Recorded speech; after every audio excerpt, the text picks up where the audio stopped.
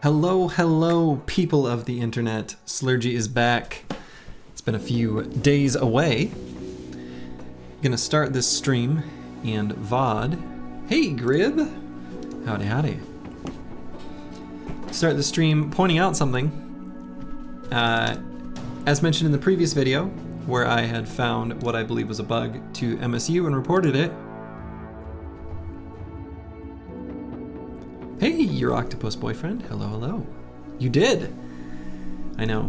I know a lot of streamers will like stream starting soon for like 10 minutes with a countdown, and like I don't care about that. I mostly just want to record this run series. But anyway, as you can see here, we've got our fix to Quick Hands not working for the AI. So I've launched the game with well, not that. So let me quickly relaunch the game now with that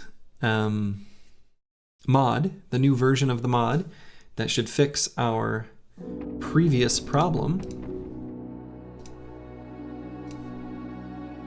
Let's do this. Hopefully, looks like, I'm just gonna assume everything worked. Oh my goodness, the game didn't show up yet. Oh, there it goes. Okay, that was slow. I can't explain the mysteries of OBS. But I suppose it only checks if an input source isn't delivering it a feed temporary. I don't know. Anyway, we're here now, and I am in MSU 1.5.1, which should fix that bug. So I feel like, I don't know, kind of neat that I discovered it, or, well, it was discovered and I reported it and it got fixed. And hey, little turd, you'll be happy to know you're still alive. So we've reached the north, and it is time to get revenge on the barbarian madman for gutting Sorrel. So that is where I'm going to head next. I'm going to take a moment to figure out who I want to have do that fight. One of the fatigue neutrals would be good, just because then they have battle forged, if they even have it.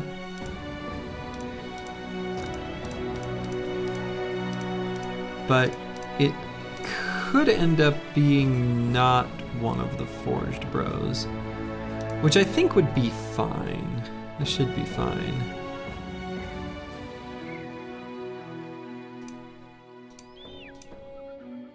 And I thought I had, there it is. Okay. So I call this guy, oh, okay, right. All right, actually this is a pretty good candidate to do this fight. Jiffrey here, I think, is perfect. So what I am gonna give him is the cherished lifesaver. Probably? I don't know. Yeah, no, probably. I think this will be better at preventing the cleaver from causing bleeds through the armor. And I think 20 points of durability should easily get fixed up in the meantime.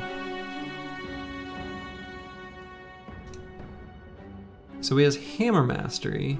We'll have to figure out exact AP usage, because I do want to have him use this mace for the fight. So he'll be able to, you know, do his fatigue neutral stam, whatever, that stuff. So weirdly enough, I might take the hammer out.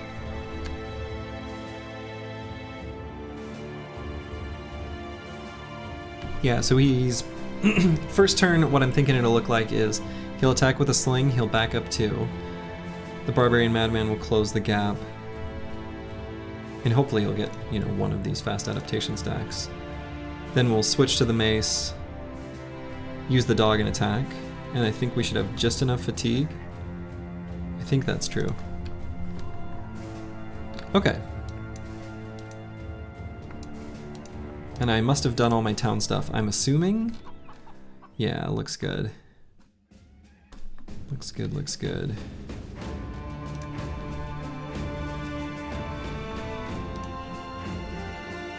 I don't think there's anything I want to buy here. I have a lot of money. Wow. And it looks like I must have paid for lessons for people. Yeah, I did. Okay. Alright. Oh yeah, and I got those really good recruits. Okay.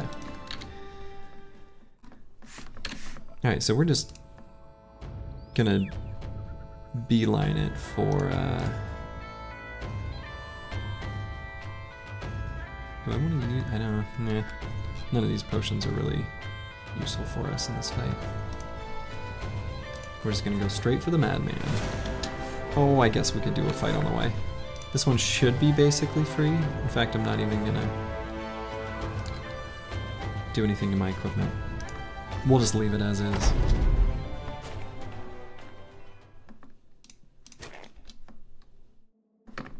Is this slightly faster?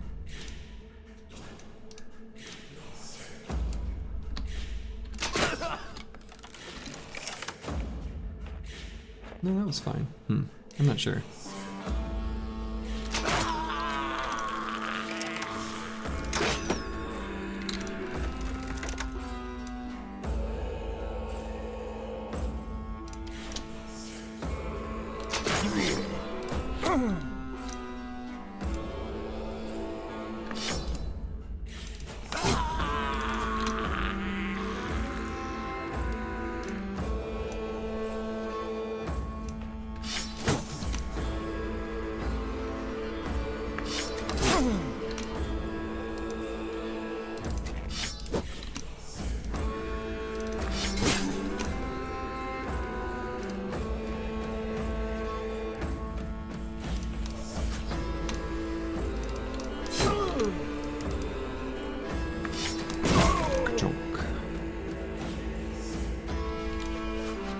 Come on, Jiffrey. There we go. That was warm up for fighting the madman.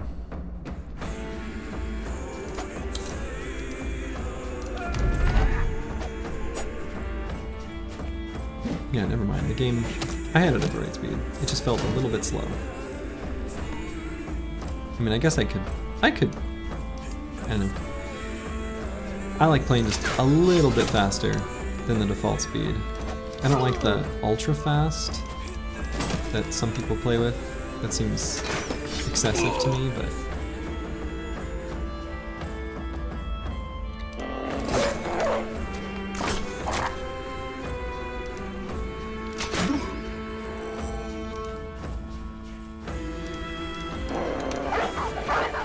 Wow. Dug in the wrong way.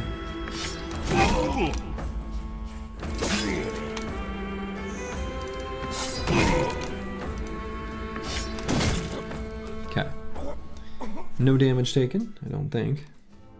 Yeah, no damage taken. And we got another set of heavy javelins, which actually I think we need one of those. I think we've got someone with just regular jabs. Let's swap them out.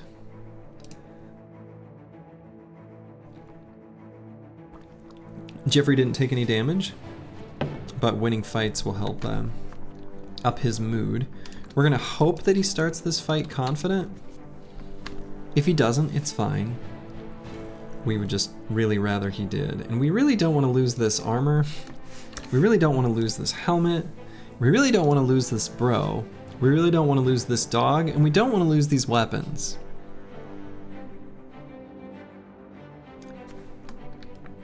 So, really don't want to lose this.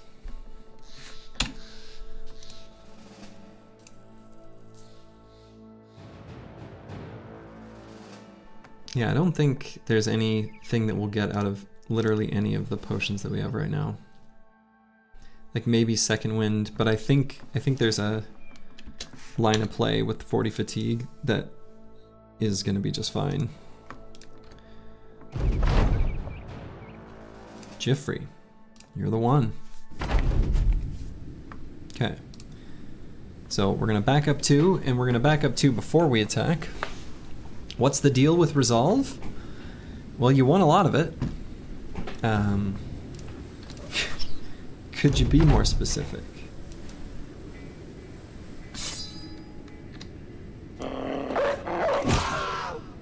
Excellent. Good start to this fight. Very good start to this fight.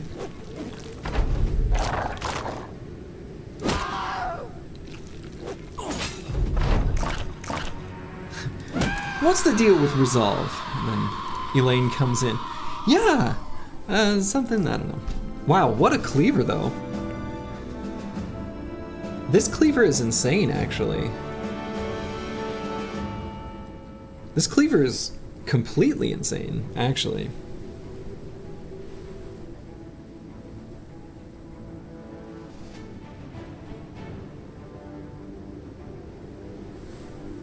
But yeah, resolved is essentially like I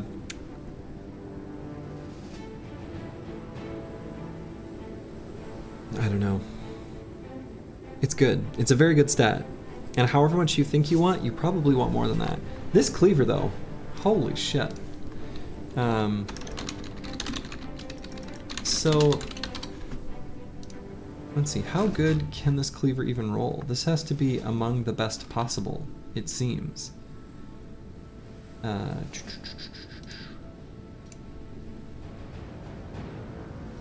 Yeah, so the max possible damage roll is 78 to 104. We are nearly there.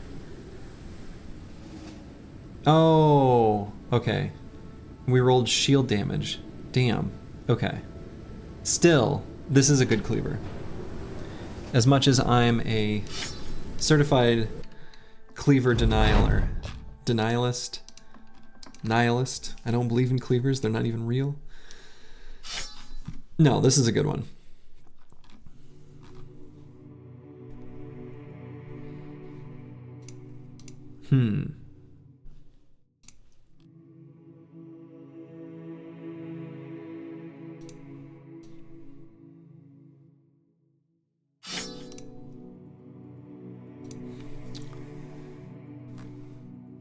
That's right, cleavers aren't real. Just like birds aren't real. And you can't convince me otherwise.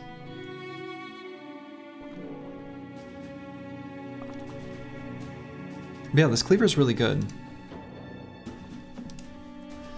And what I could do as an option would be on my hybrids with decent melee attack, which I've got a couple, yeah. And Kettlemund here. Hey, Manifest Destiny's Child. Yeah, well, this particular run was sponsored by, well, not Swordlands, considering we have none.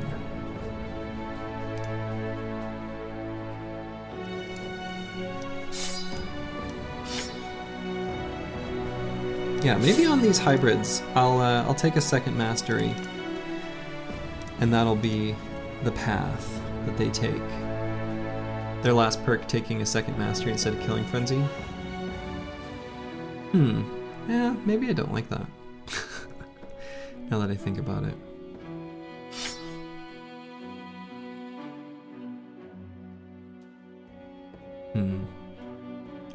It's an awful lot of fatigue. Can't justify this one.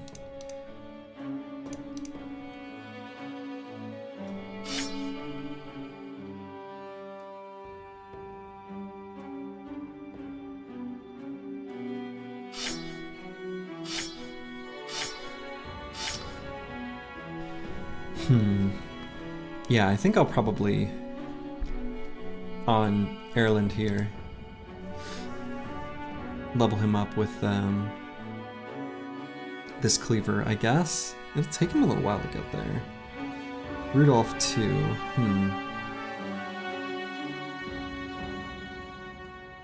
have a question, is there a base MDF value you want for Fortune to consider them for that role? I mean, it's kind of tough to answer that because Like, I don't have a specific number in mind, but like, even though I don't have a specific number in mind, and I don't want to give you the answer like, as much as possible, because, you know, though that's true, that's a very not helpful answer. I kind of feel like I want them to hit, ideally, at least 35. Hopefully more.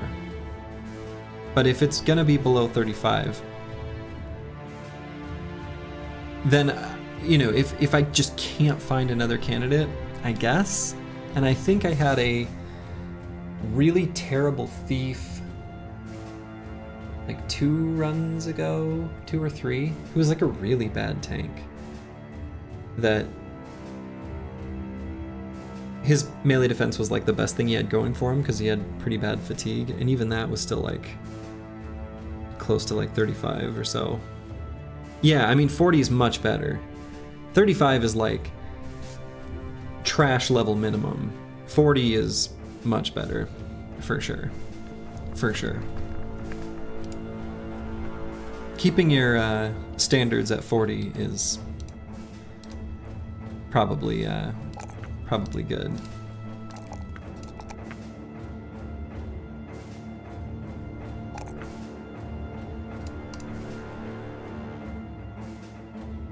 All right, I think we'll go ahead and get Berserk here.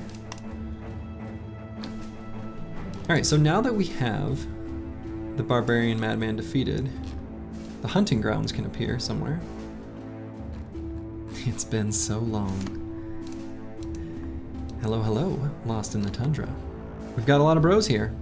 16 on the squad, and then 8 in reserve.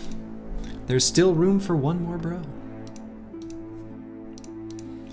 So yeah, I want to level up these bros that can make use of these weapons. I mean, I don't know, maybe... So trying to think realistically, like it's day 83.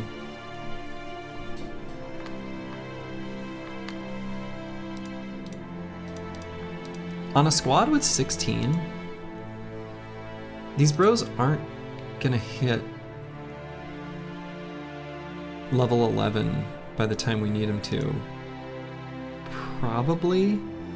I mean, if I can get really good fight density, and I can give them some like Potions of Oblivion with training experience, or not Potions of Oblivion, Potions of Knowledge, then I might be able to, but they might kind of be pushing it. It'll be kind of tough to do.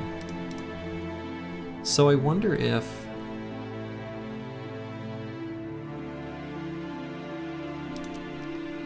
there's like bros that I haven't assigned mastery to yet.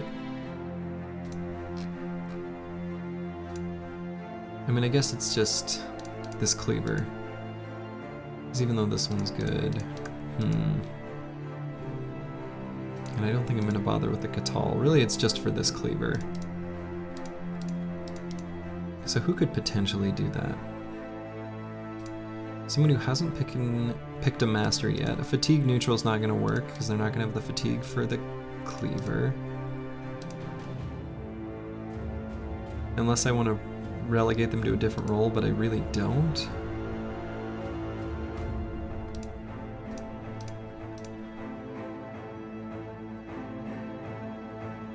I guess Rumold could, but good God. Doesn't seem... I don't know, maybe it's fine.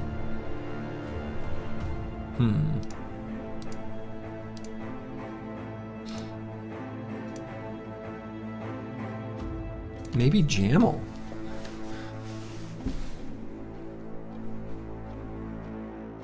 Maybe Jammel actually could use this cleaver.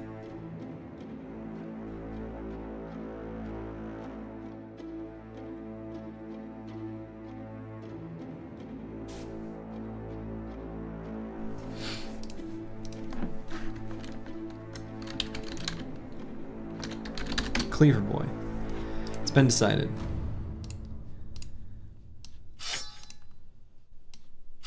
No longer gonna equip the man splitter.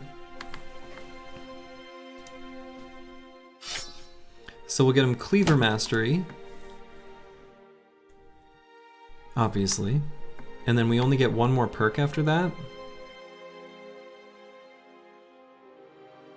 Honestly, these ones right here are fine. And I could give him a whip, I guess.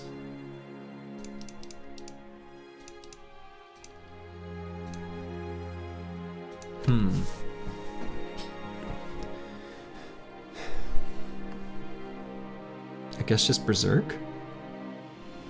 Cleaver Mastery Berserk? A little underwhelming.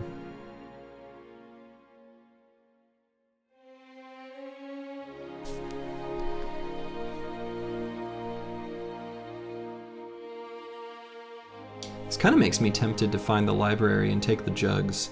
I haven't done that in a run yet. And then I could give this guy one perk, so that the 3 that I get here would be Cleaver Mastery and Berserk, and then I use one of the jugs for Killing Frenzy. And then the other jug could even go on this guy with reach advantage, but I could give it to someone else.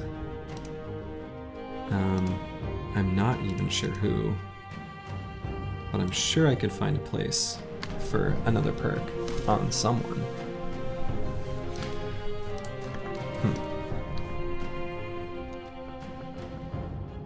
Because yeah, I just don't think I'm going to be able to level up these level 1 bros to a point where I want to use them in time. And it's kind of a detriment to the team to have them joining fights for a while too. Yeah, I mean Mastery plus Frenzy could also work. Either Mastery plus Frenzy. Mastery plus Frenzy is probably better than Mastery plus Berserk. Actually, that's fair.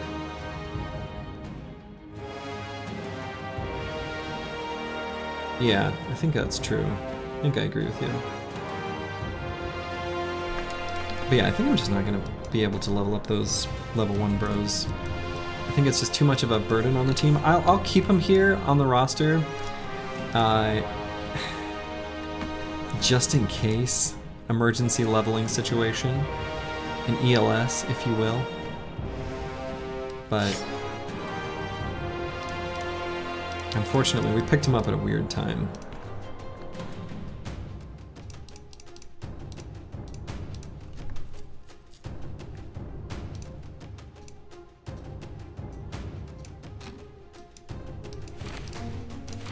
We need Jamel some. Boy, he needs a better helmet.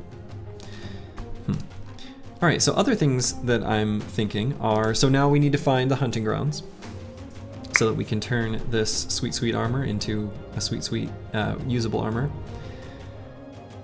And get to a taxidermist, because I've got 3 sets of direwolf pelts that can be turned into attachments for some of our nimble armors, which would be an awesome little power spike. There is a taxidermist over here. Is there a way to travel through the tundra? I mean, the hunting grounds is probably, you know, over on this side of the map. Because they, you know, there's like certain restrictions for how closely they can spawn to towns. Hey, Bijante, yeah, we've got, I can't promise the first half, but we've got Battle Brothers. So yeah, we'll travel over to Ederfall, and we'll do so by way of some of these sections of tundra.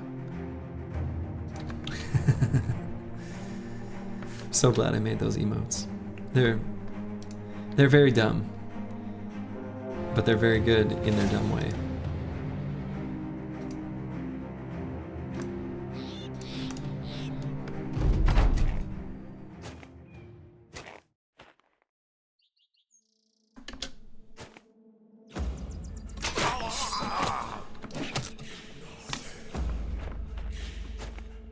Okay.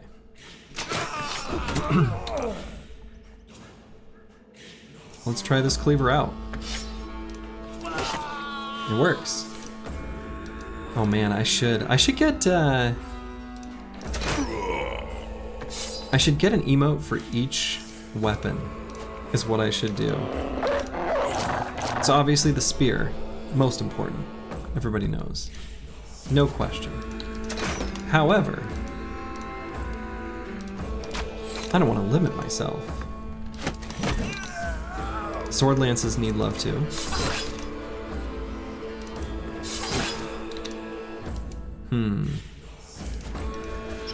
Thinking. Are we sword lance enjoyers here? Well, depends. Who's asking? Are you one of us or one of them?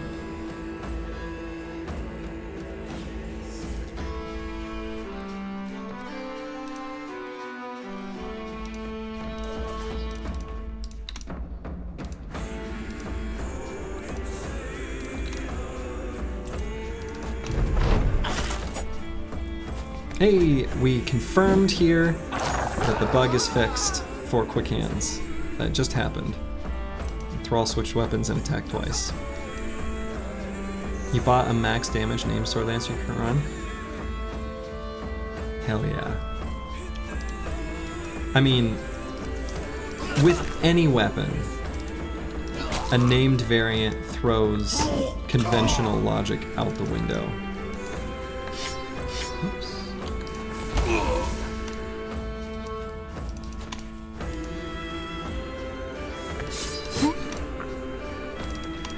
Even a warbow, and I am a certified warbow non-enjoyer, disliker. A max rolled warbow is a pretty sweet weapon.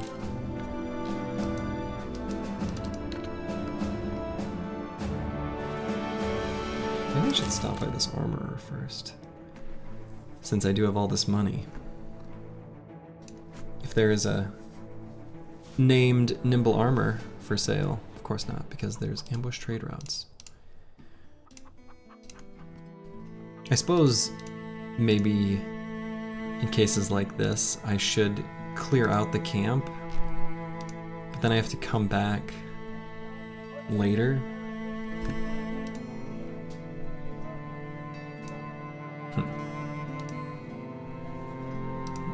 Sword Lance Warp, I mean, it's the perfect synergy.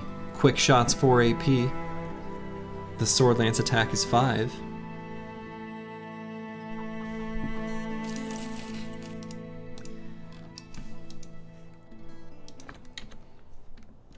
That's propaganda.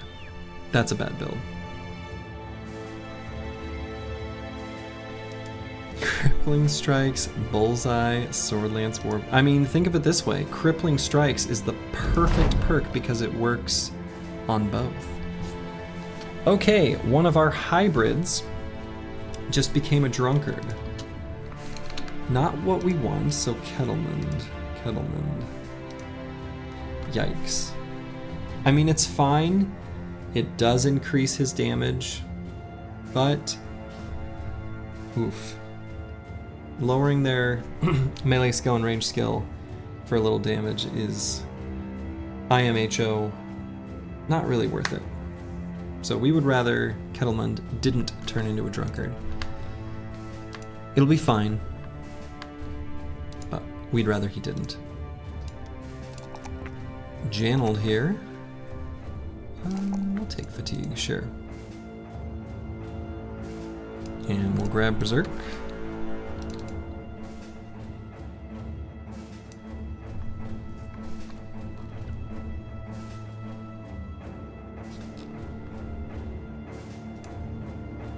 Take a quick peek on one of these. Oh my goodness, 7 unholds, but they're the fluffy unholds, which we could maybe turn into additional for padding. We've got a couple armors that could use that. We've got the Direwolf pelts ready. 7 is a lot.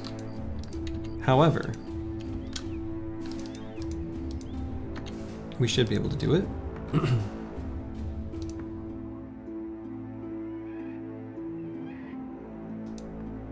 Oh my goodness. Is there, wait, what could they possibly, I know what mine is. Oh, probably honest and humble. I think humble. I could see honest being an option.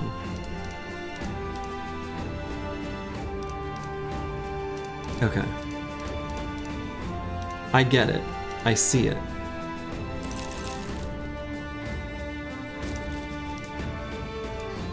I'm gonna buy a few regular warhounds here without armor, just to save a tiny bit of cash, because if I fight these unholds, or when I fight these unholds, if I get unhold pelts, then I can turn those into reinforced armor, or whatever it's called.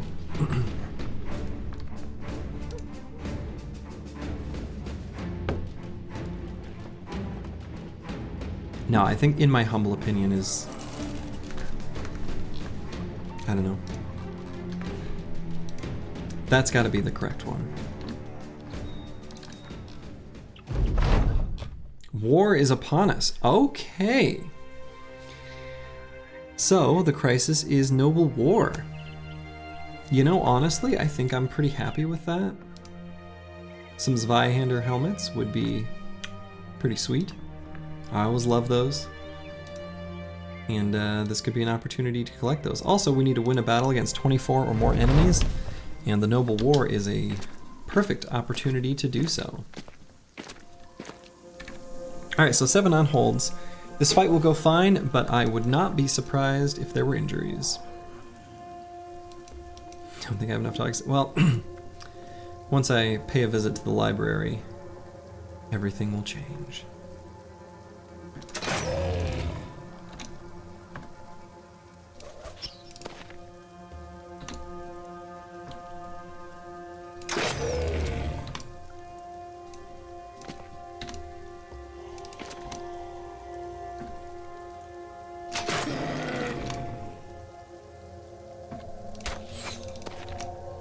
So we're collecting our fast adaptation stacks, sometimes even hitting them.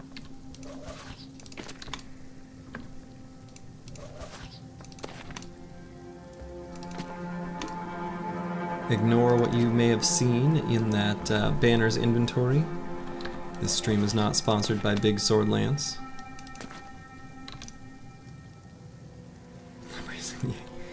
Yes. Library is basically a gacha machine taking dogs instead of cash, it's true. Turn dogs into jugs. Or a shield. The shield's usually the right choice. But...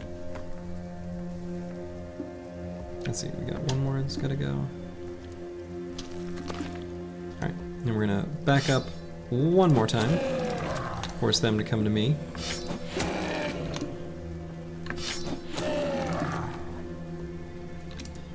Mostly here we're just destroying some armor.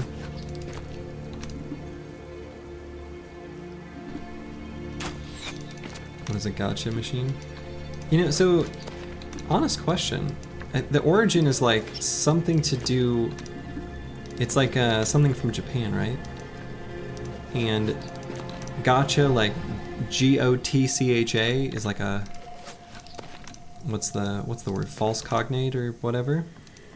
It has nothing to do with that word, even though it kind of does, in a way, if you think about it.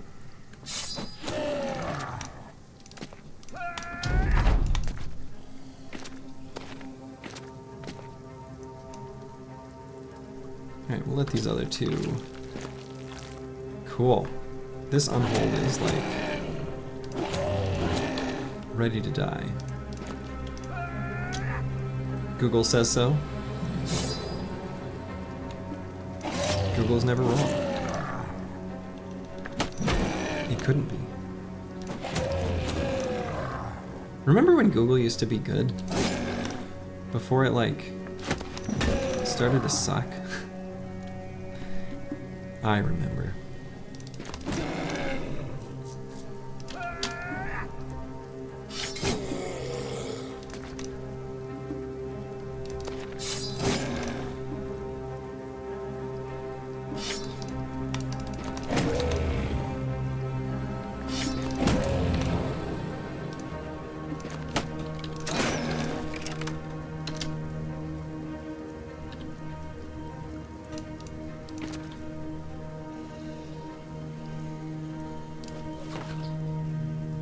Collecting another fast adaptation stack by attacking my own bro in the shield. Oh yeah, dude. Yahoo and Ask Jeeves, which is still around, and like legit, apparently a pretty decent search engine. Apparently.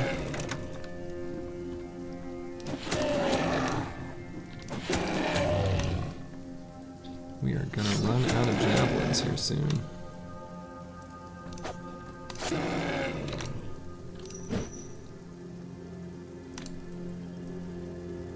Oh no, toxic wild hog.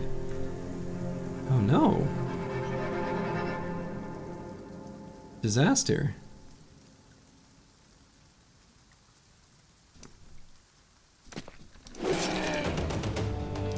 Oh yeah, the like man in the beard. As an old man myself, I see it and I relate. When the Swordmaster tells of the tales of when he was a younger man, gets you right in the feelings.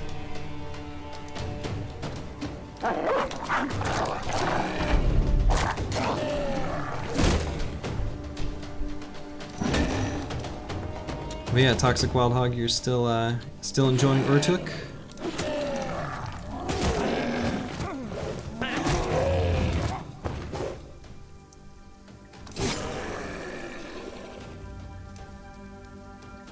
GF Callie. Oh my god. It's so funny how that was like the default response on every single internet forum or message board. God, the good old days. When everyone was an 18-year-old female from California. Everyone. It's so weird.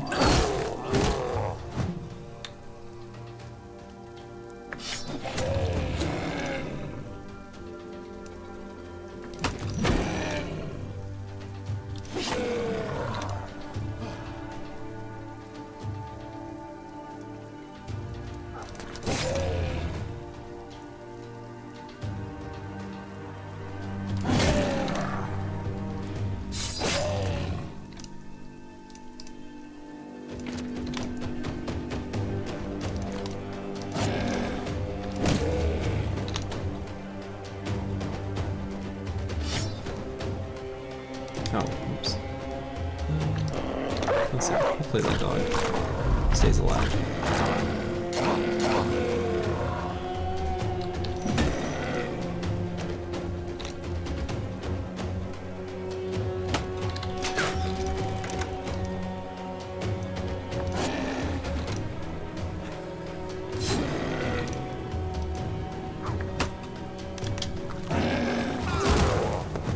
Rude.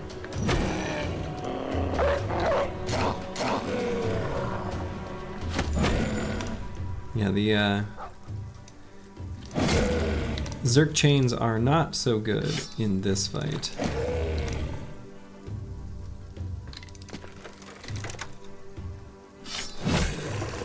But the mansplitters are good.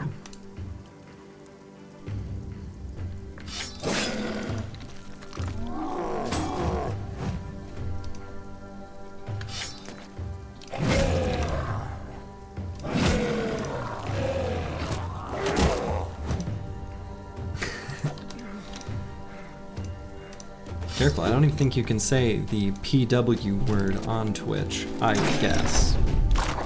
Mine's Hunter too. Let me know if you know that reference. That's how I'll know you're really an OG old person.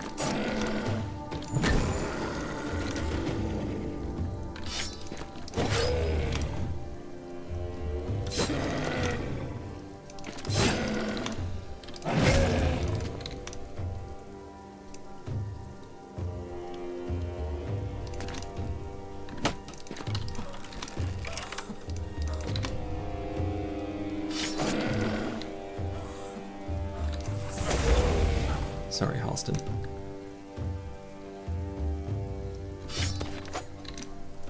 If you attack your bro but you apologize beforehand, it makes it okay. Okay, you know what I said about maybe getting some injuries? That's just not true. I don't think there was a single injury to be had this fight. That was actually pretty smooth.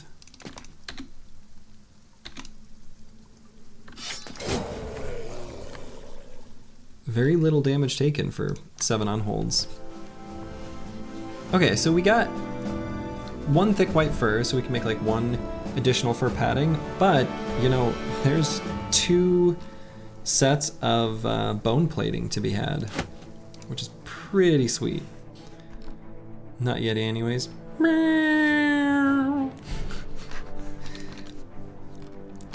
I liked that. Despite acting like I didn't.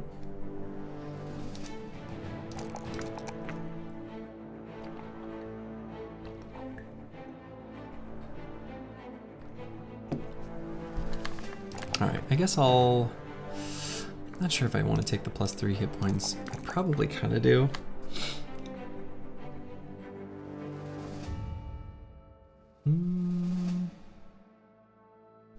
Now I'll take the resolve. And we're gonna hold on this guy's weapon mastery for now. We've got 1 with hammer mastery. Oh yeah, we need to buy a 2-handed hammer.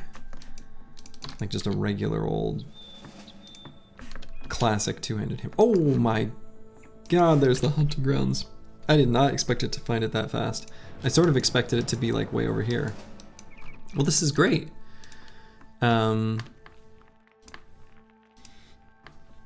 I guess I'll just go do it.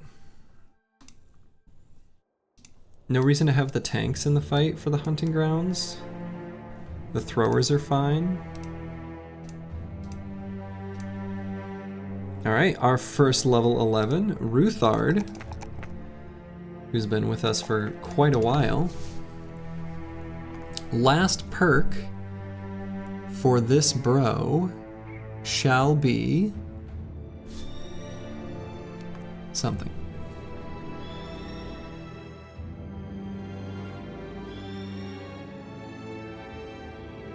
Even though Pathfinder would still be fine, I'm kind of...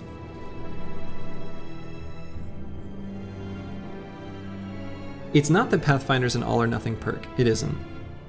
But after so many runs of taking it on every bro and doing some sort of experimentation and setting us up to not have it on so many, it provides a lot lower value. Oh yeah, dude, Ruthard is crushing it. So last perk here could be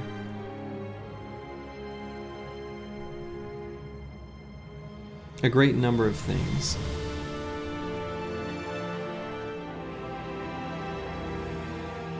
Even with the man splitter, it, you know, I was about to say something that I just can't get behind. I mean, I could just take fearsome, even though it's a fearsome light run. Hopefully I'm not pitting out since I'm just like putting my arms up. I don't think so. I'm kind of warm. It's hot as hell outside. Anyway.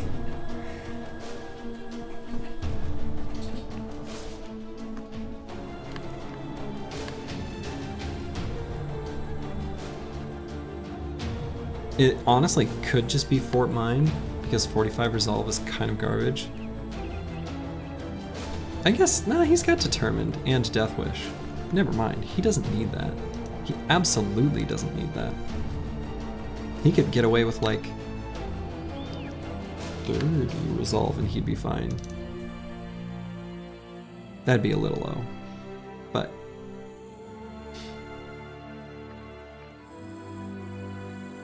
yeah, why don't I just do Fearsome? Screw it. That's fine. Fearsome's also not an all or nothing perk. I can take it on just a few bros, and I think that's actually still pretty good. Okay, so let's fight this lone elk grazing in green meadows in the shadow of some trees by a small lake. Quaint.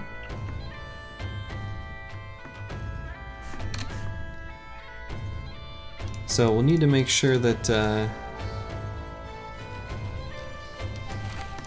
nobody gets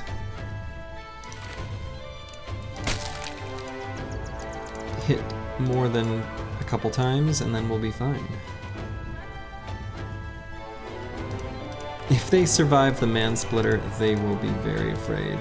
It's true. It's true. Really, the fearsome in that example, or like that instance, like against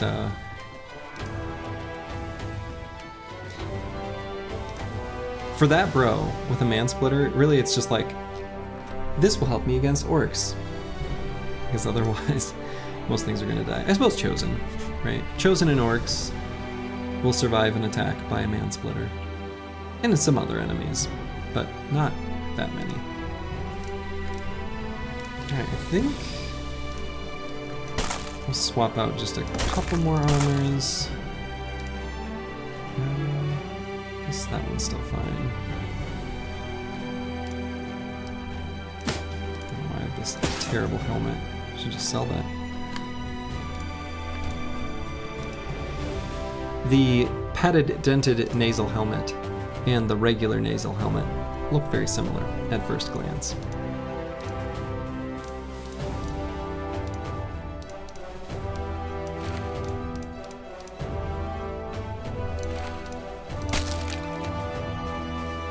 You think you would frenzy there? Fair. I mean, I kind of normally wouldn't either. I mean, frenzy's fine. The tricky thing is, much like fearsome, once you hit the enemy, how many more rounds of combat are you, and kill something, right? On this particular bro, how many more rounds of combat will there be? And will extra damage on that next turn make a difference? I mean, maybe.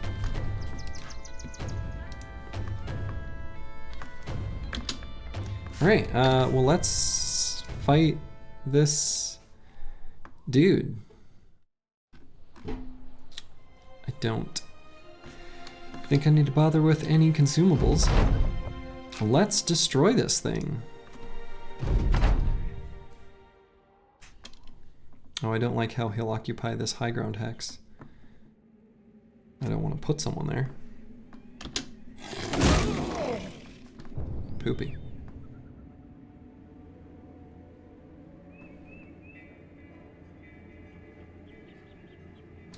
So let's see.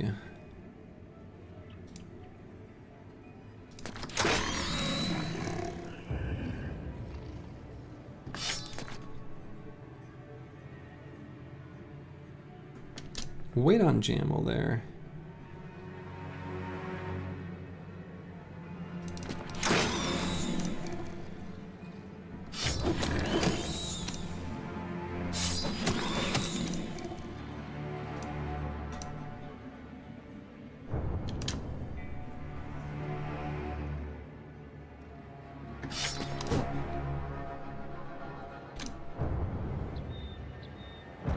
We didn't get to build up our fast adaptation stacks.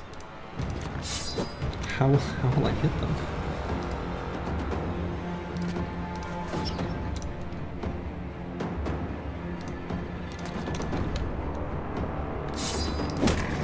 Yes, I got the days. That's always nice.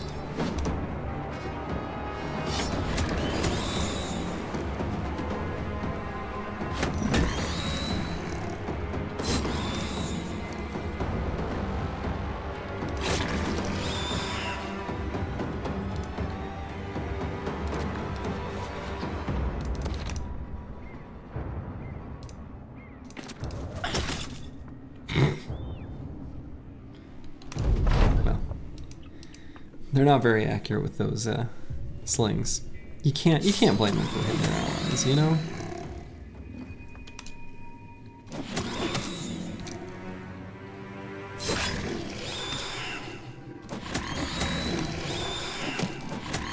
Alright, so we're ending turn on those that are using all their AP. But for those that still have remaining AP, I'm waiting so I can reposition at the end of the round. This guy I might actually move just to free up this hex though. And then those that are along the edges I'm also just waiting with. Okay, that was a pretty good attack by Jamel. Still don't know how to fight this fella. I mean, that's pretty much how you do it. You just equip pole arms and press buttons. I will say this. This is a fight where Overwhelm overperforms. Like, Overwhelm is super good for this particular fight. So make of that what you will.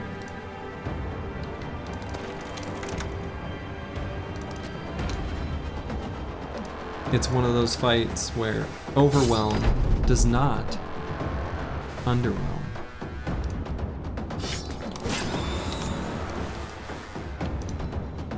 Right, okay. Beat you to the joke.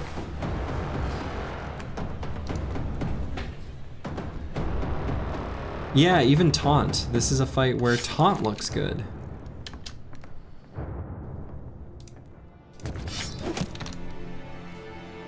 There's a player who pops in here every once in a while. Jay Lee, I think is his username, which I assume is just like his given name. Anyway, he mentions, like, why don't I take Taunt? Just about every stream he pops in here, which is interesting. There's lots of ways of playing this game and succeeding. And Jay Lee may have something there, for all I know. Oh, he sort of beef and cheesed it there.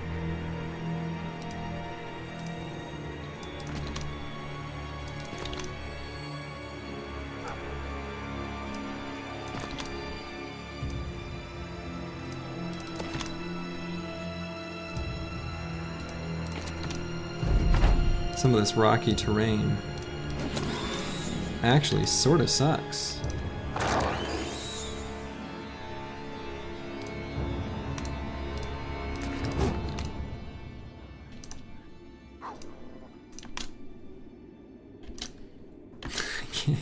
Can't hit him.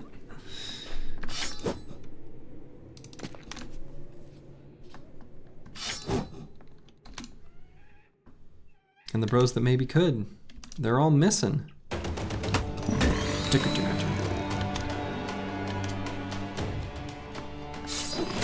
Hey, Kettleman, the new drunk. All right, helmet of the Ijarok, armor of the Ijarok.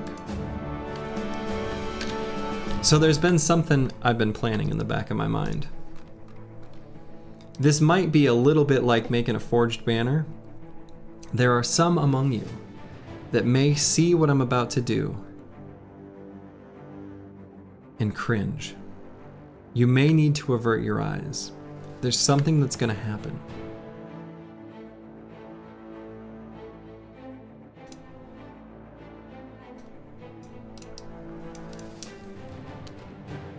Raise your hand if you know what it might be.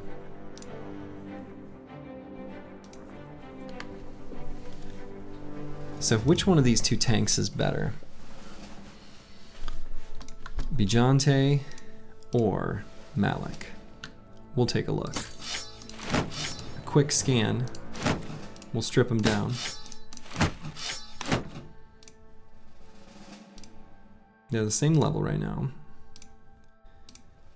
Pretty similar melee defense and similar, like, expected value. Malik's got more health. Bijante's got more fatigue and more initiative. Okay. There's something that's gonna happen.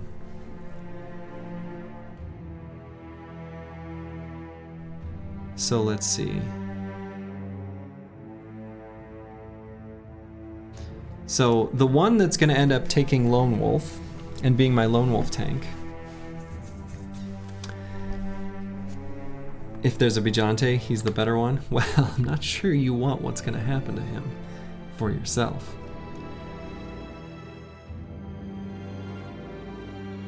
So we've got these nimble tanks, and I think... So I've done this before, what I'm about to do, but I've not done it to a tank. But what's about to happen is... So Malik, I think, is going to be the lone wolf tank because he's got better resolve.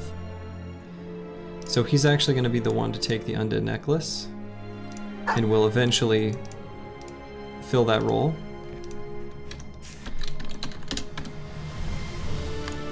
But Peasant here, he's got nimble, notably.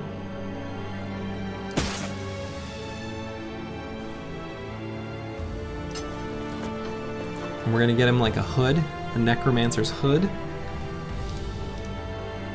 and steel brow. And that'll be our tank loadout.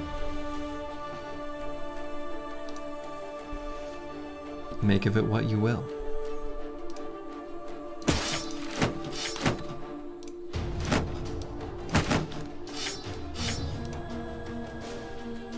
So now we've got this padded leather with this attachment here, and a sallet to hand out. You like brow on nimble tanks to an extent? Haha. Well, here's the thought. We go to 57% nimble, which is like kinda bad, but there's very little hit point damage that will happen through this armor until it's basically fully gone. And when it starts to leak through, it will automatically heal itself. Any errant shots that hit the head is like kind of fine, because again, it's unlikely that that happens multiple times in a row. In addition to just like being hit multiple times in a row, there'll probably be enough time to recover. We will be giving him a funny hat.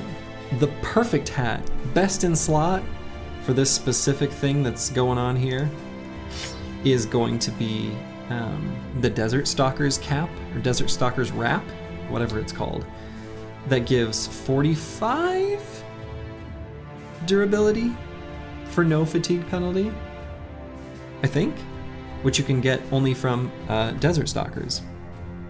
How are you getting away with minus 50 fatigue? Aha. So, the plan there is we have a shield with skills build up minus 1 less fatigue. That's all we need. Shield wall costs 19 fatigue. In most fights, if he stamps out and can't do anything after that, that's fine. He can just sit there and literally just end turn with a heater shield.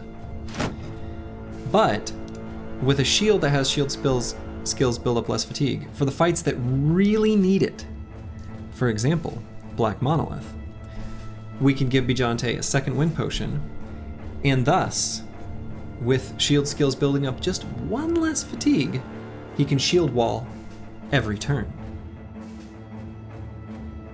So we can keep up permanent shield wall, and no need for recover. He won't be doing indom. And most enemies, once we get his melee defense up a bit higher, will only have a 5% chance to hit him.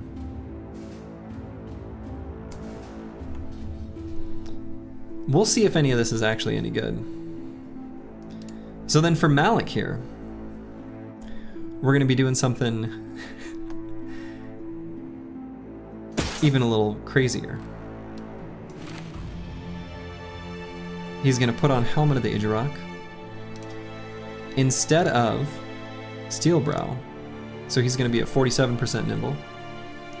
We're going to give him like the 35 defense armor, and we're going to give it an attachment that doesn't cost any fatigue. And that's going to be what he's going to do. Jank for the Jank God. So we're making use of this forged gear that we found. We're putting in our tanks, which I think is actually pretty good, and what we're going to need for Monolith anyway. So it'll be a configuration that makes sense for like sort of the final battle. And I mean, we don't have a use for these forged armors. We found too many. We busted too many camps. So now we need to get them some totally crappy helmet and armor. Jank for the jank god. That's what we're arranging, I guess.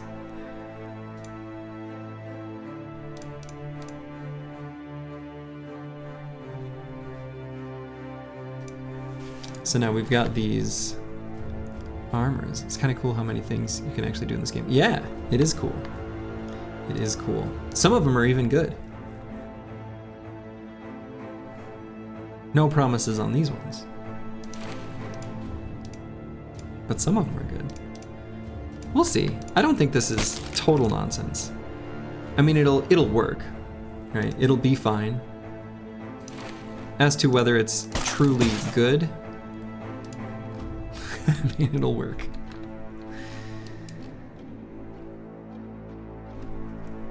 Yeah, I'm Slurgy and this is Jackass. This is Sean Evans and you're watching Hot Ones. It's the show with hot questions and even hotter wings. Today we've got Slurgy. I've thought about doing a Sean Evans costume. I don't know, just me standing in front of a plate of wings, I guess, for Halloween. Low effort. I'm already like part of the way there. I just gotta work on the mannerisms. Favorite guest on Hot Ones? Ooh.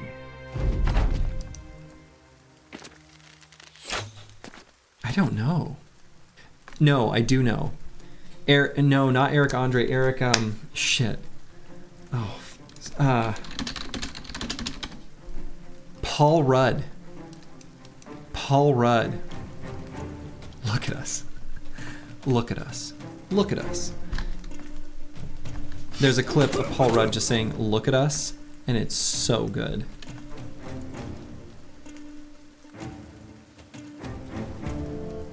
Of course, the whole video with Paul Rudd is good. And he's a national treasure.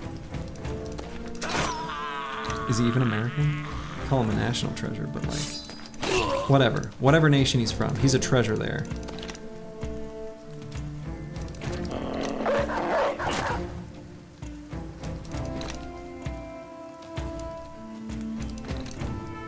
You know, the nice thing too about having the Idrock armor on your nimble tanks is that this is some copium justification. Prepare for it anytime I do something janky. After the battle, they will automatically full heal, so they'll start each battle with full health, which is kind of nice.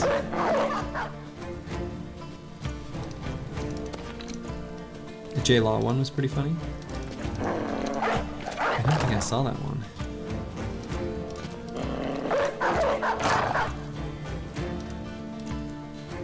He actually was a guest on Mythical Kitchen's Last Meals, or whatever that series is called. And it was a very nice interview where Sean was being interviewed. He just seems like a very, I don't know, very pleasant human. Alright, so now I could replace this warbow with this staff sling so I don't waste ammo.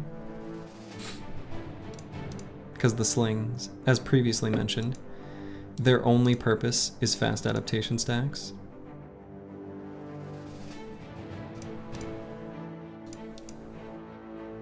But something about the jank of just like one idiot standing in the front with a warbow does have appeal to me. Am I just saying that because he's your doppelganger? Maybe. True story though, I was in Mexico a couple years ago at a resort.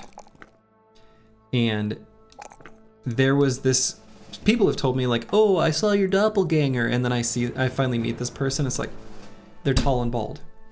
That person looks nothing like me.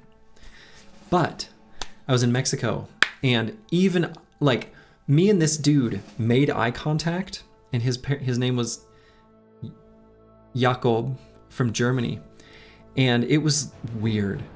We actually looked a lot like each other. And when I watched him like walking around, he had my mannerisms. It was uncomfortable. He had children. He had like a wife and his kids. One of his kids like walked up behind me and like went to like tap on my leg. And I turned right before he did it. And the kid was like, oh, "You're not dad." And I was like, "Ah, there's a child." It was utterly bizarre. Anyway. But there's a doppelganger, a guy named Jakob in Germany, who looks like me, and it's weird.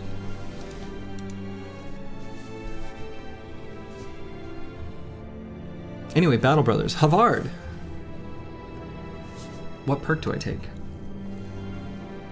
He's got plenty of stats. He's actually pretty great. On all the other ones I've been taking Backstabber. I mean, we've got 90 melee skill. Does he need it? He also doesn't quite need Fort Mine.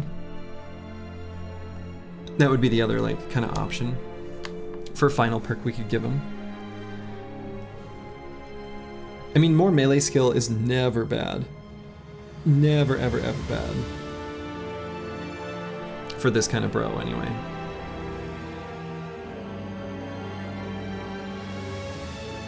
Could also consider reach advantage, purely just for some defenses after he chonks something. It's not terrible. I could grab Killing Frenzy. Not bad. I think his melee skill is high enough. I think Killing Frenzy is fine. I don't think we'll get as much value out of Backstabber as we will Killing Frenzy, I guess. The other kind of secret synergy with the Flail and Headhunter is that when you get a Headhunter stack, it means you hit someone in the head, and if you're hitting them in the head with a Berserk Chain, you probably killed them. So then your next attack, the next turn, with Killing Frenzy and Headhunter active, you just keep that chain rolling. I'm convinced. I've convinced myself. We'll go with Killing Frenzy on this guy. And we will continue our journey towards Erdfall. So now that we did the hunting grounds... Oh, my goodness. Aha. So those two new recruits that I said I'm not going to do anything with, I can make them better.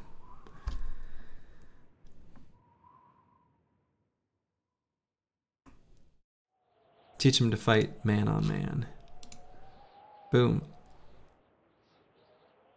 Yeah, so these good and incredible bros gained more melee skill. Dang.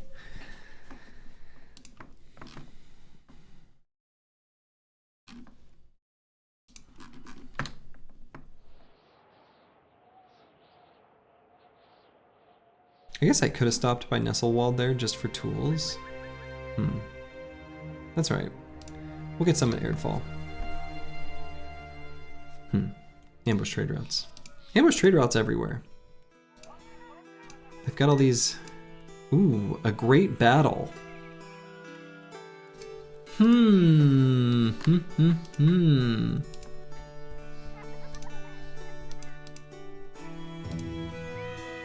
The team is actually pretty good against noble. Like, I think this build is secretly low-key really good against noble armies.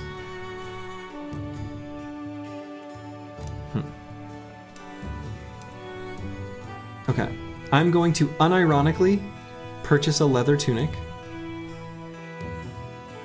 Unless I can get it attached to a bro. I cannot. So that we can give Malik here a leather tunic. We do want to put something on the leather tunic. Ideally, what we put on this leather tunic is going to be the hyena pelt attachment, since this is our jank dodge tank.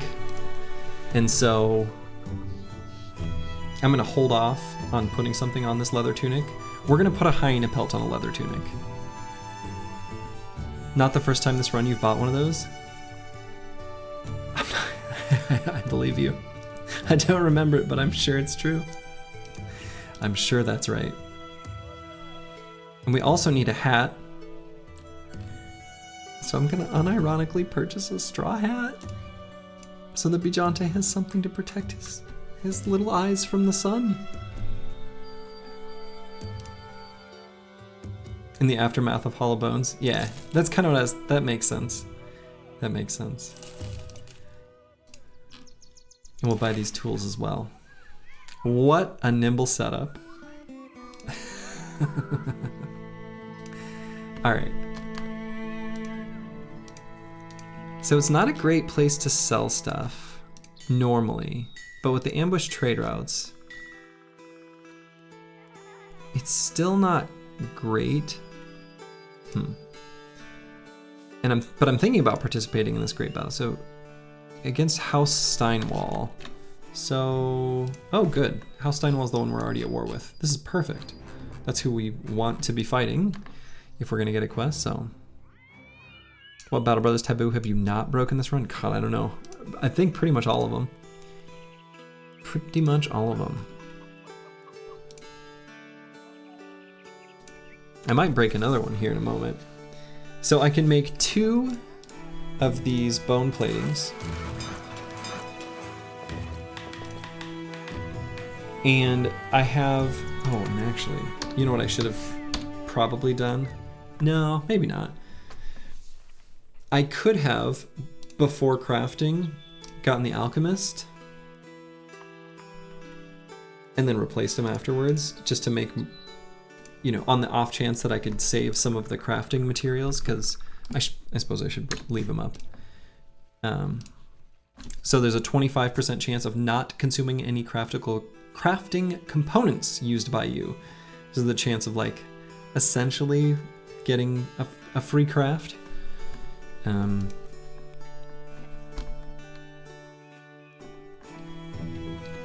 Anyway, I maybe still could, but there may be other uses for the money. Anyway, so what I was saying is, you know, I've got a couple bone platings. I could totally just put bone plating on the forge armors instead of additional fur padding. I think that's totally valid, because I have exactly 9 unusually large wolf pelts. So I'm either making 1 additional fur padding and 2 direwolf attachments, or I'm making 3 direwolf attachments.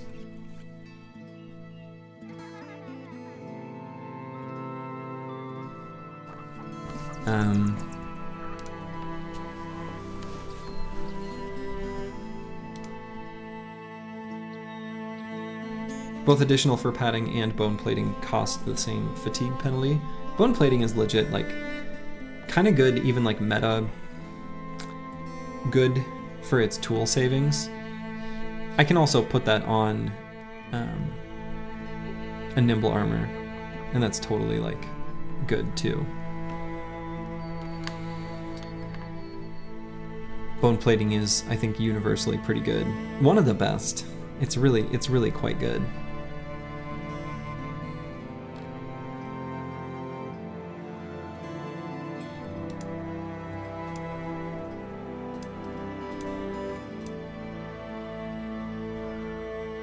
Ralph's hit points are a bit low now, but they will get much better.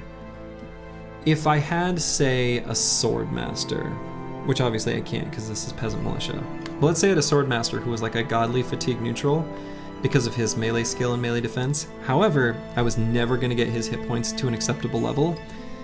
That might be a great use case for me to take additional fur padding and then give him, like, steel brow and additional fur padding and 9 lives and be like, all right, this guy will be just fine.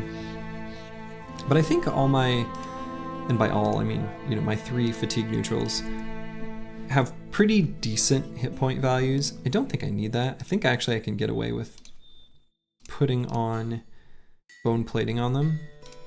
And so I'm gonna hold off on the additional fur padding, and I'm gonna get some direwolf pelt mantles instead. I feel like that's kind of breaking a Battle Brothers taboo, because people go nuts for additional fur padding. It is good. No doubt about it, it's a good attachment. I don't want to say it's not good. It's excellent. I love it. But I don't think I need it.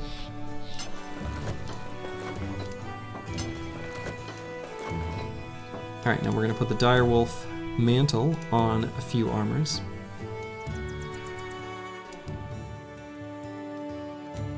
I can optimistically think that it's reasonable, possible, likely, hopeful to assume that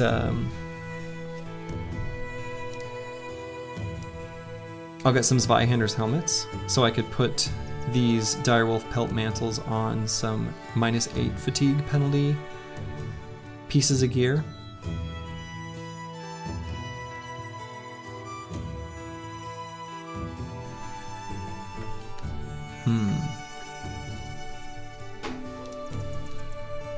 Or I could just put them on a bit of a mix. Yeah, additional for padding on leather tunic. Now that would be bad. That would be quite bad. I do not support that. I could even put a direwolf pelt mantle on a leather tunic for now. Like on my nimble tank here. Since I don't have the hyena pelt attachment yet. I just don't want to sort of waste the attachment.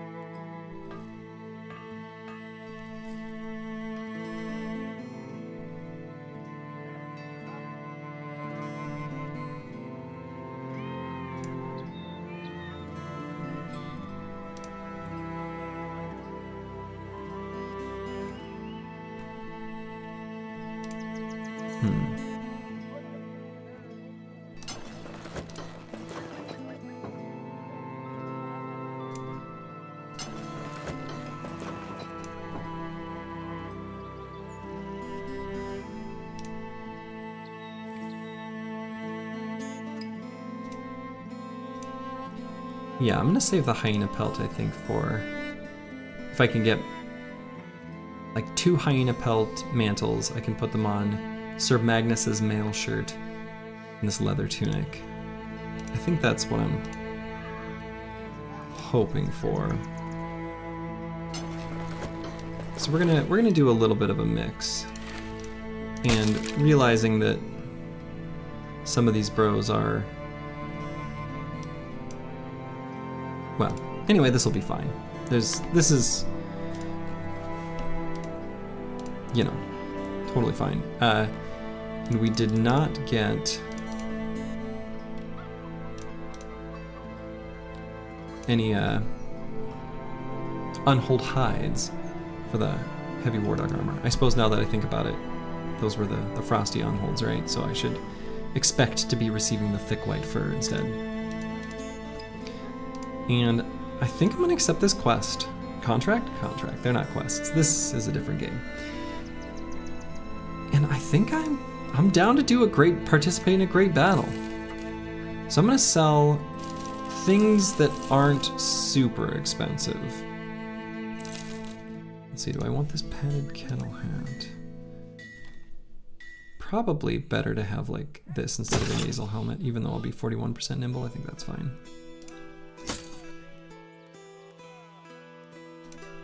Okay. So I'm gonna get rid of this stuff. How's my ammo situation?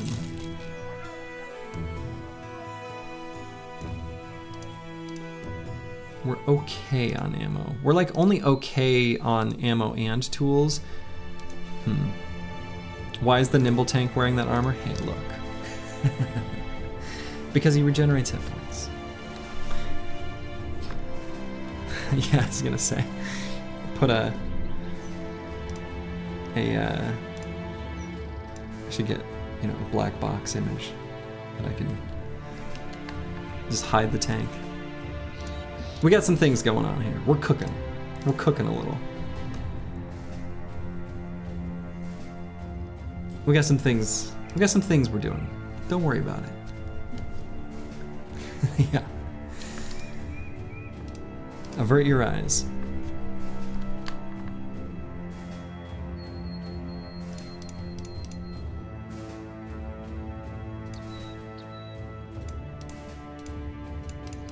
And we've got some spots for bros to put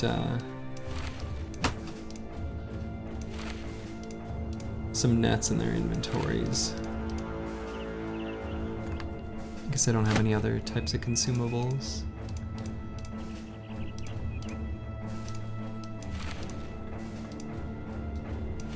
And let's take this contract to participate in a big battle. We may even be able to upgrade our cart. Wow, it's like right here? Okay. It'll have us go out and do stuff. We'll participate in this crisis. What do we need the Peasant Militia to do? We've located House Steinwall's scouts just northeast of here. They're rummaging around looking for the main army. They won't find it because you'll be going out there to kill them all. Got it? Boom. Got it. Intercept scouts northeast of the war camp. Okay.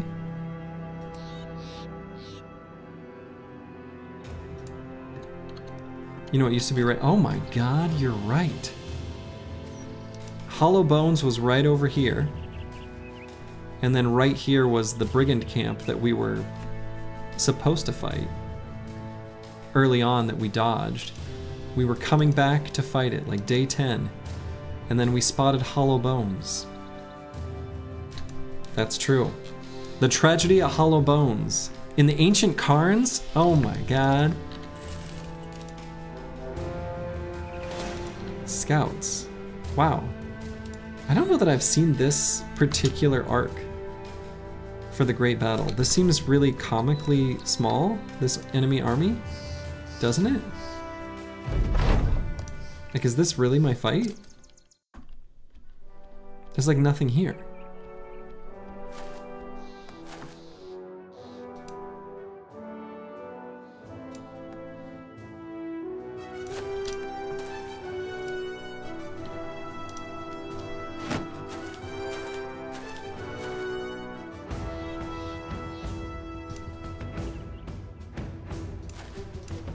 Okay, we're gonna build up our fast adaptation stacks. Get him, little turd. Yeah, the music does seem a bit misplaced for this battle. I agree.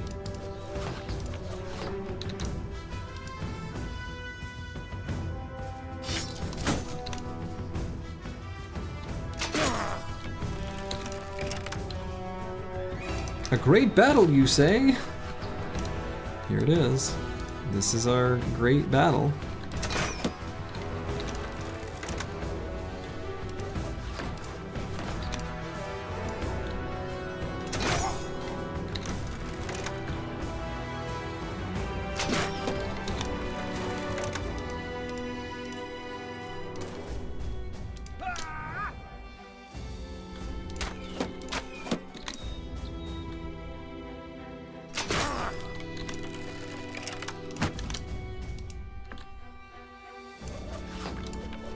Alright, fast adaptation stacks are primed.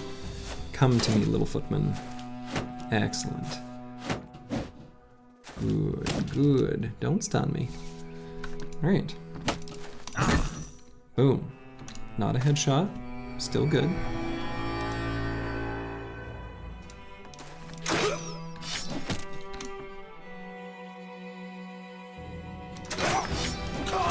Yeah, this is definitely smooth jazz would be more appropriate. Some, you know, nice and relaxed.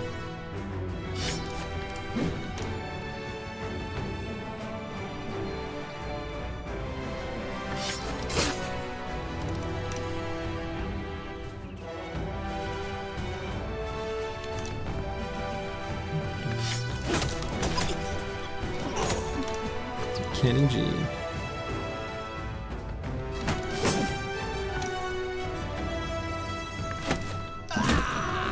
There we go. Headhunter, killing frenzy. Havard is primed and ready.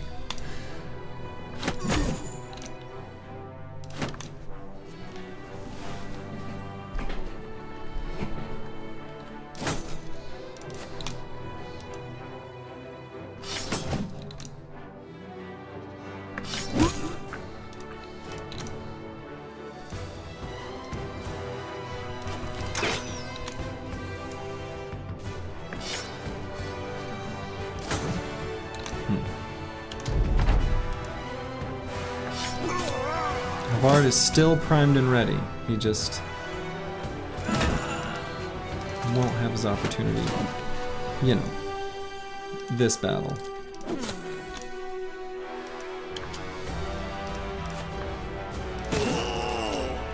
This music is so inappropriately epic. Havard will in fact have his opportunity to attack an enemy, saving header for the next battle. Can you imagine? If you could do that, it would be... You ever watch people play faster than light? And a big part of the strategy for win streaks in that game is training. Look at that. Boom! Havard made use of his Headhunter stack. And actually, I didn't... If you would ask me if I knew whether enemies fleeing would get rid of the Headhunter stack if it was used, I don't think I'd have known the answer. But now we know. Anyway, yeah, if you could save her for the next battle, you can bet that there'd be a lot of micro-optimization to do that I would hate.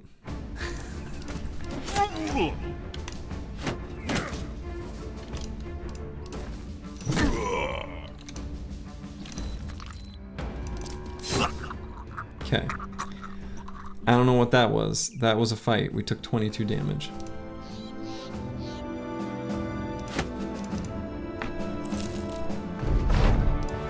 Victory, please.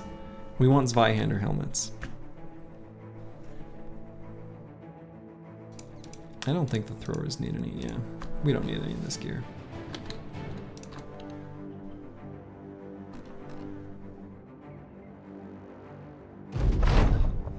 Rest well soon. Will be called for again. So we'll just sit here.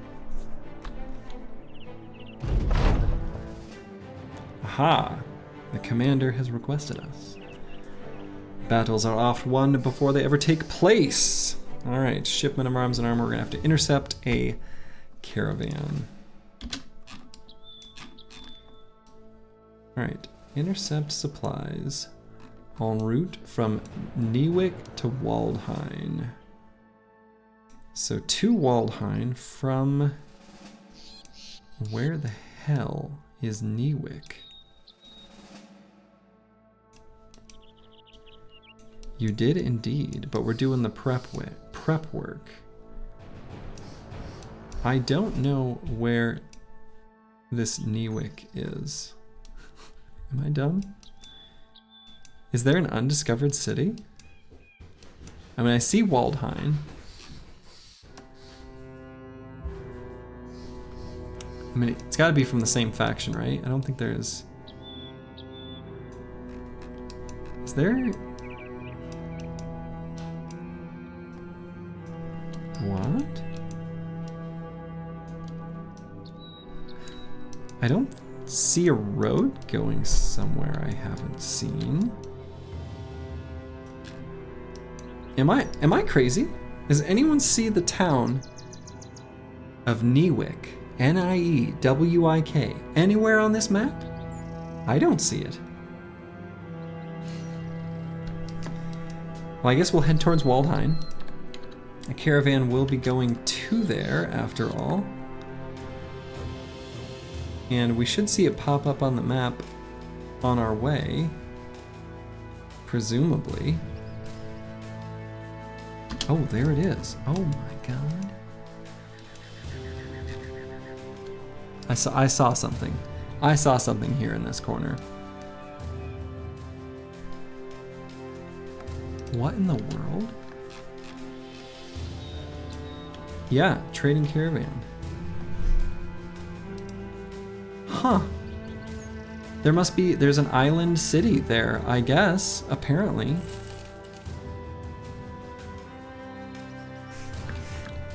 How far are we from the next? Okay. Just thinking it'd be nice to have the scavenger here. Yeah, I mean, there's a caravan over here.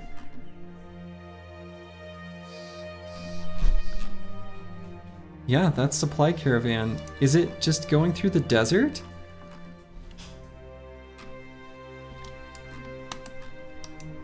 It is. It's not even on a road. That can happen? That is so weird. I don't think I've ever seen that.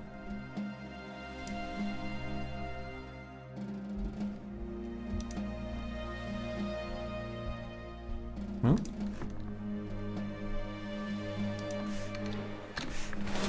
Oops. Oh, and a brigand camp. We'll fight that too. Okay, well. Goodbye.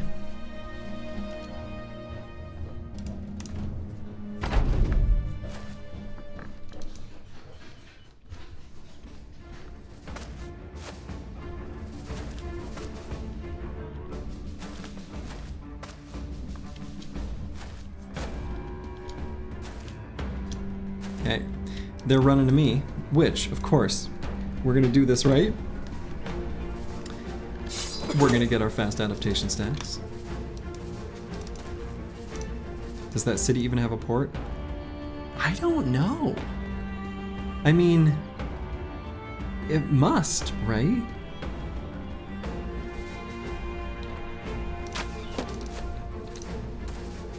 I don't know. It's weird.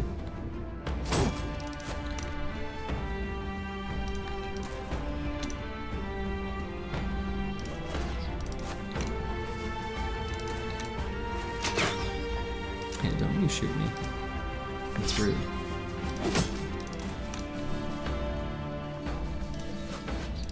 Oh, and I should probably have Jamal the Cleaver in front.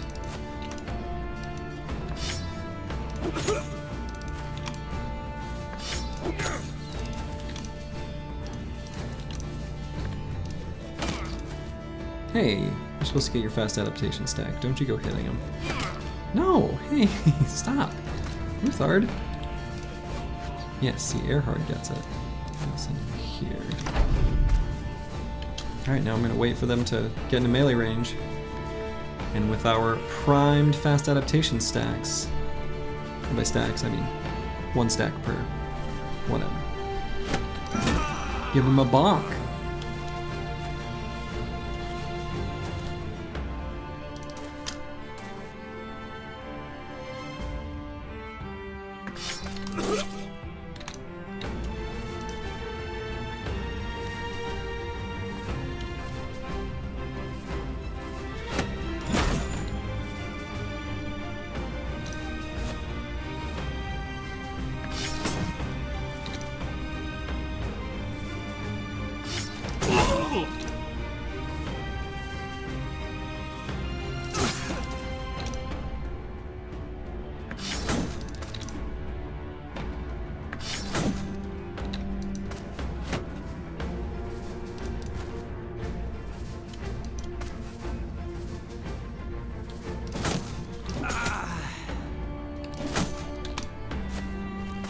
The throwers kind of clean up a little bit of the leftovers.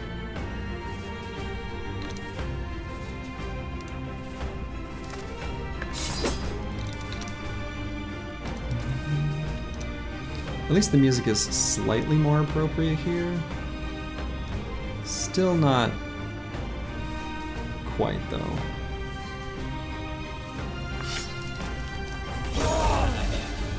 Hey, that worked. All right, cool.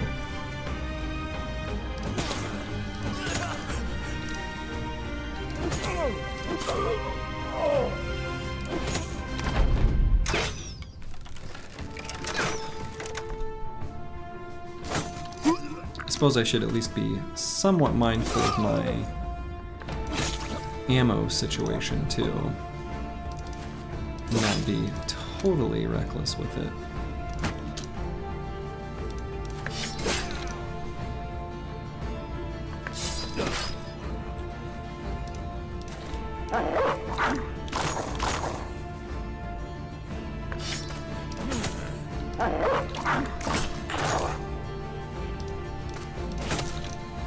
You know, having extra bros that you are able to bring into battle, turns out that's really strong.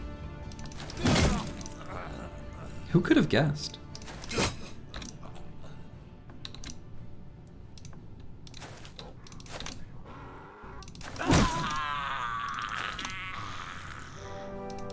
Yeah, apparently. You just bring extra bros and then that's better than having fewer. I mean, it's kind of confusing, but yeah, it turns out.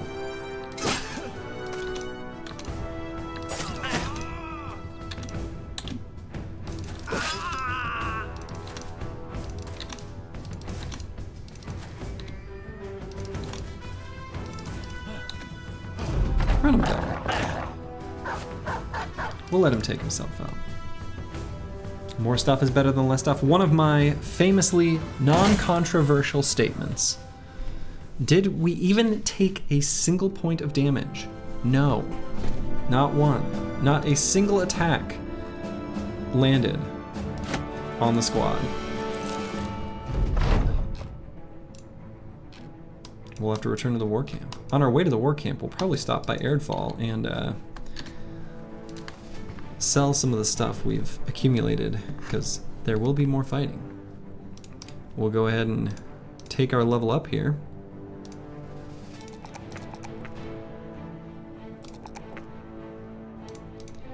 This trash adapter flail, we're gonna definitely grab Headhunter, not only because it's great for flails, but this guy's a brute. It's like extra good. Peasant, the nimble tank. Now Peasant will be taking. Boy, this is a bad level up.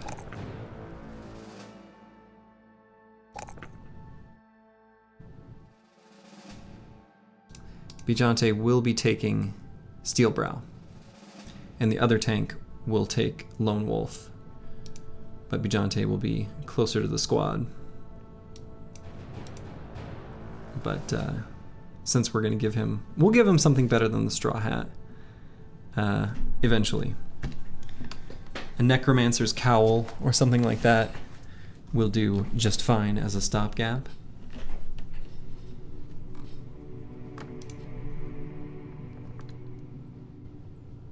And then we got one more level up. Eberict here. Oh my goodness, I kind of didn't realize that we had a bro that didn't have Nimble yet on the squad.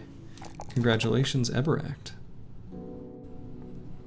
That's right, a Milady hat. Witch Hunter's hat is pretty swag. Yeah, any of those that are 40 durability. So Witch Hunter's hat, Necromancer's Cowl. There's probably others I'm not thinking of. There's like a couple, right?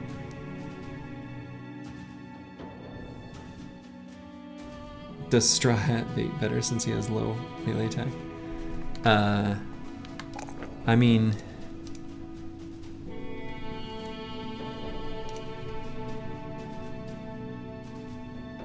I don't think so. I don't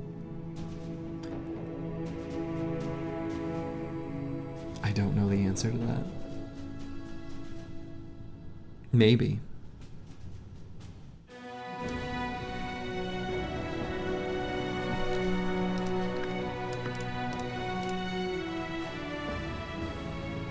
Why does he have a straw hat? Well, so he has the straw hat, I mean, because we just put on the Armor of the Idjarok with the light padding replacement. And so he can, any 0 fatigue helmet would be fine. And this is just the best that was for sale. We'll give him something better. Not much better. He's gonna be basically like one of the sergeants. we're cooking here with this particular run. We're doing some stuff.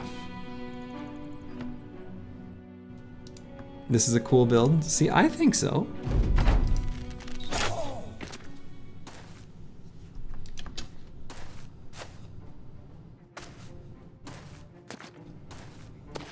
Good, we'll pick on some briggies here.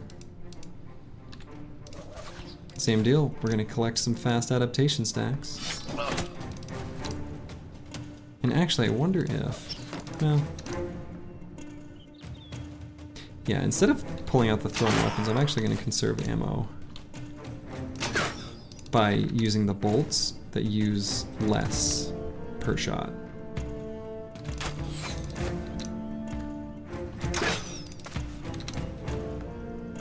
Yeah, Desert Stalker's head wrap, exactly. That's the ideal. And is it 45 durability? That's what I said earlier. It is, okay. I couldn't remember for sure.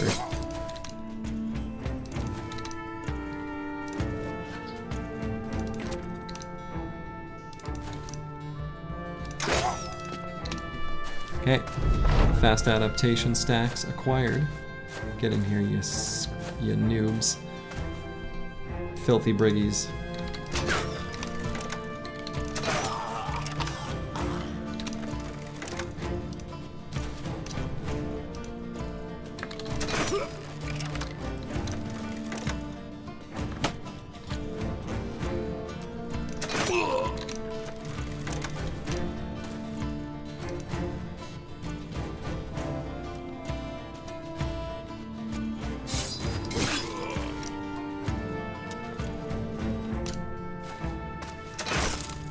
Hey, don't you go shooting me, that's rude.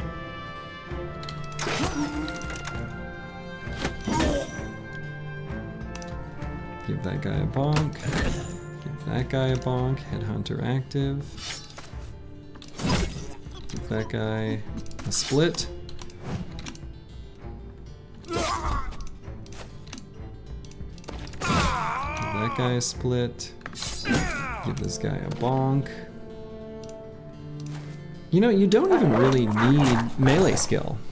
All you need are fast adaptation stacks and backstabber. Melee skill doesn't matter. You just don't need it. Anyone who tells you otherwise, they're here to deceive. We don't need it. I don't need it.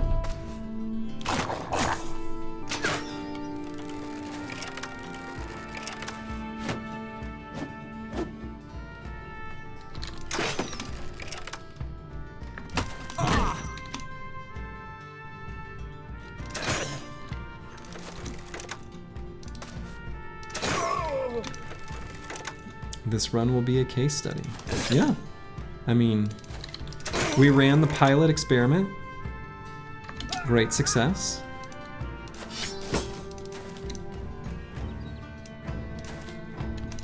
Everyone knows after a pilot study, you open up the door for a real study to come in and, you know, do it with the proper protocols.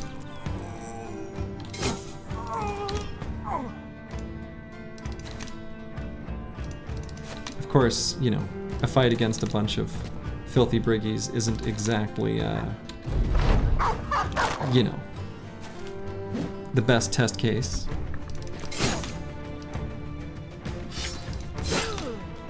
It's like we tested our new, I don't know, tested our new vaccine against a population that is already immune to the disease or something. I don't know. Something. Hand wavy. Not a good test case. But you know, we again took 17 damage this time, not 0. How are we faring against orcs? Should add nets to the mix, by the way. We do have nets. We've got lots of nets here. On the back line, throwers. We got bags and belts with nets aplenty. And I think we'll fare pretty well against orcs, actually. Yeah, Kanye West scores 100 in handicap charity game type energy. Yes. Something like that. Alright. Level up our fatigue neutral. I think we'll take the +4 in resolve here when it's offered. Still haven't decided a mastery for this guy. One of our fatigue neutrals is hammer mastery.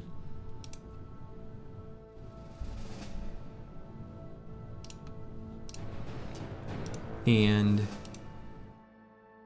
the others will be other ones that we can potentially make use of named items. For now, I think I'll just grab Pathfinder on him so that he can be ready to keep fighting when he stams out. So we'll return to the ward camp by way of Airdfall.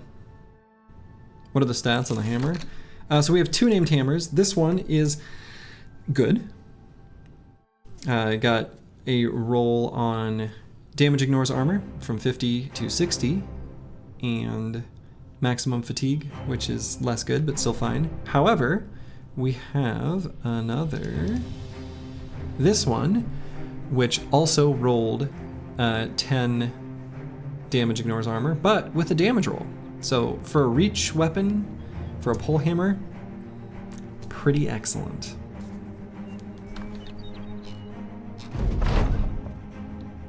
Aha, Jeffrey the Bad Fatigue Neutral. We'll get rid of Bad. He's actually pretty good. He got fat, which does make it hard for him to do the sling strategy. It'll be a bit trickier. He can still get 1 sling attack off though, so I suppose it's fine.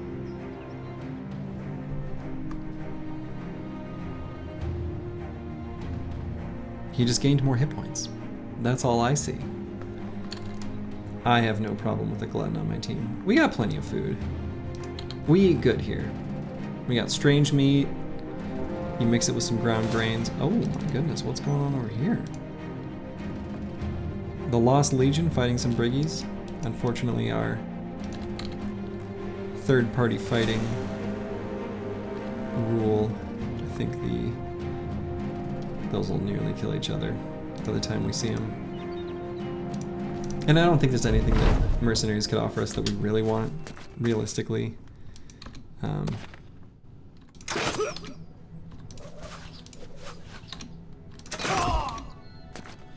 We're not even going to reload our crossbows. We're going to save the ammo. They can offer you forge armor. Yeah, I don't need any forge armors. We have more named forge armors than we have bros that can wield them. So, normal circumstances, I agree with you. They're a great source for forge armors.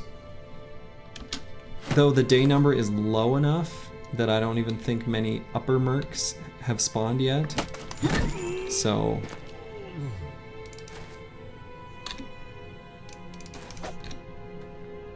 I don't think that that's even a consideration in this case either.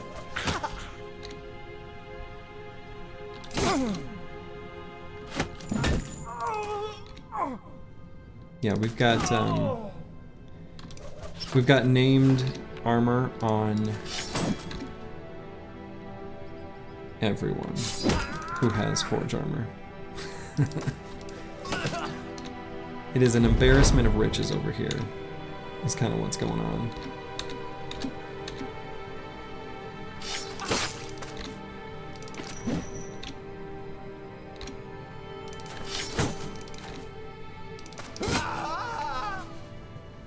Okay. Tools. Hell yeah. We need some tools. So I'm happy with that. And I guess ammo's... I didn't actually look. I thought it would be in worse than 174. So...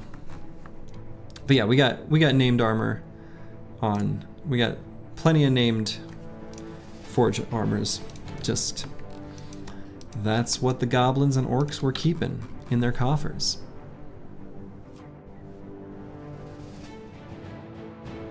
Too small for the orcs, too big for the goblins. They were just hanging on to it. So we took it off their hands. I think this run is, you know, I tend to play where it's really funny because we went from nearly getting wiped. Let's see. Probably don't chase those footsteps. Could be from owls I'm not at war with. Anyway, we went from nearly getting team wiped on day 10 to being like so strong. So strong. That like we could fight Monolith kind of any time. Like honestly. So yeah, the snowball is real. The snowball is real. All right. So we'll sell the strange meat and replace it with ground grains. We'll buy the tools. We'll buy the ammo. Sale price isn't great here, but we're about to participate in a great battle. And then I think after the great battle, I'll head south to the southern cities. And so I'll head through the same faction I just fought a bunch. So I'll have more stuff to accumulate. Anyway, moral of the story, that's all just a bunch of justification for, even though the sale price isn't fantastic, I'm gonna just mass sell here.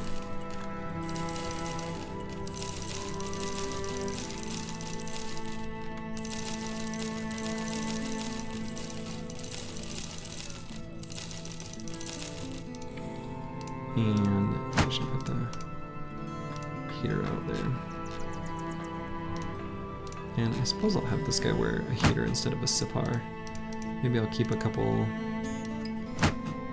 backup shields in case those get destroyed. Here.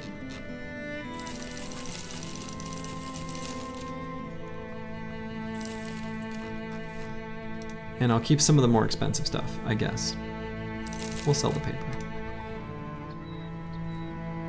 Yeah, we're gonna collect, that's why I'm gonna go to the south and collect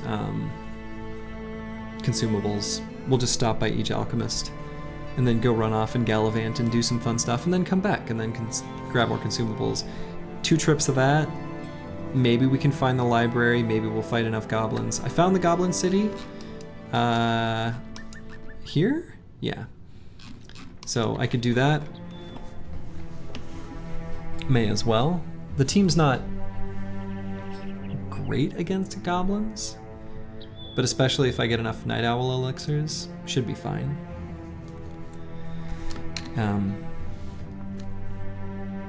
But yeah, may as well fight the goblins. And if we do the library, then that can be an opportunity to get either the Gilder's Embrace or the Jugs. We'll see.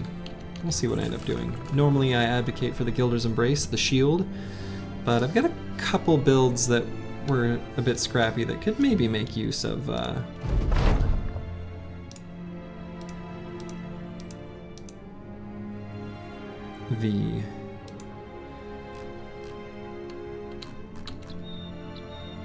what was I just saying? I've got a couple of, make use of the perk points. Alright, I guess I'll wait in the war camp. The only downside to these missions is like the literal like wait. Don't like that. Onward, brothers. There's a battle to be won. Okay. Plethora of footmen, many billmen, some arbalesters, standard bearer, many sergeants, a few knights, some war dogs. So we're gonna look to hopefully get some helmets from the knights. I don't have a lot of daggers. And I guess I still have named... I don't even need their helmets. I don't need any of this. We'll just... You know what? All we really need to do is just kill the enemy.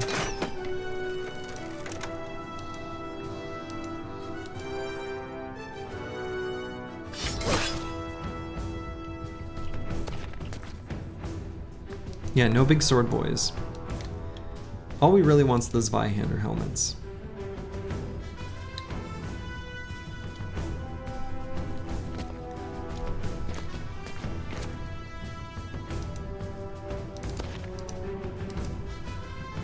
Mercenaries only want one thing, and it's disgusting. think that's how the meme goes. I don't remember.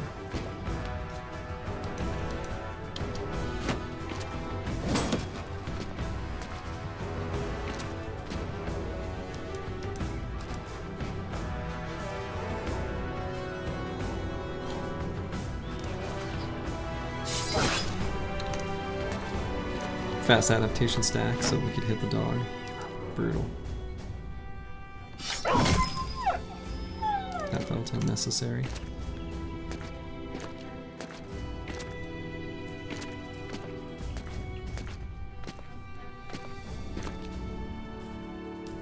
I really like this helmet, by the way.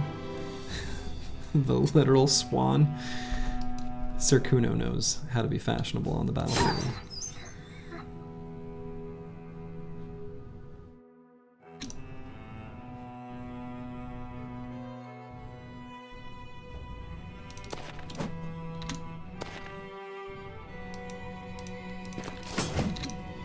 Like, going into battle wearing a swan on your head, incredible.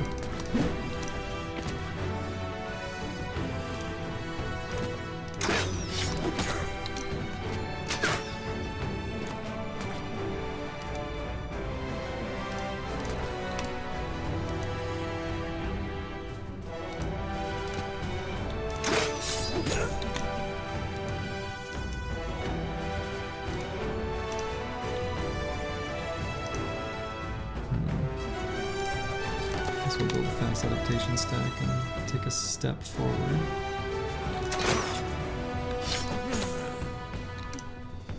The deer antler ones, yeah, those are nice too. I still love the swan. The deer antler is cool, but man, the swan is so good. The golden fish, also excellent.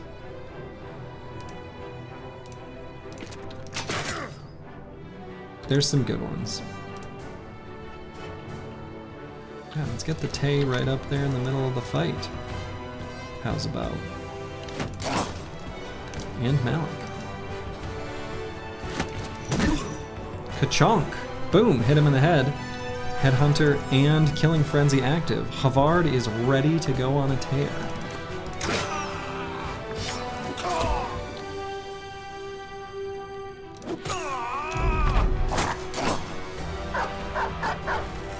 They are playing Fashion Bros, but you know, there's room for a little Fashion Bros. Hey, Akibio, how's it going?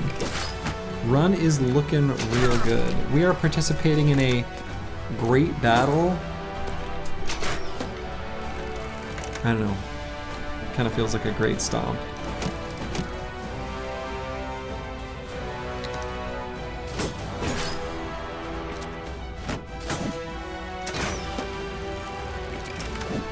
Playing a little Tarkov wipe. I have never played Tarkov.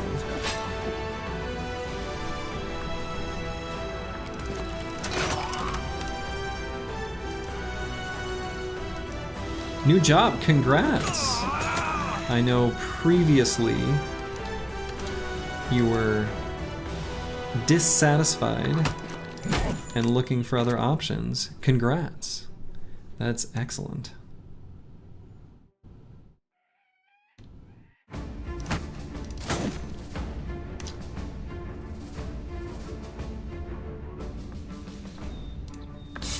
The sad reality,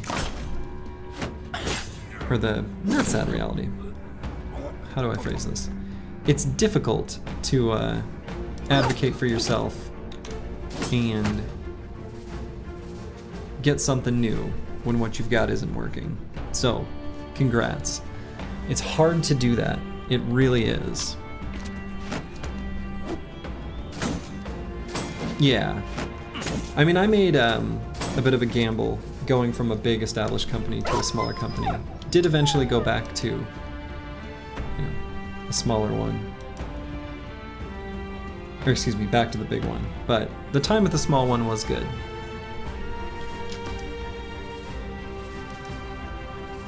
Like, actually quite good, but you gotta do what you gotta do and go with the flow wherever life takes you. And that often means advocating for yourself and doing what's right for you, even if it's hard to do so. Alright, we have to get this fatigue neutral or weapon mastery.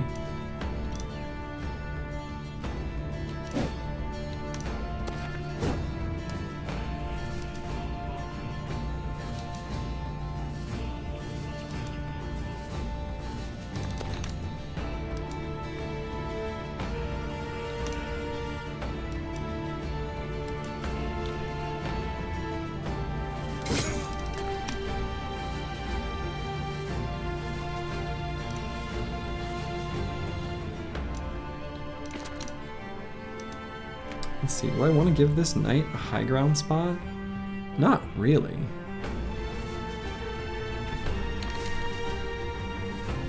Havard he really wants to kill this footman.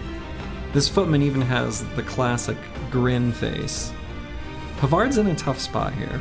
He knows that moving to this hex is wrong. He knows it. But I don't think Havard can help himself. He couldn't. He just simply couldn't do it.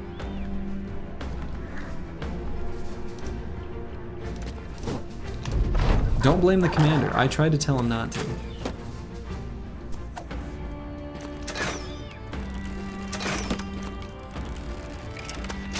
Yeah, Havard definitely was not doing much with the, you know, the cerebrum there.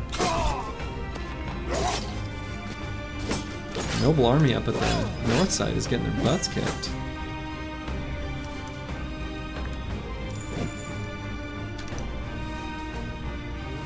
Yeah, I clicked on the tile and I said, don't go here. That spot's no good. He did it anyway. Unbelievable.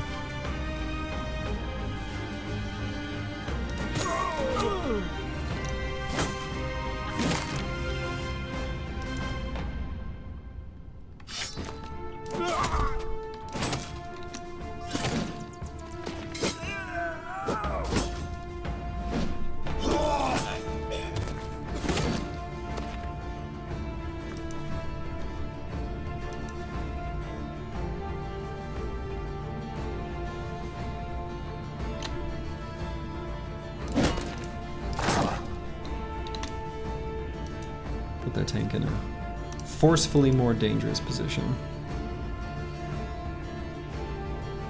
Let's see, channeled is not one that has reasonable melee skill. Okay. Yeah, the Icy Cleaver is in fact quite good. It is a near max damage roll. But the other roll was shield damage, which is too bad. However, definitely good enough to make the cut. I feel like it's like 50-50. In about half the runs, I just sell the damn thing. But in this case, we're making use of it. All right, Ruthard is in a little bit of danger.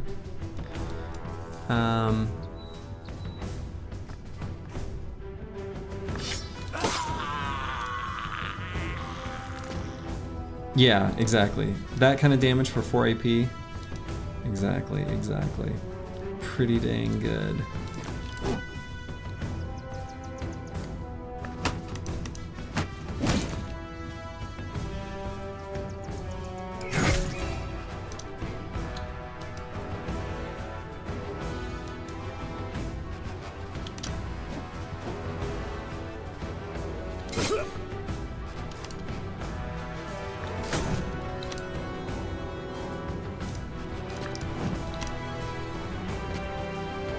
Oh, are they running?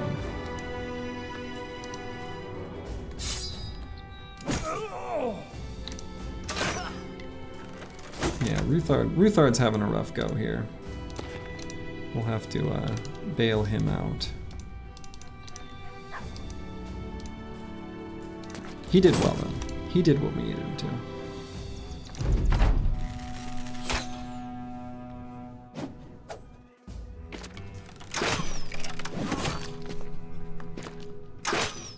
Let's Same deal here with Geralt.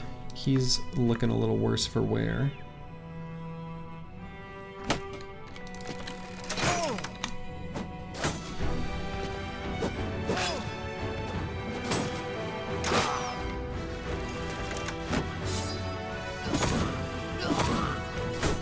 Okay, Ruthard. 26 turns. I don't think anything else that can attack him has a turn yet, but good god. Or has a turn still, not yet.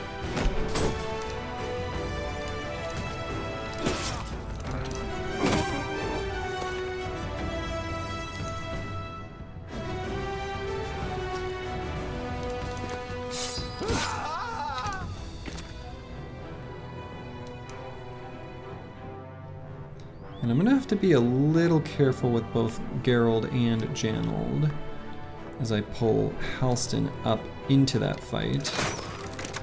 So I'm gonna back them up. Killing off Ruthard before his chair's vest.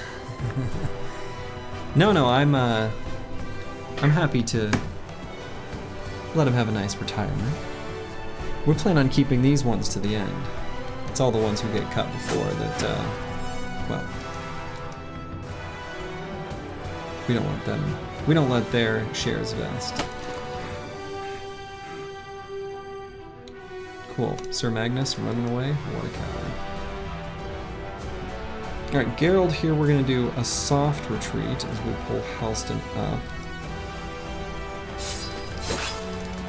So he's not running, but he's running-ish.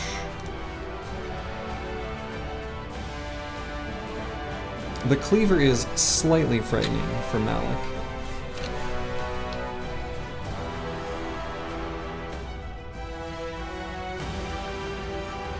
So we'll leave him right where he is.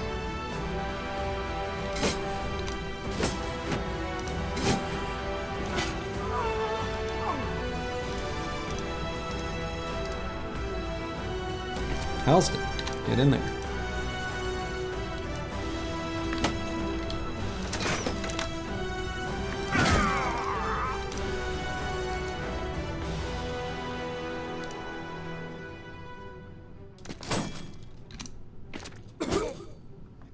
Alright, Ruthard. You, sir, need to just back out.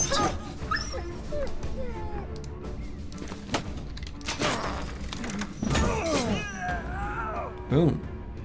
Unfortunately, I think the final hit there for all the tasty experience there in that night, I think was awarded to the enemy team.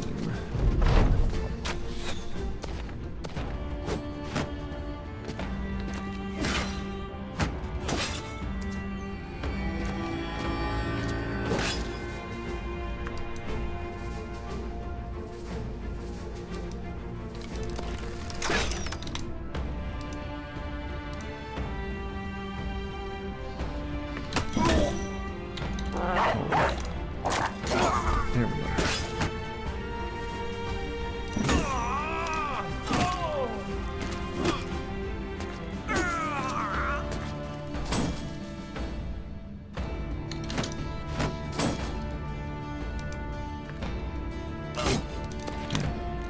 I'm gonna start moving some of my forces up, because the top side is where the real action is now. Down here, the battle is basically over. I suppose it kind of is up there too. Surprise, mercenary.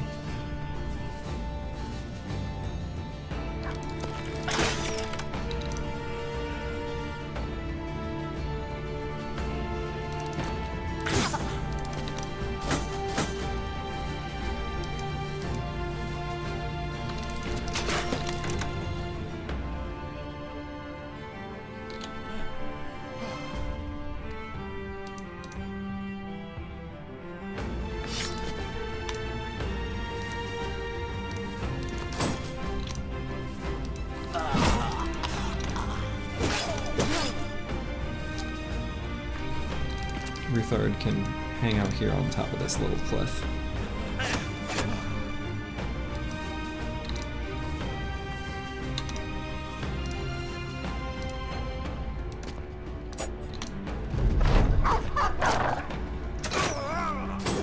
Well, that was, as far as great battles go, I mean, it was great for me.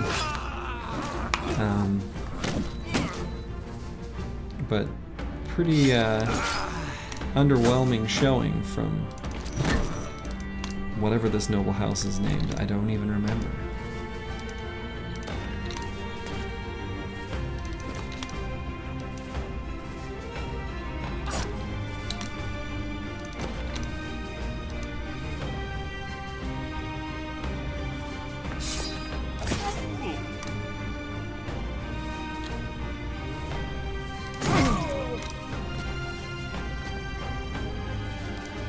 They are running away. Not unexpectedly, given that their numbers have dwindled substantially.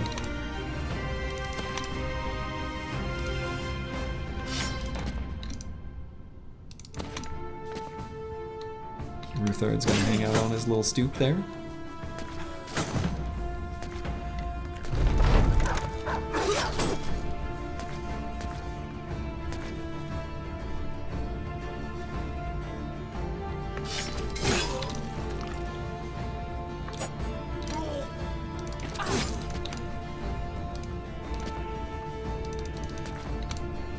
Okay, and they're basically all running, except for that footman, who is confident.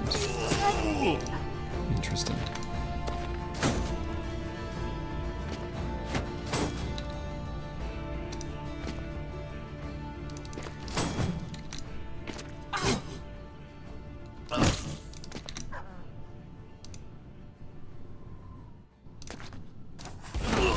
Whoops, misfire.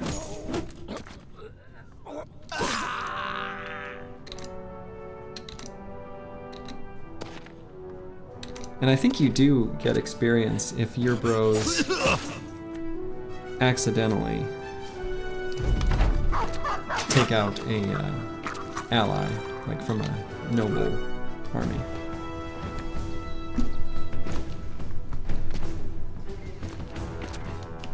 And yes, I hit run them down for that one enemy. I guess maybe that was unnecessary. So Ruthard got his butt kicked, and Geralt a little bit, but everyone else just barely got scratched. I suppose the nimble tank got knocked pretty good, but he healed most of it up. So, not really much interesting here for loot. There were no fancy Zweihander helmets. Kind of anticlimactic for a great battle.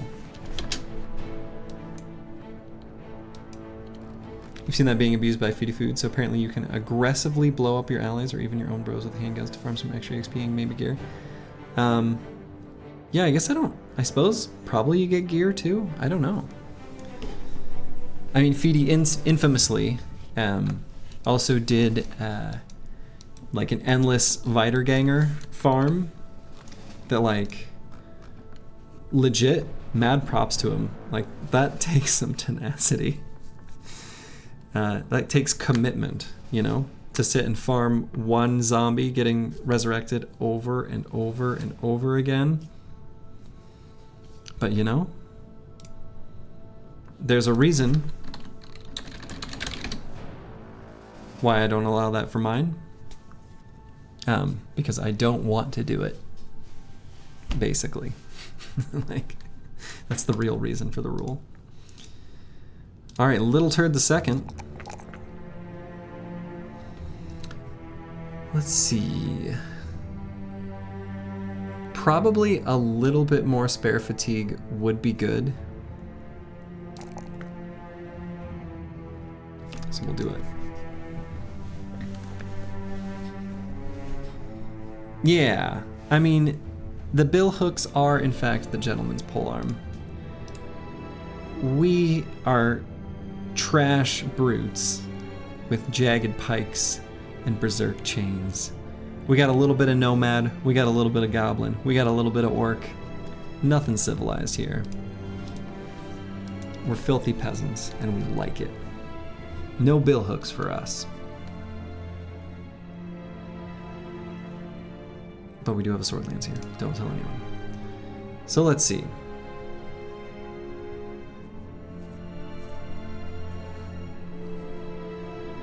What to take here on Little Turd? We have 2 perks left. He's got good melee skill.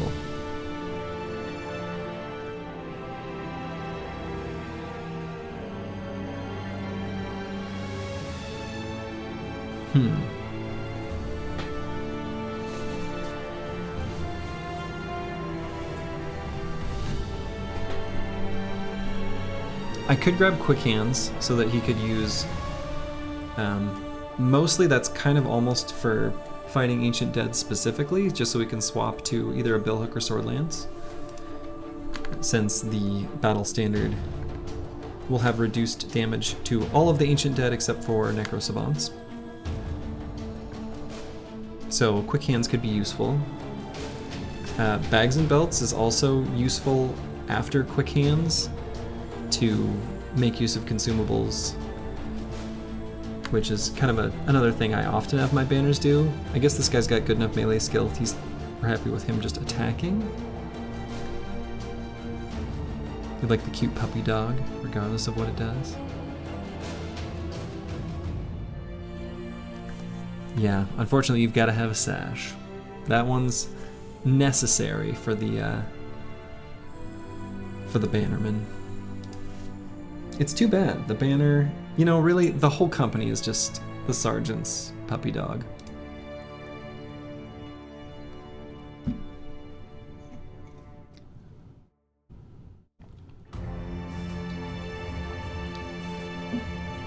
So yeah, I guess the last 2 perks will probably just be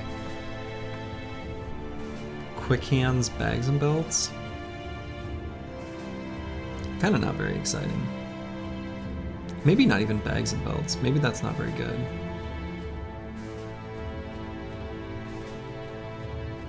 You find it silly that the sash can be put on an Iron Sergeant and act as an OP resolve trinket? I guess, but then what's your Sarge got on? It is a little silly, but I also feel like I never do it, so...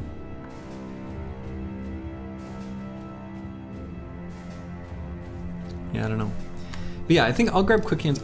Maybe I won't do Bags and Belts with the final perk, just because, you know, thinking about it a bit more, even if I did do Bags and Belts, Little Turd's not gonna have the fatigue necessary to do anything with extra consumables. So what's the point? No, you cannot loot extra sashes, you only get the one. Brawny? I guess. I mean, we don't have to make the decision now. It could just be Brawny. I mean, if anything, like maybe Underdog or Reach Advantage. They're both pretty low value. Alright, well, we'll move on to Erdfall to get our quest reward.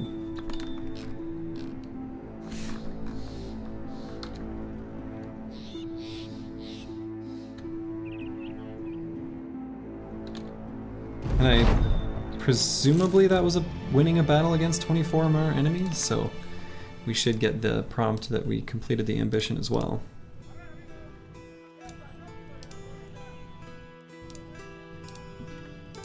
Alright.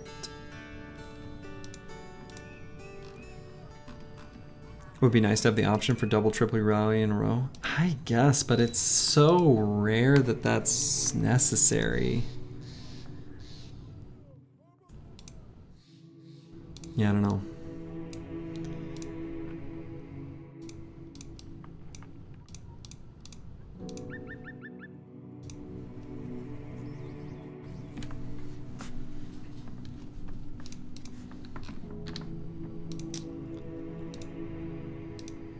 Alright, we're gonna sell some of this inexpensive, you know, regular gear that we're not going to make use of.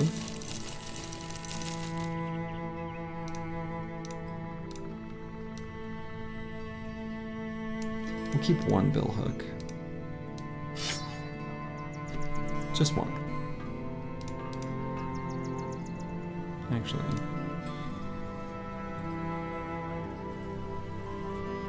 Yeah. Have you missed something important? I don't think so. If you stepped away, we fought the great battle and it was easy.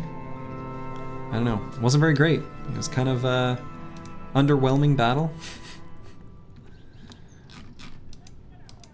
Alright, so we're gonna head south through the lands of this faction we're at war with. We're kind of hoping that we can get into a fight. We're still looking for the library. So previously, I sort of checked out some of these areas here in my last pass and didn't find it. So this time, I don't know if I need to check over here. I suppose I do if I want to find it.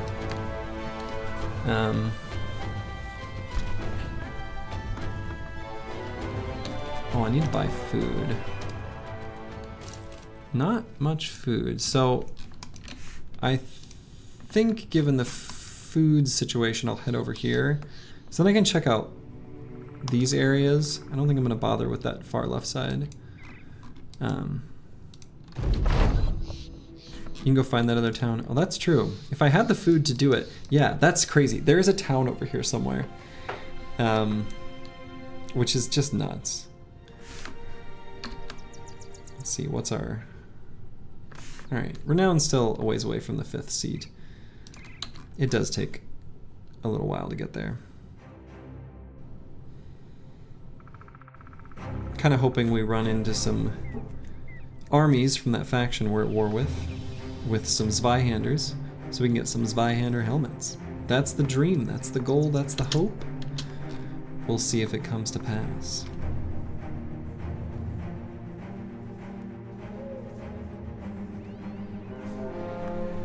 Wolves of Bleak Forest. They've got a hedge knight.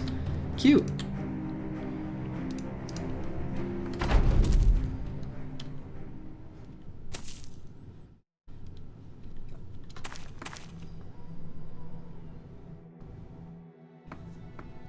I suppose I'll occupy that high ground hex.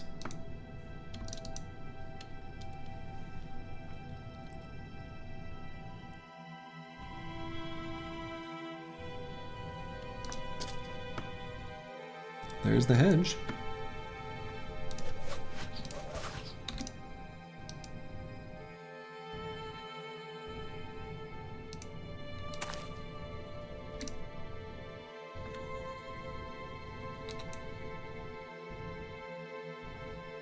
But the town has roads leading to its production building, so it's technically a viable spawn point for the caravan in that contract. Yeah, that could be all it needs. That could be right. I honestly have no idea. It's definitely weird.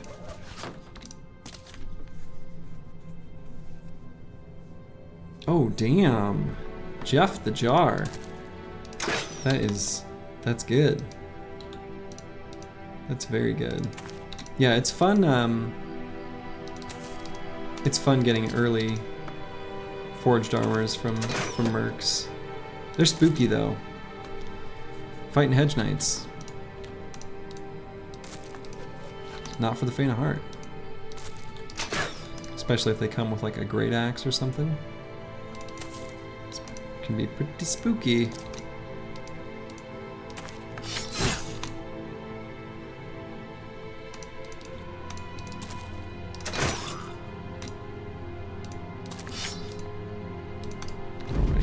Check that brush was blocking movement and sight. Oh, yeah.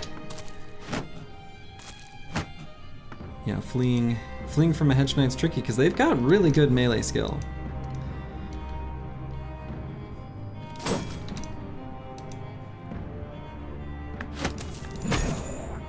Boom. Air hard. Took that merc right out.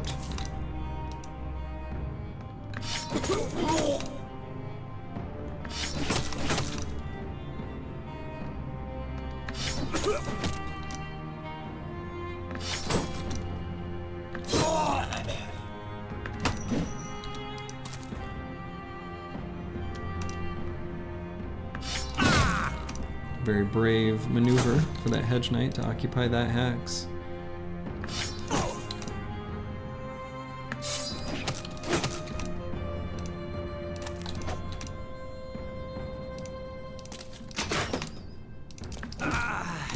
Should have taken 9 lives. He'd at least have a second chance. This mercenary right here though, man, he is holding the line. Impenetrable.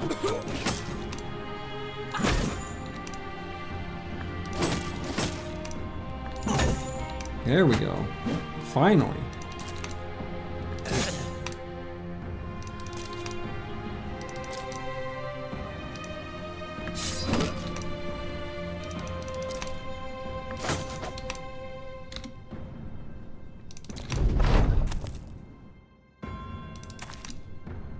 You running away?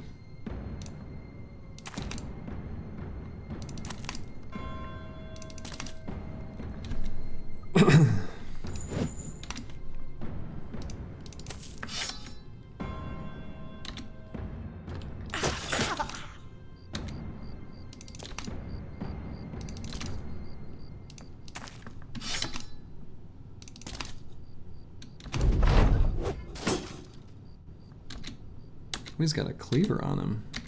Fancy boy.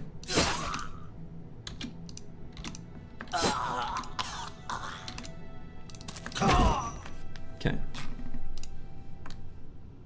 Noble sword, though. Hedge Knight had a noble sword, which is a great backup weapon for throwers.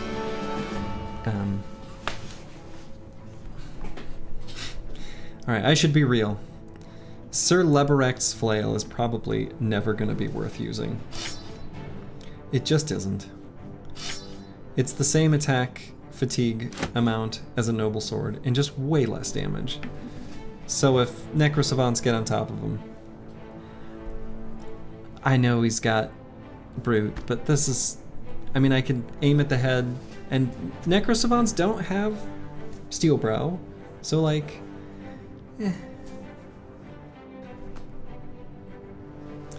The copium is just not strong enough. Sir Leberect's flail is just gonna get vendored. There's no point in me using it. New helmet for Little Turd. Kinda nice. Reinforced mail coif. Somehow not as good as a nasal helmet. That's always struck me as being weird. It feels like this should be better than this. But I don't make the rules.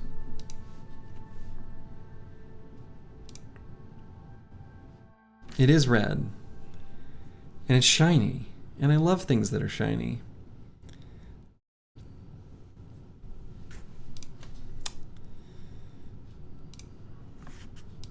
But it's just not that good.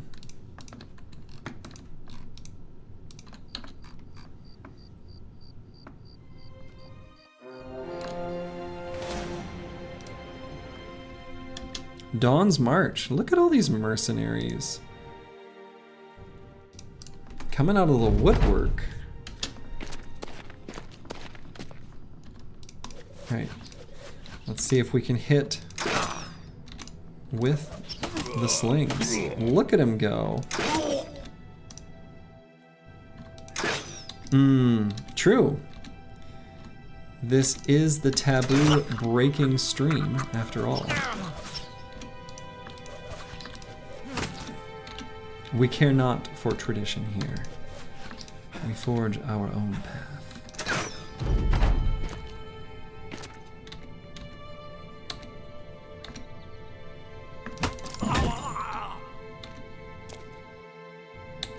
Amazing, they still charge forward. How brave.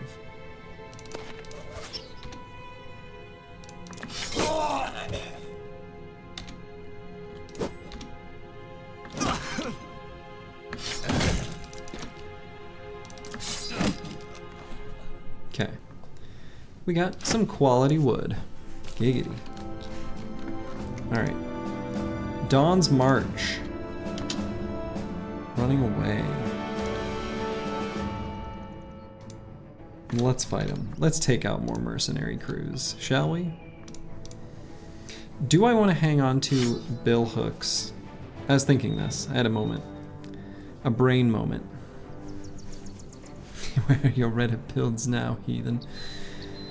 Yeah, no, not many Reddit builds here. There's some jank, for sure, but anyway, I wonder if I should hang on to these bill hooks for replacing the jagged pikes for when I go into Monolith.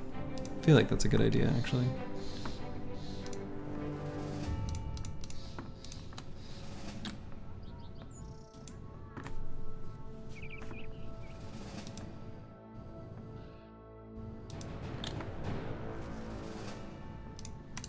And of course, you know, we didn't have to chase this group of mercs, but I wanted to.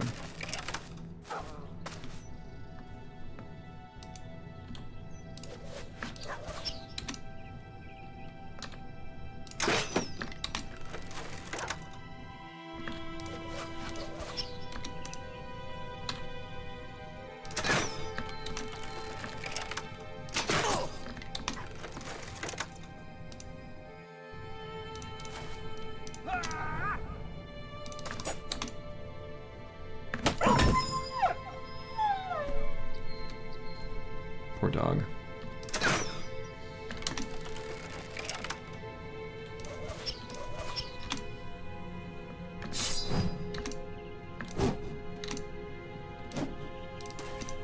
Wow, that dog is evasive.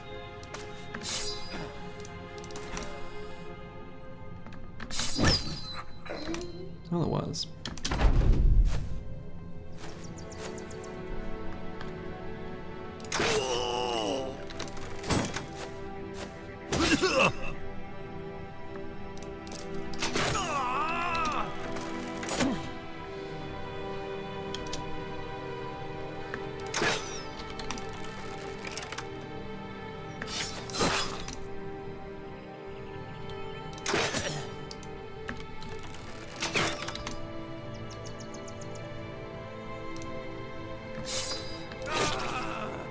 Ooh, Jamal, brutal.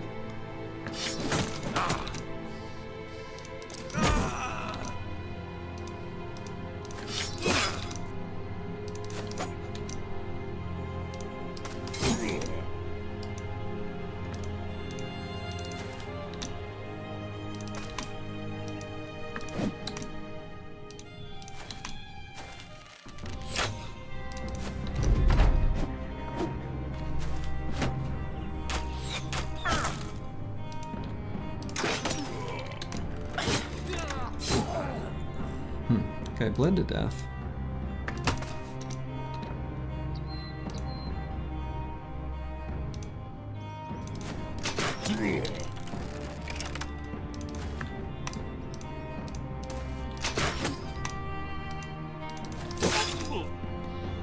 Kind of making it rain arrows on that poor merc over there.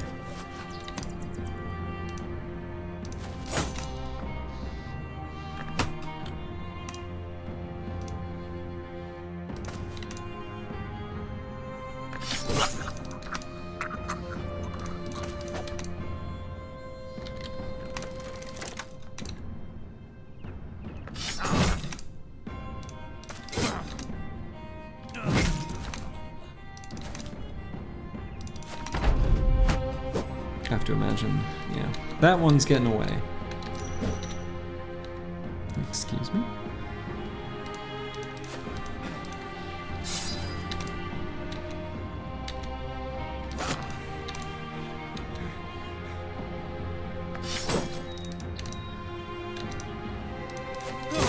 You know, there's something about, there's a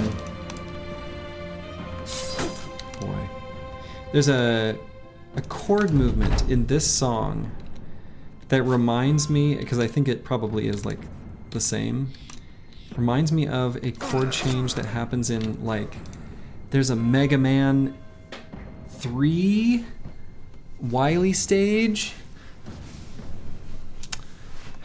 It's gonna bother me. I'm gonna have to find it. The old school, I think NES Mega Man game that this song reminds me of from that battle. I know, I am a nerd.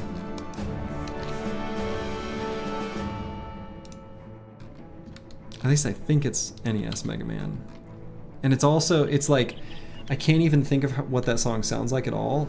It's just like an association with an emotion. And I have weirdly strong emotional attachments to specific chord changes.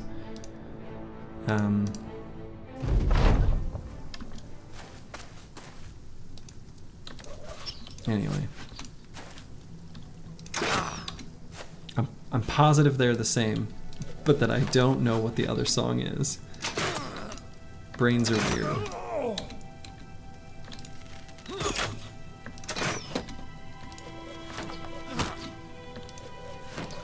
The flails make these parts of these fights kind of, I don't know, fun in a way. Where it's like, come at me, bro.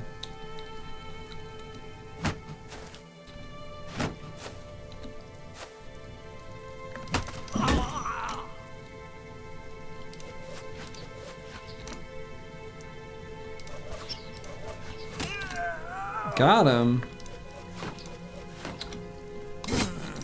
And there is like a very small tools loss from using the sling, but it doesn't matter much.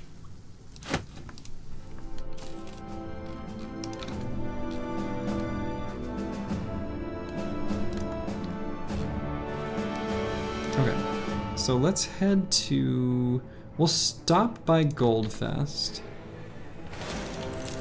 We're gonna raid more caravans on the way. Ooh. Where's the Zweihanders? Where's my Zweihanders? I want their fancy hats.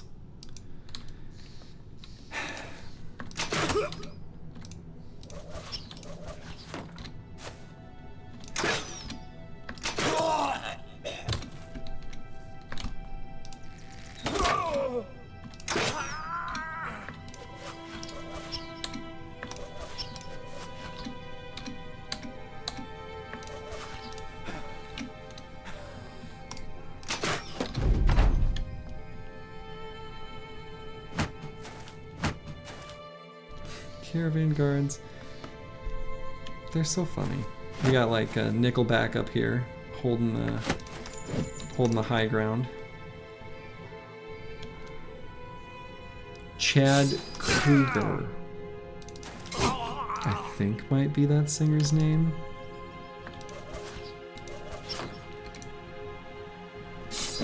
Oh yeah, we're definitely war criming this poor faction. Not even using ammo to do it.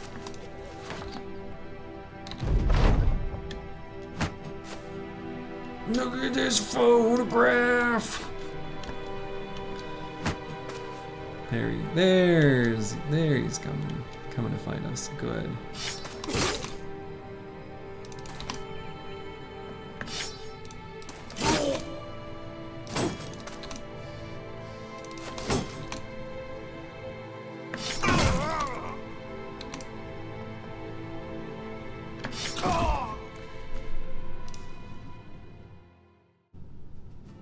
What were they even hauling? Oh, I guess cured venison. Okay. Alright, we'll take out the first Eisenberg company. While we're here, we may as well. And the second Eisenberg company.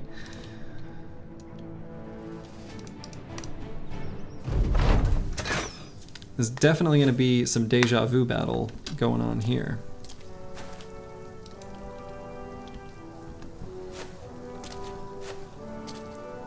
We'll give them the proper peasant militia treatment. We'll back up 2 hexes, as we do.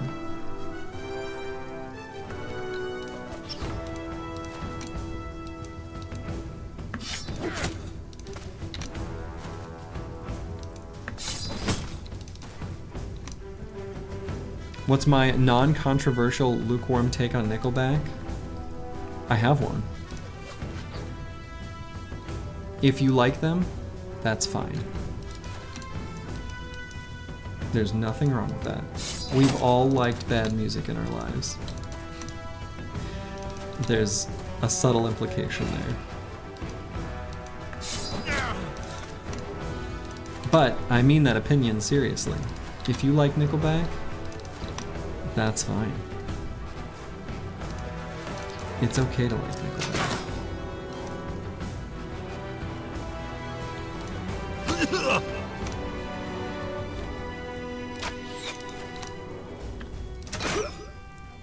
Oh, why did I shoot with the...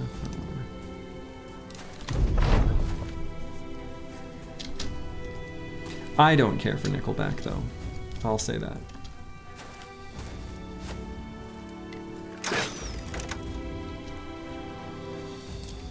But I know some lovely people who do enjoy them.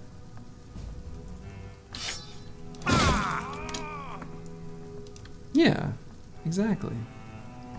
I'm not going to tell you what you can and can't eat. I'm not your doctor. I'm not your dad.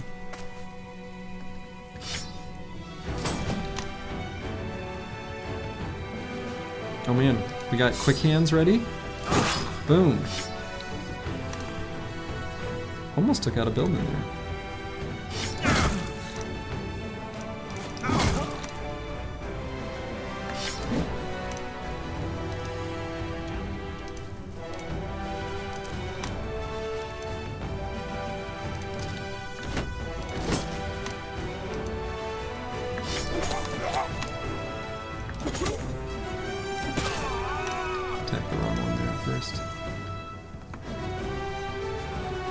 Nickelback is bad is a long-standing meme. Yeah, it is.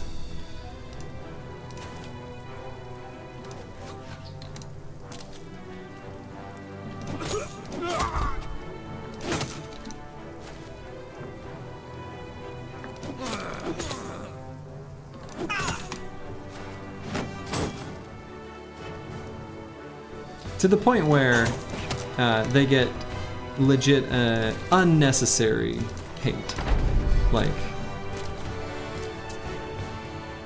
I don't know. More than they deserve. There's a lot of really bad bands out there that have somehow achieved popular success that are not great.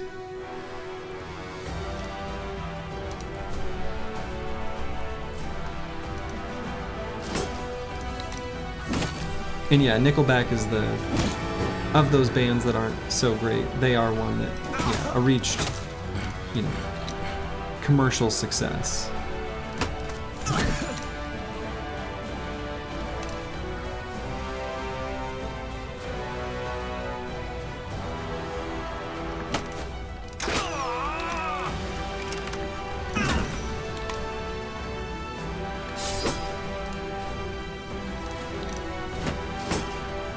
There's also, I think, a certain amount of jealousy of, you know, a band that is not good achieving success that I think some people are guilty of.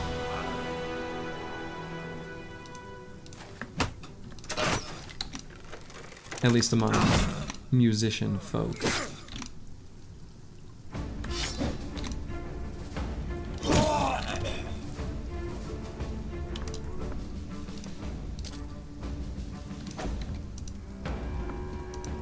I'm jealous. I have no talent, no one gives a shit.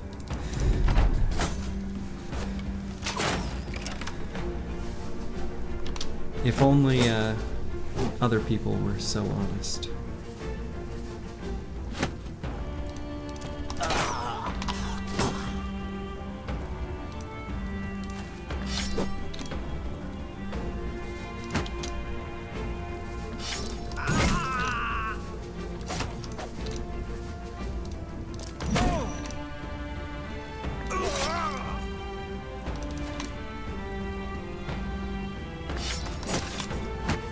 I will say the man splitters and Zerk chains That's been pretty sweet.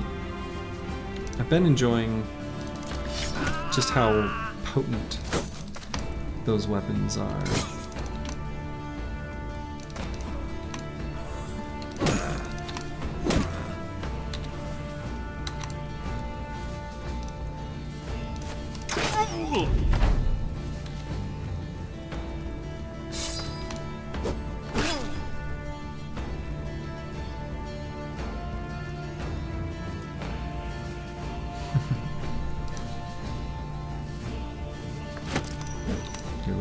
We got some good bro kinship going on in the chat. You love to see it.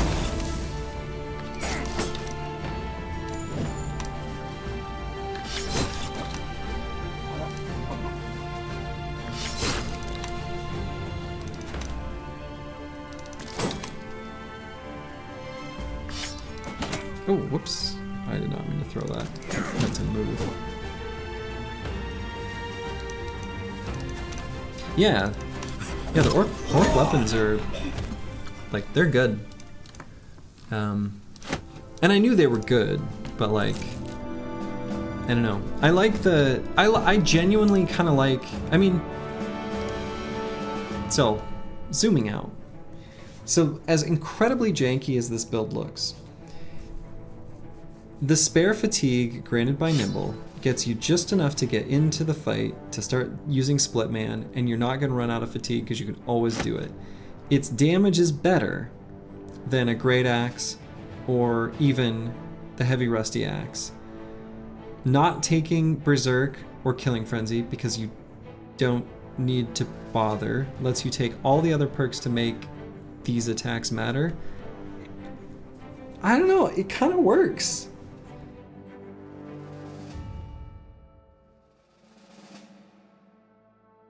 And I think that orc weapons are a big part of it.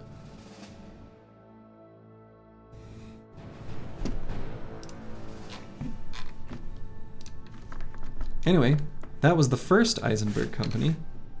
Up next, the second Eisenberg company.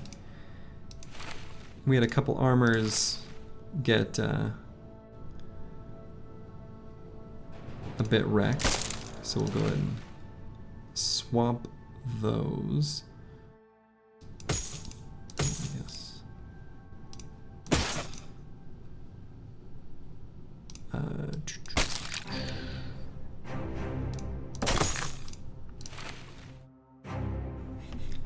Maybe Peasant Militia makes it look better than it is. So I think that's true. I think that is true. So that is something to keep in mind. Peasant Militia is going to make everything look better than it really is, just because of the sheer volume of bros you can field. What about second Eisenberg company?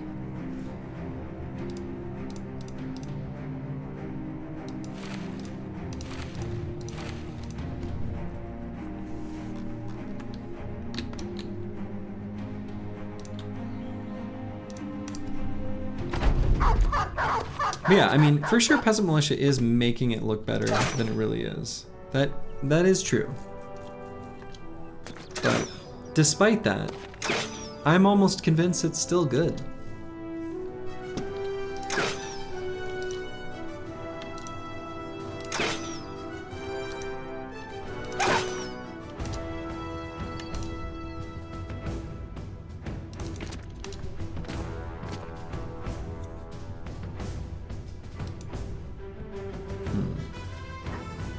Should I just move forward? Sure. Considering I've got the dogs on me. Synergy coping to justify greed. I mean, that's a classic. If that's on your bingo card, congratulations, you've won a bingo 1,000 times.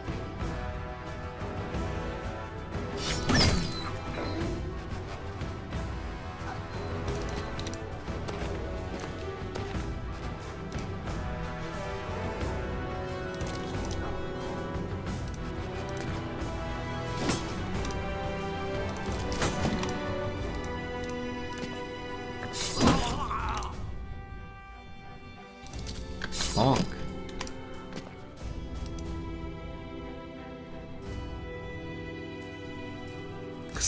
Scrooge McDuck emote. I should write these down, actually. You've got some good ideas. Hold on.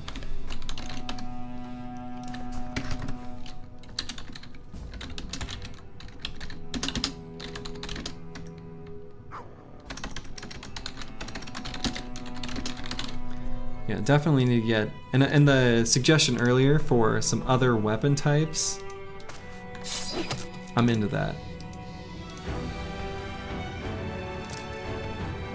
Or like, more than just the spear wall. Even though, you know, spear wall is, of course, the best and most important. Obviously.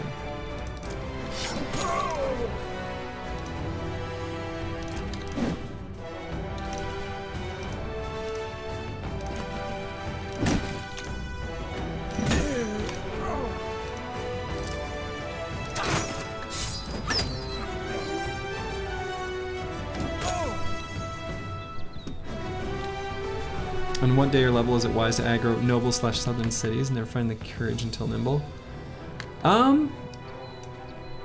Yeah, Sorland's probably has got to be the next one up. I think it's a good question that you've got, Vijante. I think it kind of depends on what you feel capable of fighting, because supply caravans are safer to raid pre-nimble. I would never take on like a proper southern army pre-nimble. That just seems like a poor value proposition. Like it's too easy to lose bros, so then what was the point? But the supply caravans that have like 6 footmen, those are a great source of like transition-y medium armors and like arming swords. And those can, or the Morning Stars as well. So those can be good.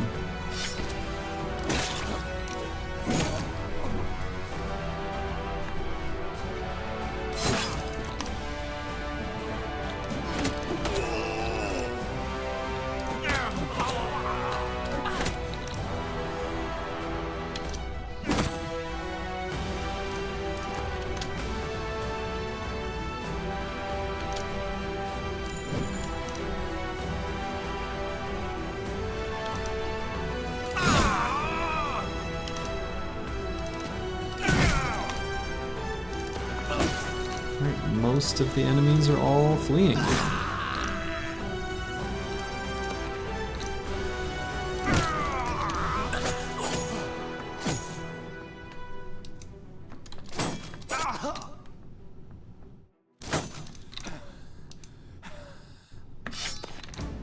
Hey, you're welcome.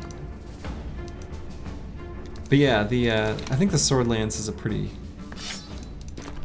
That makes sense, I think. And sword lance, much like the spear, has like an iconic ability, right? In the reap ability. So it's got sort of a similarity there. That's hard to deny the appeal of. Yeah, exactly. Reap. I was thinking specifically icons associated with the skill. The thing is so it's a small enough game it doesn't matter, probably. Technically you can't just lift game assets and put them as emotes, which I'm not going to do. The spear wall one, if you'll believe it, was spiritually inspired by the real one, but if you look at it up close, it actually looks nothing like the real one.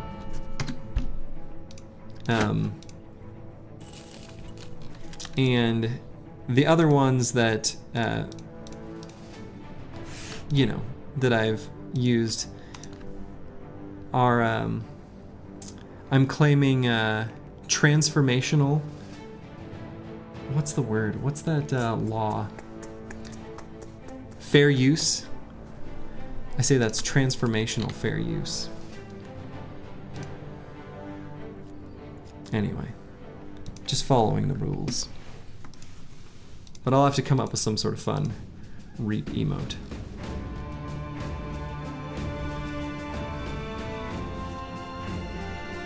Alright. leather neck guard, I could probably put on one of these nimble armors, sort of a free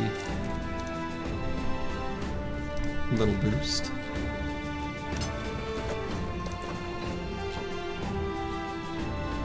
The full helm here, I could buy.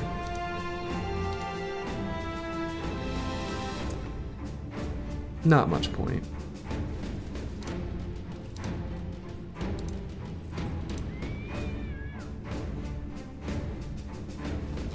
We'll just have to fight some knights and loot their helmets off of them. Let's see, was there any... No, nothing else here. I don't think there's any need for the metal pauldron or anything like that.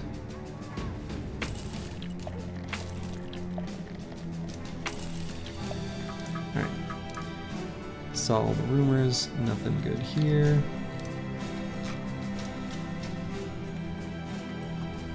Guess I could pay for training. Travel to the lands of House Steinwall and burn down some stuff. Maybe. Don't really need to. I think I'm gonna head to the southern cities. Alright, this is a pretty good sale price, but if I want to make my way to some southern cities, it might not be bad to just hold tight.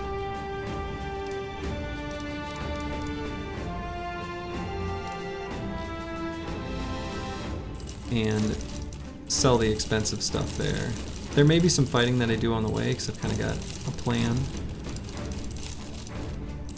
for a little diversion.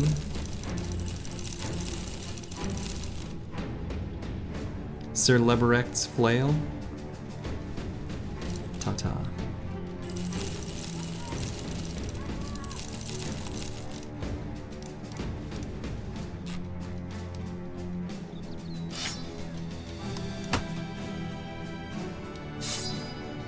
We'll keep our one goofy warbow guy. I can't replace that with a sling. It had to happen. The flail was no good. It's taken up valuable inventory space.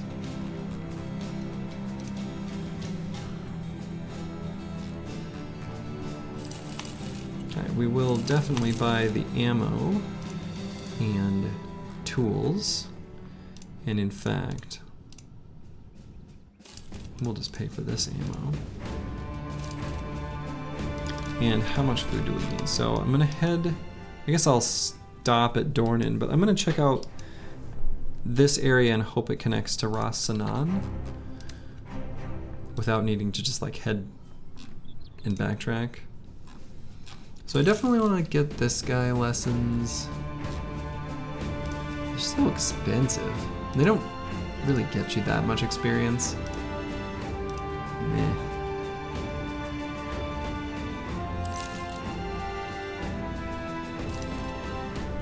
Alright, we'll buy a little more food. I will be able to get more in Dornan, and they do have a winery.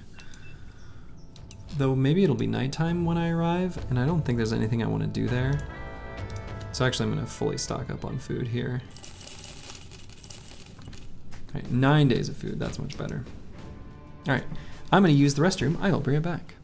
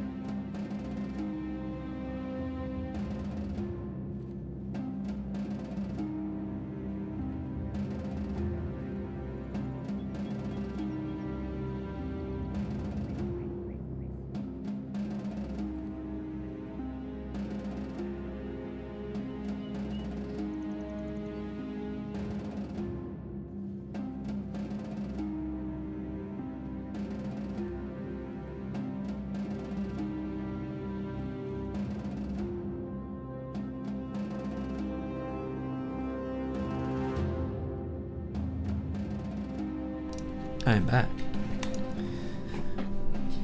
Okay. And I got some level ups here too, turns out.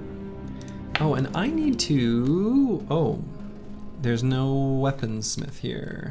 Is there a weaponsmith here? I need to get like a proper hammer for the fatigue neutral with hammer mastery.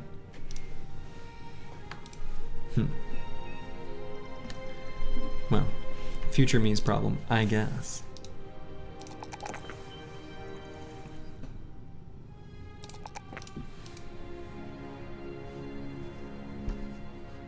Last perk point here.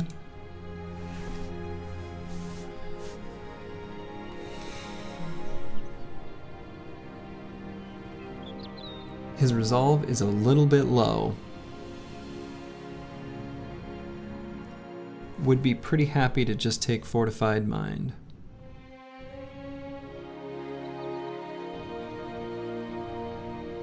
His melee skill is also a little low, so Backstabber wouldn't be terrible. But given that we've got the whole sling thing going on, yeah, I think I'm on Fort Mind. Boom, it's been done. Up next, Ralph. We could grab... Dang. 4 resolve or 1 melee skill. I think he's got decent resolve. We can take the melee skill. The ironic thing about Fortified Mind is it's bad when you need it the most. What do you mean that it's bad when you need it the most? What does that mean? Isn't it good when you need it the most? Or does Kick W make that ironic? Am I not intelligent? Am I not cultured enough? I feel like it's good when you need it. Oh, least value with low resolve. Ah, okay, my brain too small. Brain too small. I get it. It's percentage based. I understand. It's a multiplier. Stupid streamer, smart chat. Right. Yes, agreed. Agreed. Alright, let's grab Pathfinder here. We will take Forged a bit later and some weapon mastery. Yeah, small brain. SMOL. And I think, do I have... Let's move a couple armors over. Let's put the lighter one here so we can attack twice with the sling. It's a little stupid, but may as well.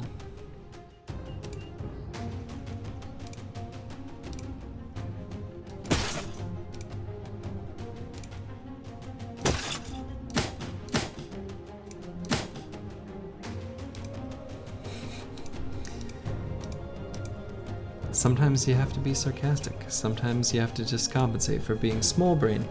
Small and dumb.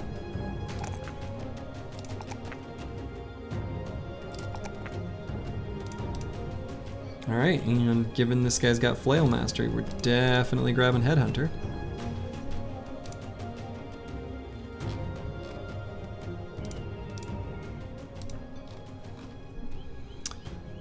Alright.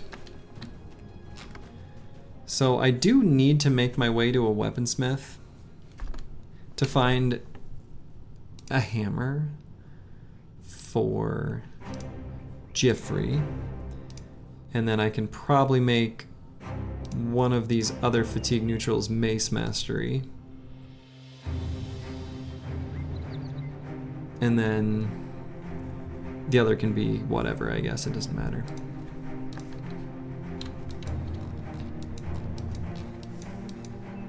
So even though I want to go to this weaponsmith, I don't know, maybe I just go to the weaponsmith.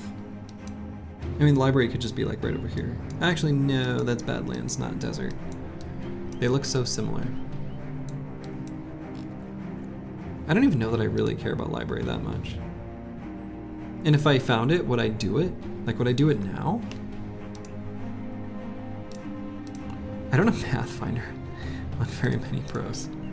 Maybe that makes it really sketchy. I'm not sure. It's all desert terrain and it's such a slog and you have to push through it. Maybe this squad would be really, really bad at library, actually.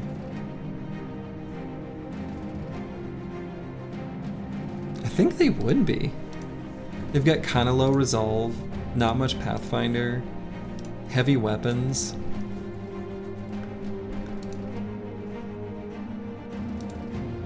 $5,000 dogs? Never mind. We got 5,000 dogs.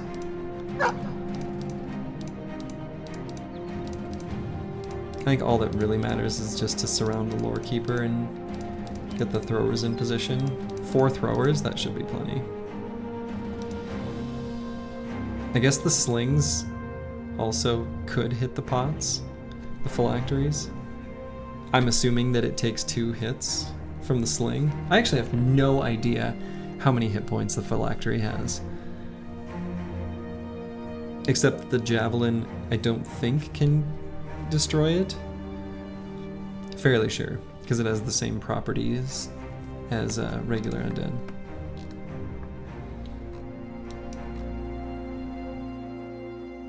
Anyway, we'll head down to Dornan. And oh, okay.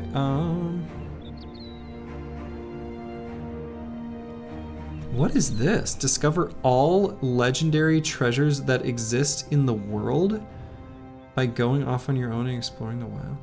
What? What does that actually mean?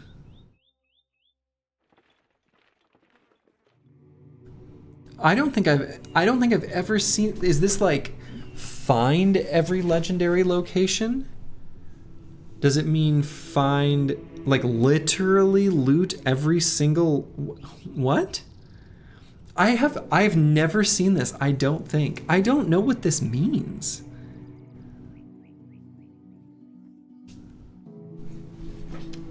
Places of legend dot the world.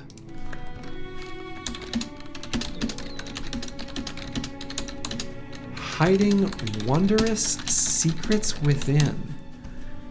Okay, I'm gonna do a little code dive later, off stream, and look up what that means in the code because I've never seen that. I'm not gonna pick it. Anyway, I guess it's either this first one or this last one. We did already make some contribution towards ending the crisis.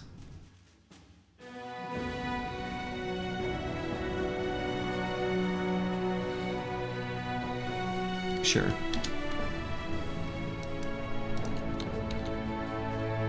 Dude, what a weird ambition. So weird. Alright, yeah, so we do arrive in Dornan at night. We're just gonna bypass and we'll go to the somethingless sands. Timeless? Timeless. And we'll scoop through these, and hopefully it still connects to Ras Sanan. And maybe we'll find some nomads to fight.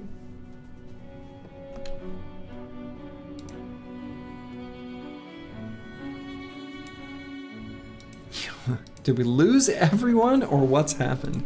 No, no, no. We're in good shape. The team is real strong. Okay, so this looks like dead-endish, yeah.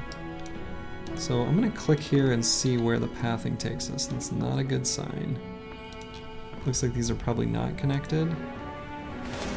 Ifrits. Ugh, I hate the desert. Sand gets everywhere. Alright, we'll take out these nomads though, just for funsies. For funsies, but mostly for experiences. Though the archers are gonna chonk us a bit. Let's see. Given the archers, do I still do the backup scoot and shoot, or do I just push forward? It only spawns after you already completed the ambition where you have to discover a single legendary location. So interesting, okay. So I don't remember seeing that ambition previously, like before this run, but I do remember selecting that one. And even in the moment being like, oh, that's weird. So,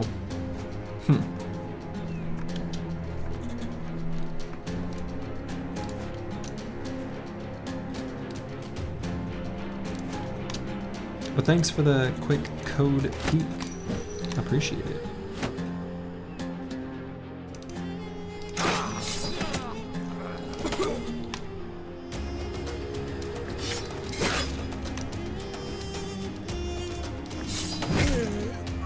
Boy, the poor nomad cutthroat with a club.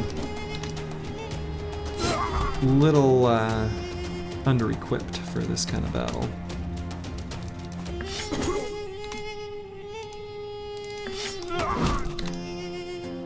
Now we're doing a good job of hitting these dodgy nomads. So you did it, so that's the, alright, so that's the condition for that ambition. What does it mean? Like, what is the goal?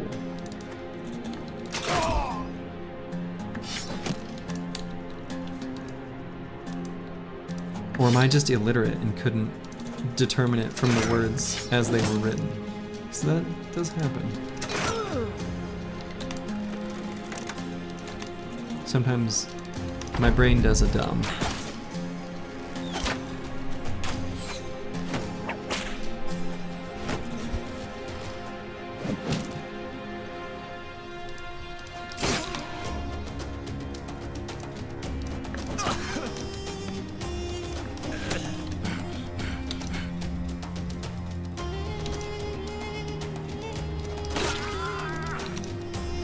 You need to have discovered 11 legendary locations in total for it to complete.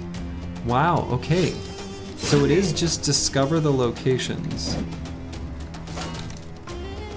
I feel like that's asking a lot. Because, like, sometimes they're just, like, straight up hidden. Like the stupid witch hut. Or the tree, which, you know, spawns in forest, which, you have reduced sight range.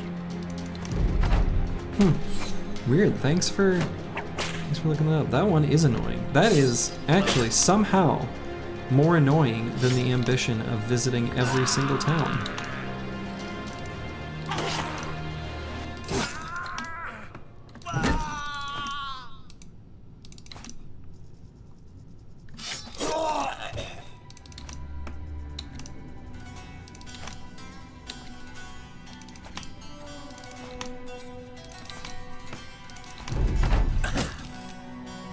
Well, that guy's just got a wooden stick.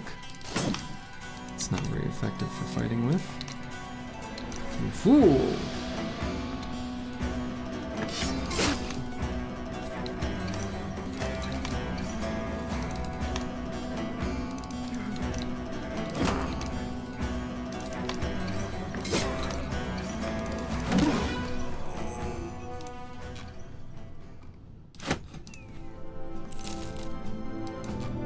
Okay, we've got a little more terrain down here. I'm gonna see if these connect.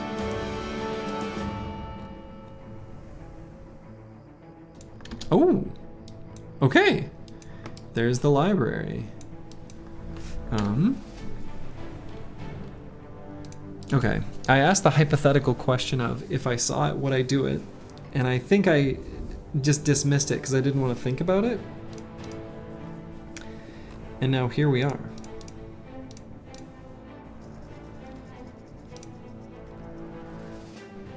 Okay, and I am going to give the cleaver guy a battle whip instead of the jagged pike. And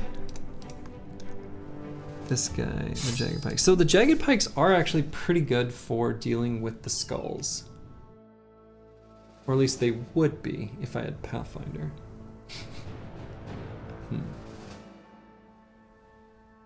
They're still decent. I mean, alongside the dogs, right? The tanks are pretty well suited for what we need them to do. I think the throwers can be ready, and we've got enough heavy throwing axes.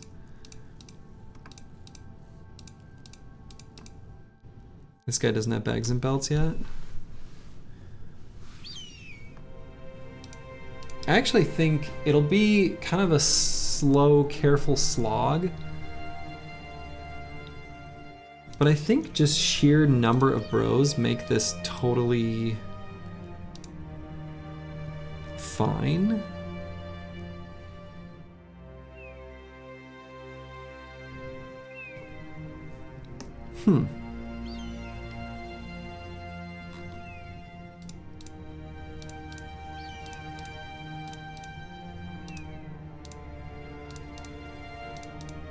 Everyone's got a dog with armor.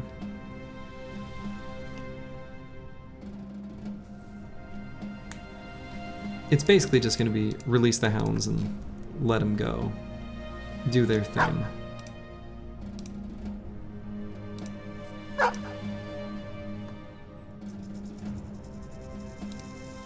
Yeah, I think I'm going to do it.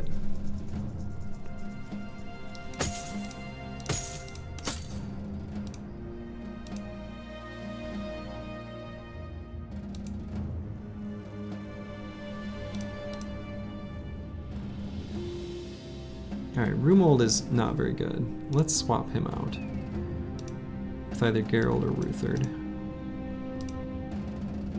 Ruthard needs a better helmet.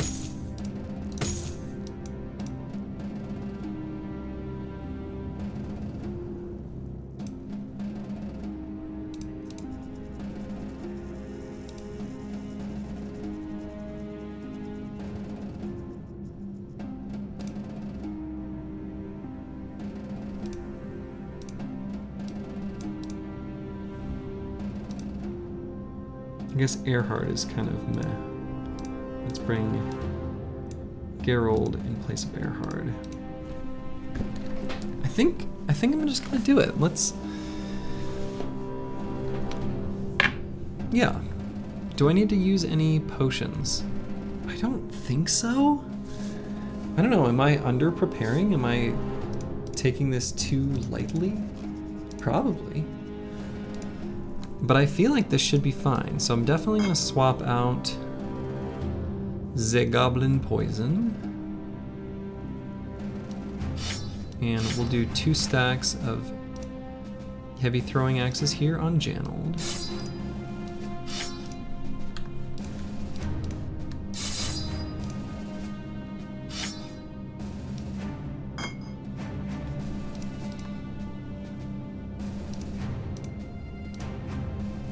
And I don't think we need a good net for any reason.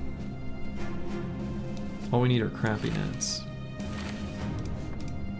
How many throwing axes do I have? Just 3 more.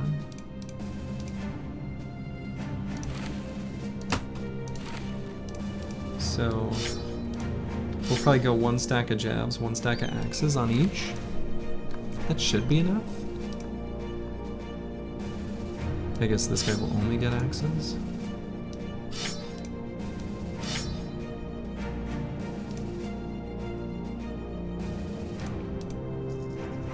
And this guy only gets axes? Would I rather just start with... Do I care about this the crossbows at all? I don't think so. I almost think this is better. In fact, I definitely think that's better.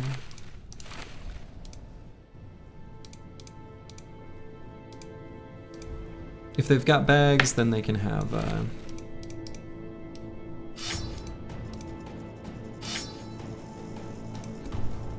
a crossbow.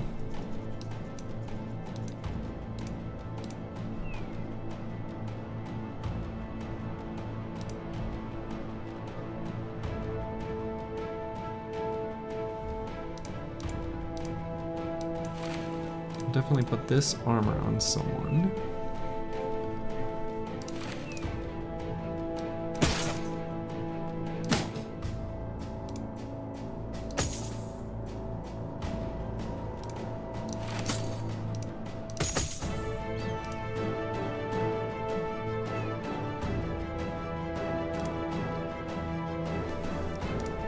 Okay. Let's fight the library. I don't think I need to make any more special preparations. I think we're good. Yeah, nothing bad happens in this company. Right? I mean, I've got enough throwers. They don't have Pathfinder, so I'm gonna be really frugal with their fatigue and not even attack that much and just get them across the map. They'll even have armed escort.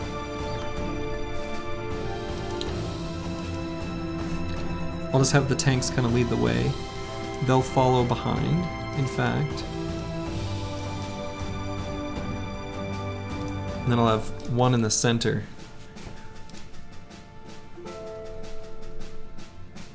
That can punch through. 2 along each side. That's more than enough. Let's do it.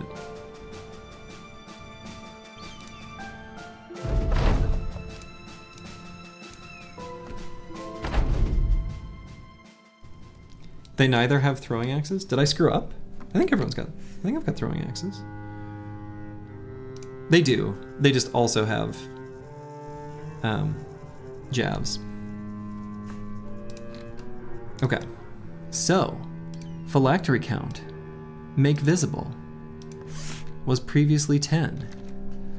Is now 0. Are there 10 of them? Why did I think there were 8? Okay, hold on. Are there 10? There must be 10.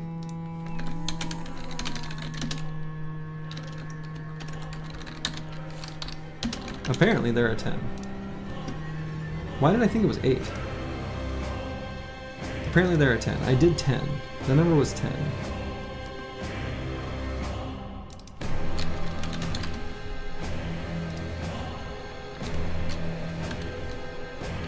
There are 10 total. Okay.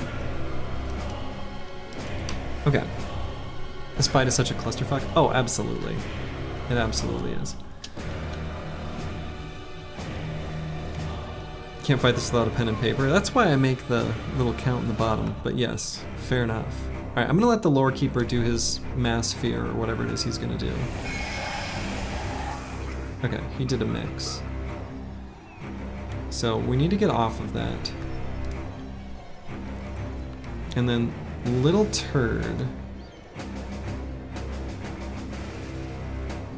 Yeah, this fatigue is gonna... It's gonna be rough.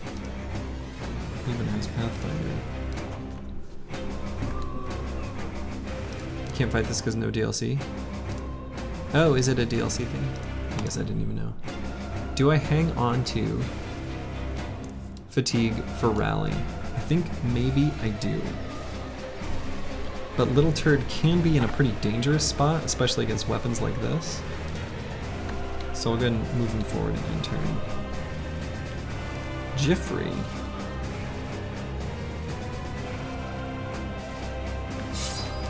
Can go forward and attack. Ralph. I think I don't need to stand in miasma quite yet. It's not too big a deal, but I don't know, maybe I'm in over my head. Maybe I shouldn't be doing this.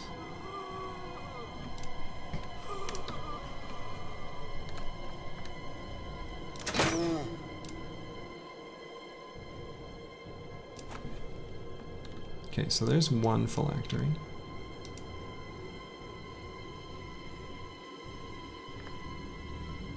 Rip Winstreak? I hope not. We'll see.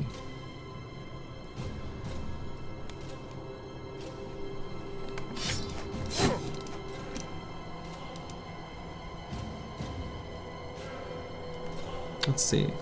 I don't want the Ancient Dead to attack my throwers. I don't have to be in such a rush. So I can go like to here. Or maybe even here if I put the tank here.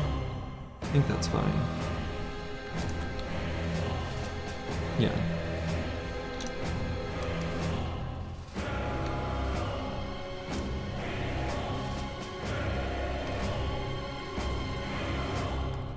Is this location just for fun? Does it actually help with win streaking? Well, I mean, it helps in that I get the Guilder's Embrace or the Jugs.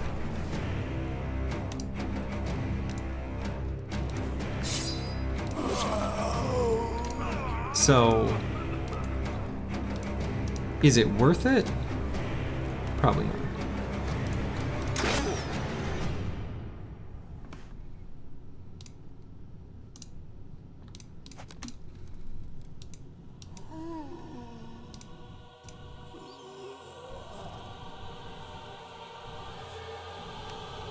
Okay. There's another phylactery there. Alright. So these tanks actually can withstand quite a bit. Bijante can, especially against these weapons, boy, he can last a real long time. So let's go just to like here. Other nice thing, it is not yet day 100. These Ancient Dead do not have Polearm Mastery, which will make this slightly easier actually. At least from that one specific dimension.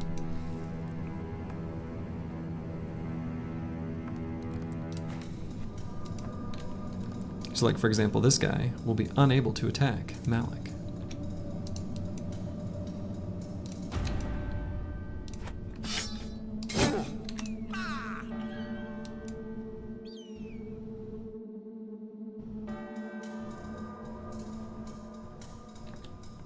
Let's see, I don't feel like the fast adaptation stacks are going to be worth the fatigue cost. So we'll just bring Geralt up to here.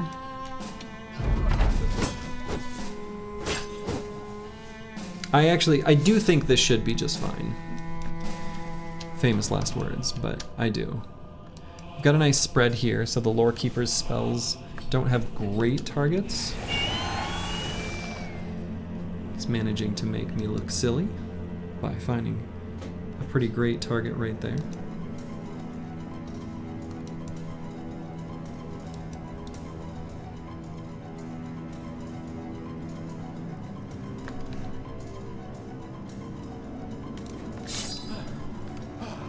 Oh right, he went up elevation. Okay, that's fine. Save and fatigue. He'll need it later. Center thrower we'll wait with for now. Tank we'll wait with. Fatigue neutral. We do want to get up and start being a target and having those ones be forward and surrounded.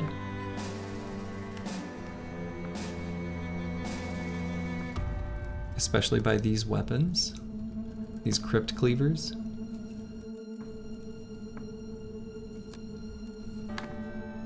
And people being near the banner is kind of nice.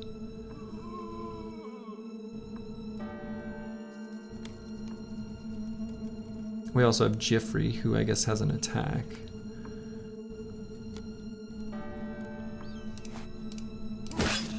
Okay.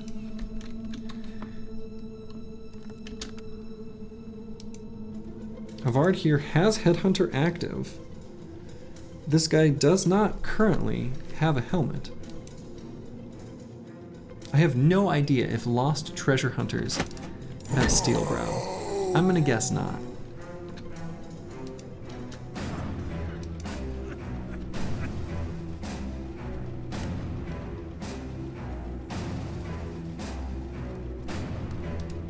Could get in melee range of the Lore Keeper now. Does that put Little Turd in too much danger? Possibly. But we could put Jifri there. Now Jifri is quite good defensively, actually. He's our best defensive fatigue neutral. He's got great armor. Great armor for these weapons, even. So we could send Little Turd here. End his turn so that we get enough fatigue next turn to rally if we need it.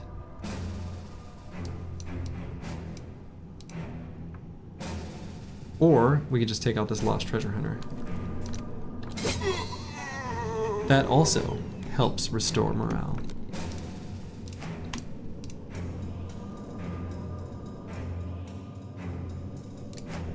Let's do it.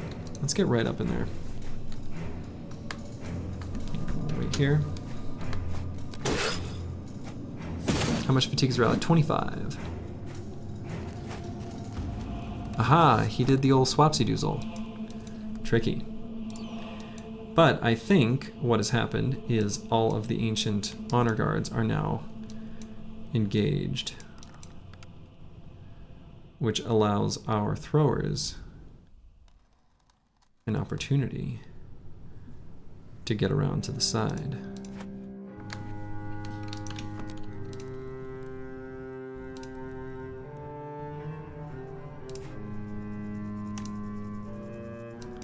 Engaged? My boys are otherwise engaged, so I gotta take them on myself. Little Tom Cardy.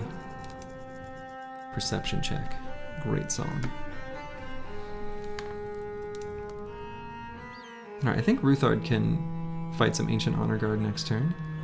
I think he's more than capable. Janold, center thrower.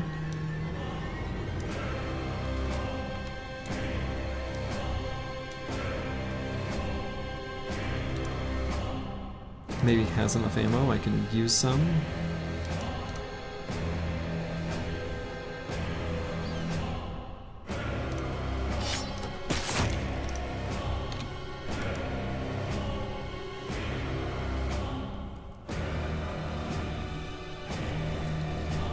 Not the best place for this tank to get locked down. I suppose it keeps these two Ancient Honor Guard just chilling. Okay. I guess that's fine.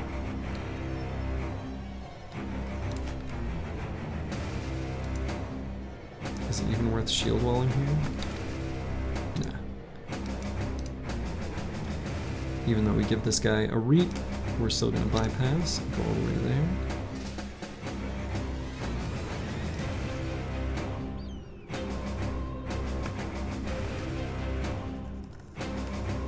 Definitely not going to push too far forward here. We'll just go to here. Or maybe here. We'll let these guys come in.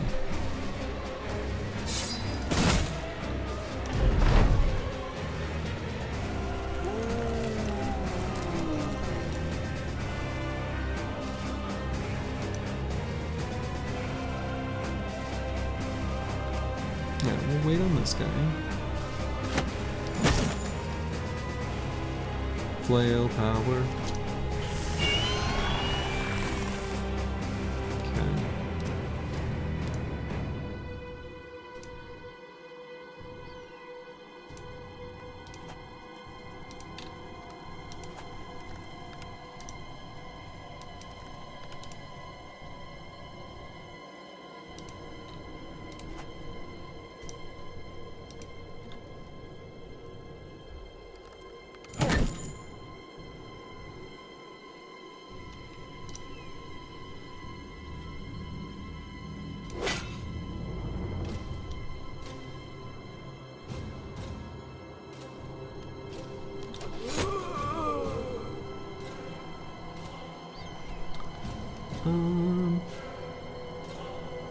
I probably will want to move Janold.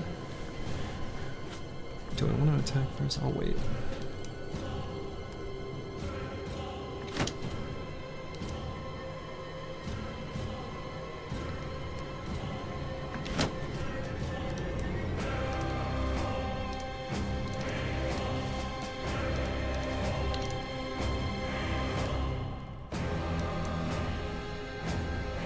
Let's see, do I let them go first and then move forward? I think so. I think Ruthard is possibly a bit fragile. He's gonna lose some hit points if I fight up here too, but I think it's okay.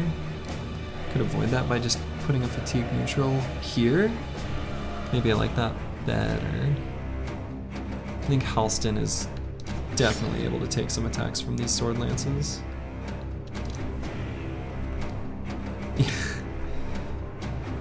That stupid headless treasure hunter.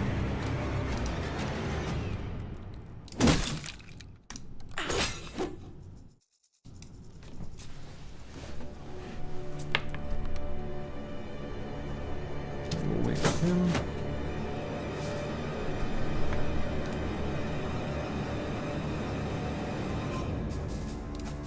We do have this attack if we want it. Okay.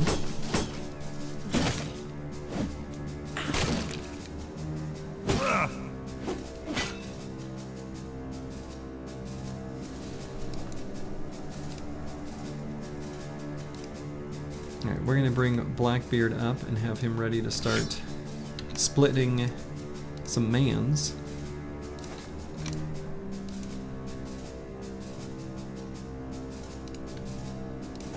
Vard will move up. Jamal. Guess he can move up. I could put the dog down this turn just for AP usage. I don't want the dog attached to the Lore Keeper.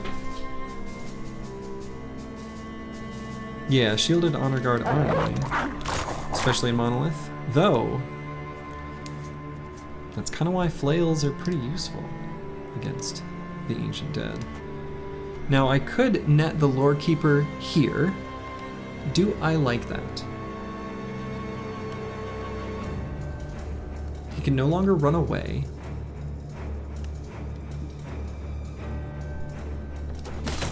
Don't need to do it yet.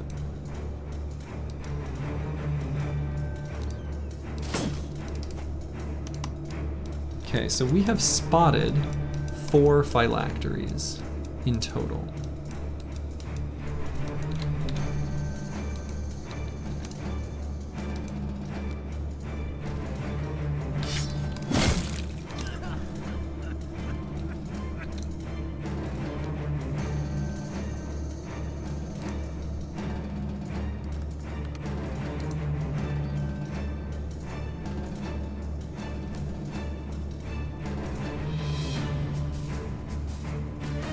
Might be too dangerous of a spot for the banner.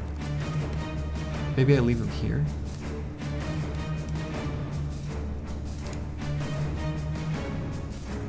I could put him in a more central position to hit more people in the aura.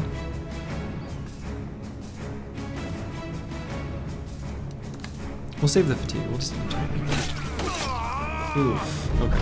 Alright. Jamal is in danger. This is a destroyed count,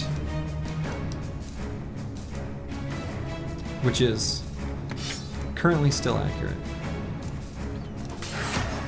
It is no longer accurate. We will update the count. 1.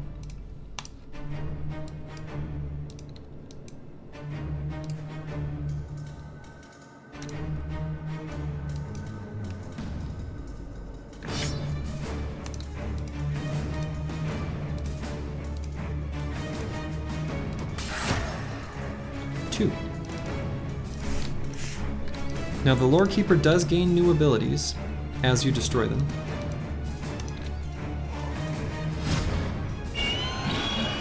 For example.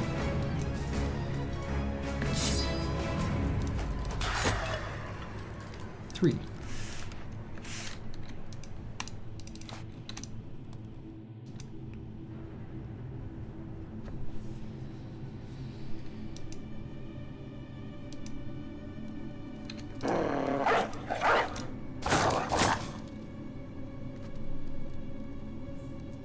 The gas masks are all being held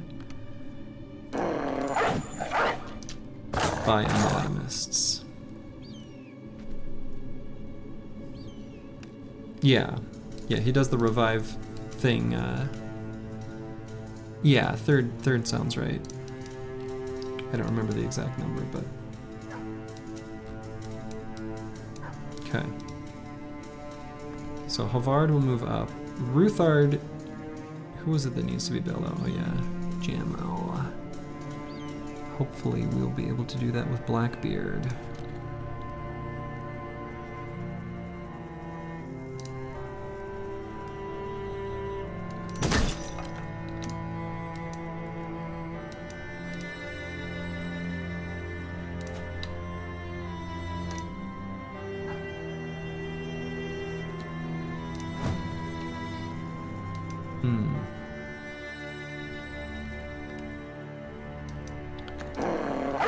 I think I'm okay getting some of these dogs down. So let's see, do I want to attack with Jamel here? So if I do, I think so. Yeah.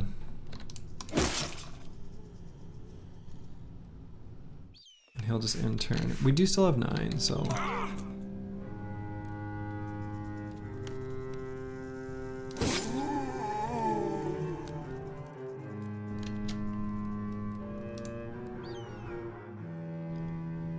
Do I want to have Ruthard occupy that hex? Should be okay. Guess I could go here with this guy. No, let's have him fight danger spot. Have you considered the gas mask for this encounter? I mean, if I find it, it's kind of like a, I don't know, you have to have it sort of thing. And like, I don't know. Not unreasonable, though. I mean, like, getting the gas mask for this fight. Like finding an anatomist specifically for it. Sure. Alright, let's get this guy out of the miasma. So we'll put him here.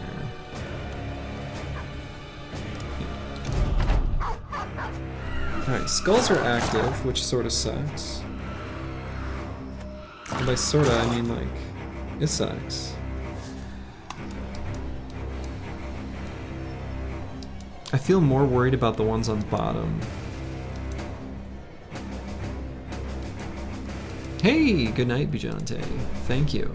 I also hope it goes well.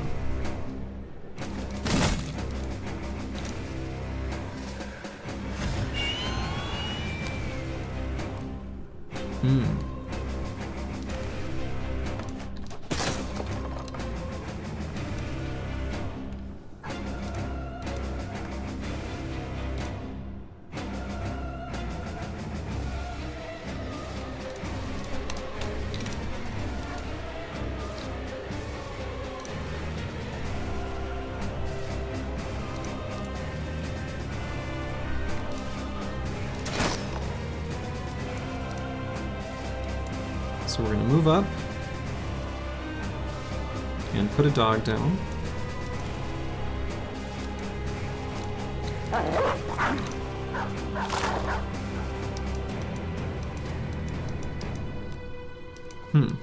Slightly unclear to me where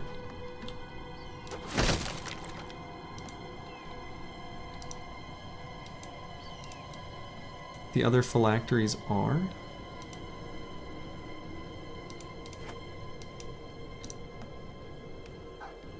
Do I just ignore this one? Tempted. Just eat the hit? Is that stupid?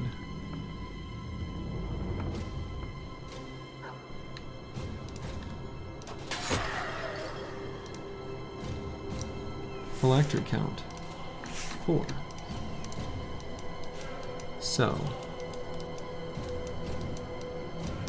Is that count accurate? I didn't miss any, right? If I miss one, someone please point it out to me.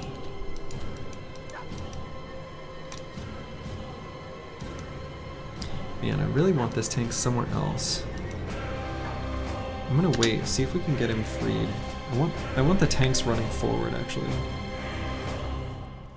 Yeah, actually, Falcon's legit useful here. I agree. Missing our 95% chance attack when we've got Killing Frenzy. Very nice. Very cool.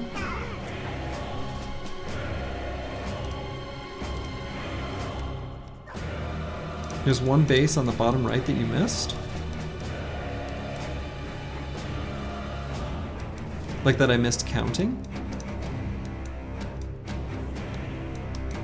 I believe I've... behind you. So there's this one. 1, 2, 3, 4.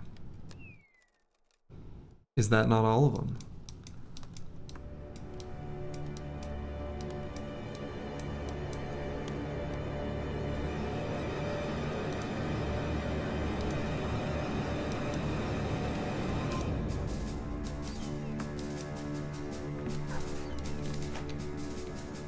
Pepe laugh. Okay, so I do. Okay.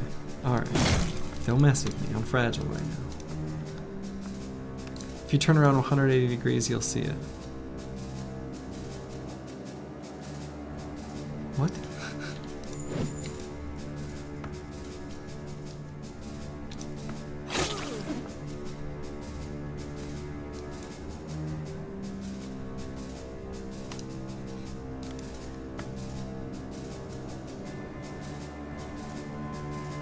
Should I go here just to be engaged? The Lorekeeper. Maybe not.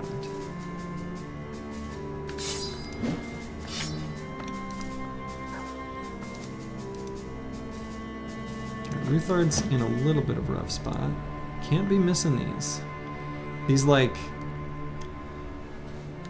93 and 95% chance attacks that we're just missing? Can't be doing that. It's not the time. It's not the time to miss those.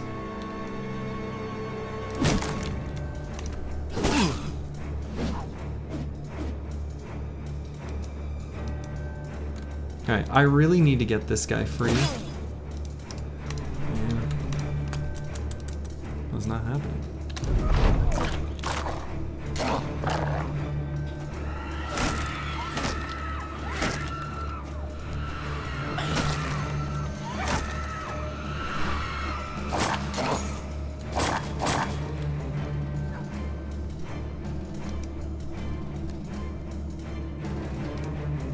Do I get Blackbeard down here to deal with these Ancient Honor Guards?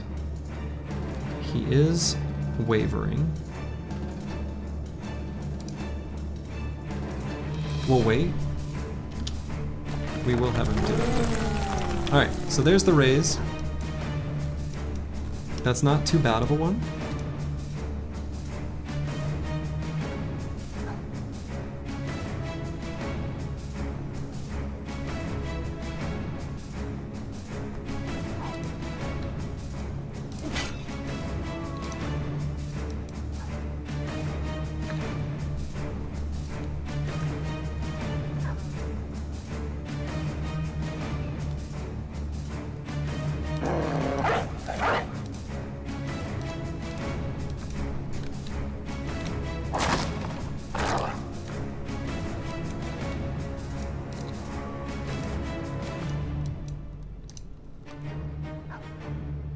This guy's annoying though.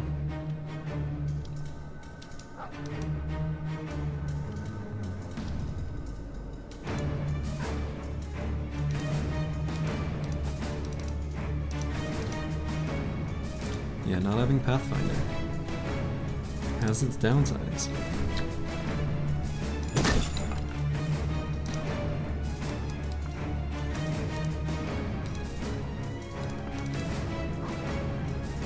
Is getting into melee area with the librarian stop any actions?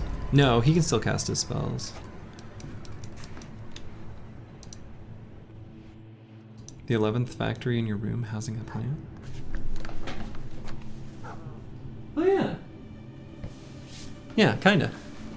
Fair. I get it. I understand now. Alright, so we want Blackbeard to attack this one. Otherwise he won't have a good attack. Ralph's going first.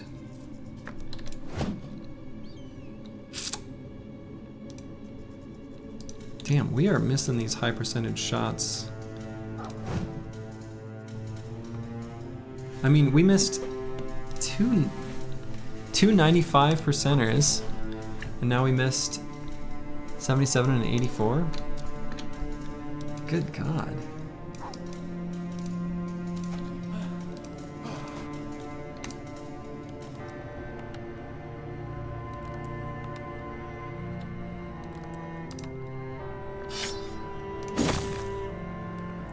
Hit that one, but then hit him in the head, which I did not want.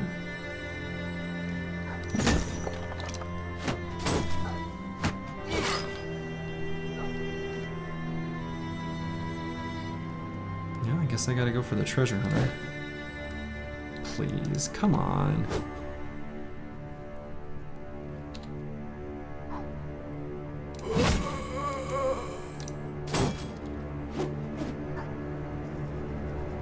Spear wall are problems away. If we just believe they're not problems, maybe they cannot be problems. Okay.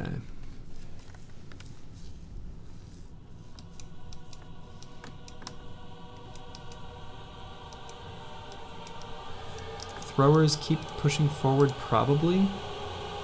The other thing I could do to be ready for if the lore keeper puts himself on a pedestal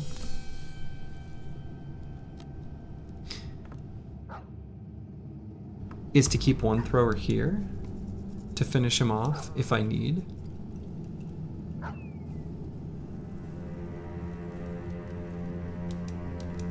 Honestly, I probably could put a dog on him, like on purpose. I know I was just saying how I don't want that. However,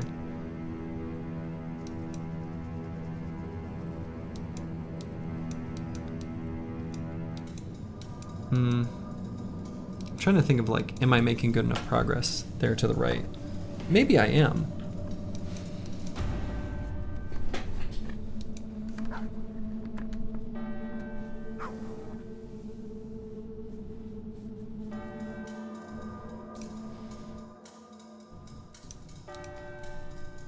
So maybe I can just start putting damage on the lore keeper? It seems stupid. I could put him in a net. Maybe, does that also seem stupid? He doesn't break out of it, he just sits there.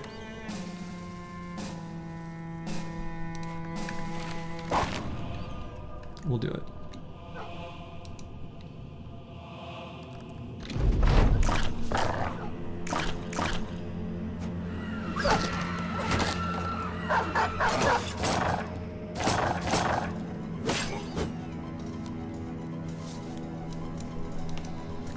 Tank's gonna go up and scout. One really nice thing, random thought.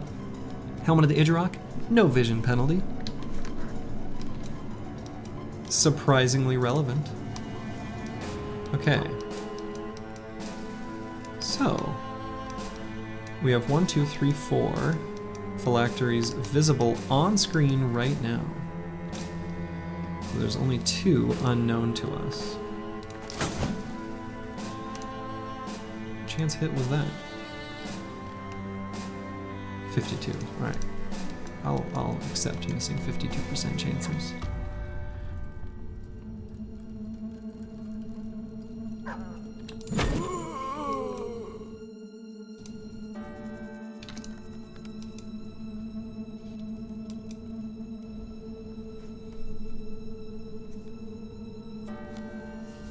You should have a penalty. Yeah, I mean, I don't know, that's a pretty fringe benefit, but fair enough.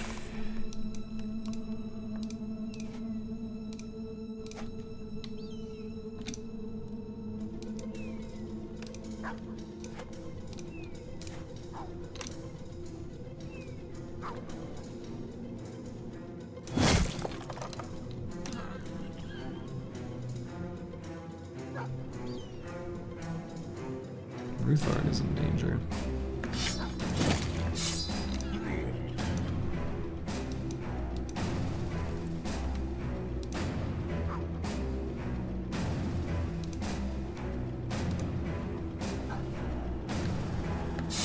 Weirdly enough, gonna pull out the Noble Sword. Okay, so now there are 1, 2, 3, 4, 5 phylacteries visible. Disarm duty time for Jamal? Probably. Phylactery count? 5.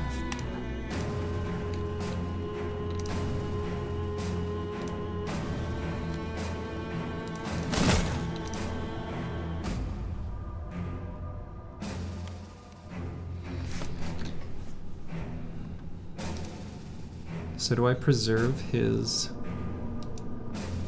fatigue and or weapons?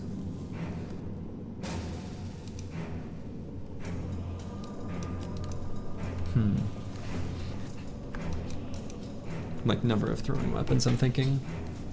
If I'm gonna keep him around specifically to deal with the sort of stopgap lorekeeper elevated himself, and I'm dealing with a bunch of screaming skulls, and want to kill him quickly,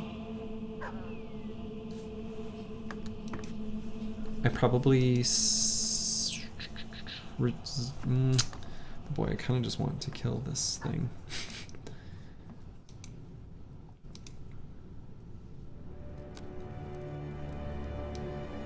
No, maybe I'm fine. Really, the only danger spot on the map right now is Ruthard. So, I can play it cool. Geralt, you've got Headhunter. You're ready. Hunt that head.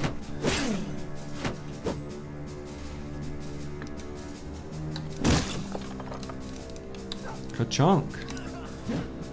Good. That was an important miss. That was an important hit. Doge. Could knock this guy out of shield wall. Could fail.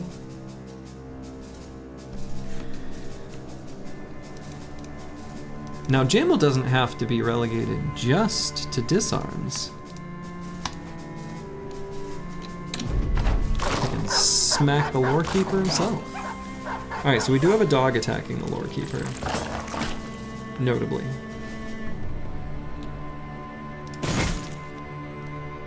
Okay. Good job, Blackbeard.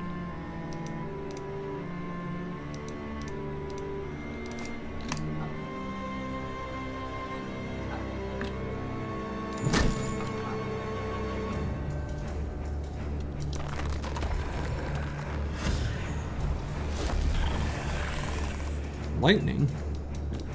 Very, very frightening.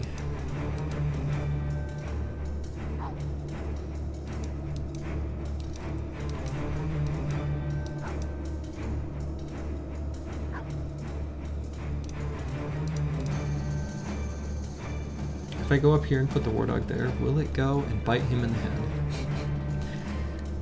Ambitious plan.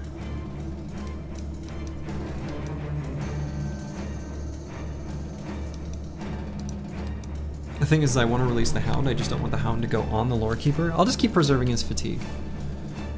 I'll just end his turn right there. He was standing in my eyes. Could have moved him. Let's see. And I did destroy this one, right? Yeah. Okay.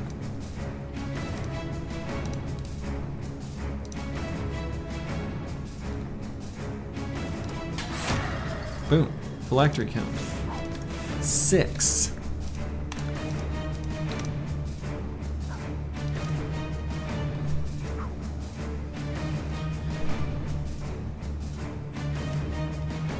Sadly, I think the spear isn't even going to be enough damage to kill this guy if I hit him, so 6 out of 11. Stop it.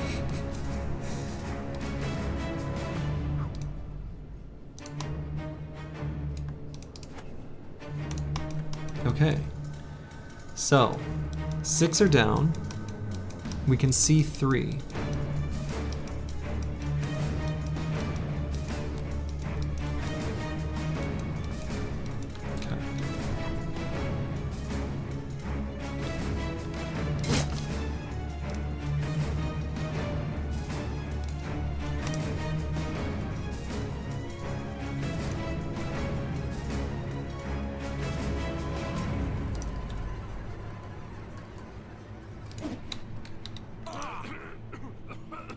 Gonna let Jamble take just a little bit of, you know, miasma damage there.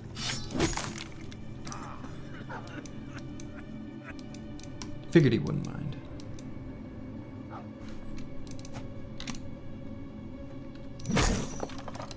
Good.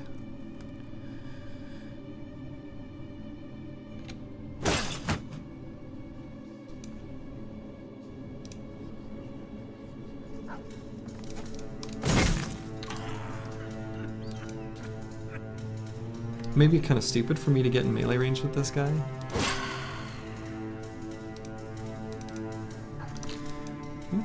Took it out, I guess. So there's one more yet to be discovered.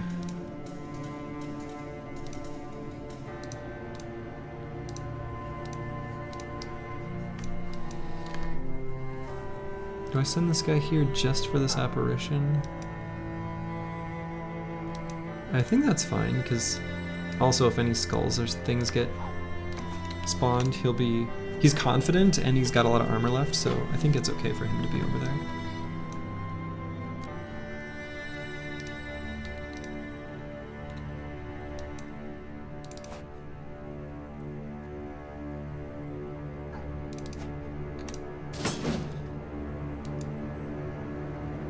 I was gonna have Blackbeard go here, but I guess not anymore.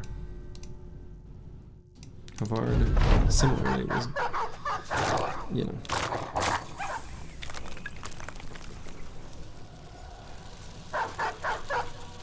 Okay. Wait with Janold. Bijante can shield wall. Malik.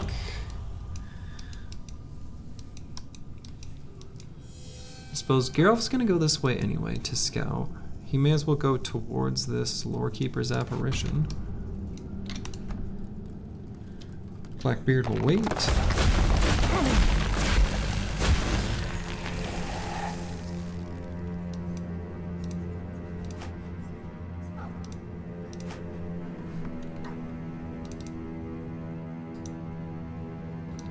Yeah, that effect is, oh, what's it called?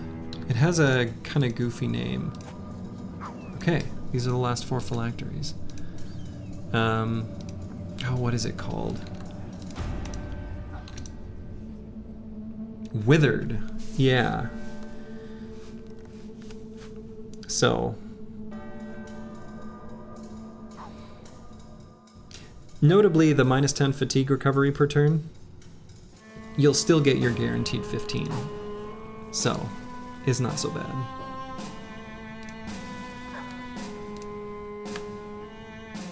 Alright, let's get out of the miasma and not onto the same vertical row as others. I'll just put him right here.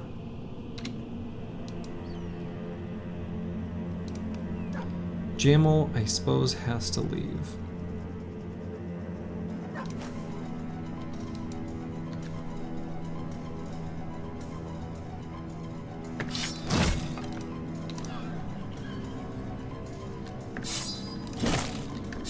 Little turd, giving the Lorekeeper a little slam.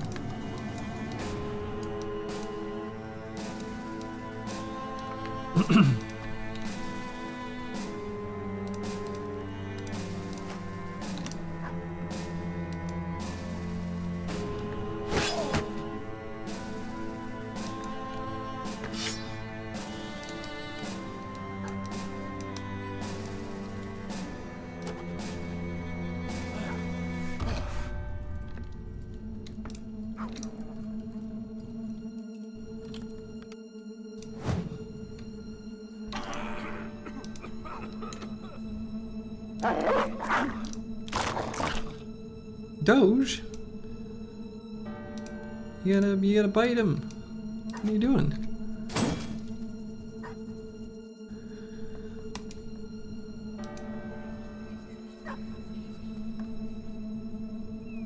Still gonna save fatigue on Janold.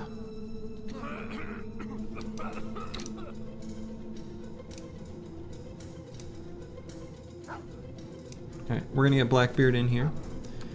I suppose maybe I put him here. Yeah. Gerald will get ready to rock and roll as well.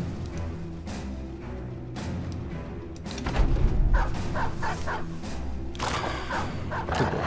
Good boy.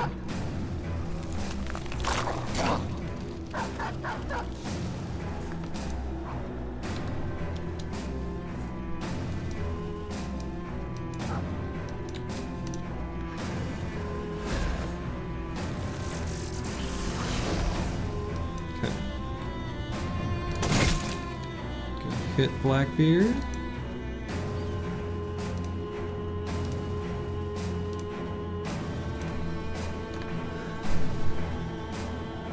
Yeah, being able to only move 2 hexes is so scary. I'll go here. Do nothing.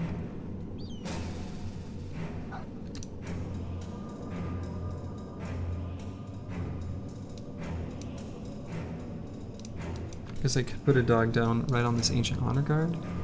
It's probably fine.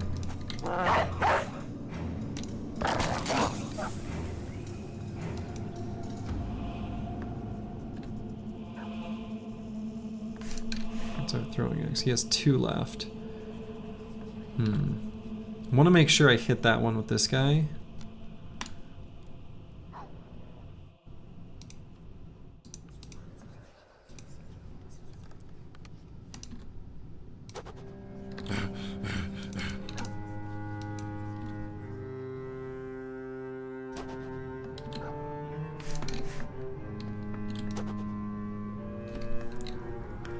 Okay.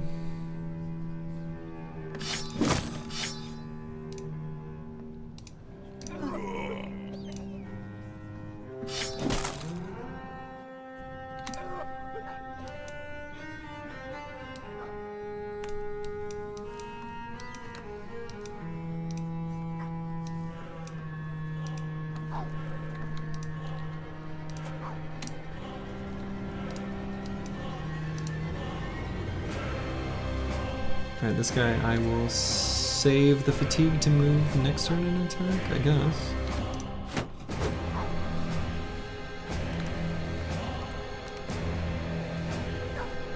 Is the Lore Keeper too low to attack now? He's getting close-ish. I can attack him like one more time. I'm a little worried about what the dogs are gonna do.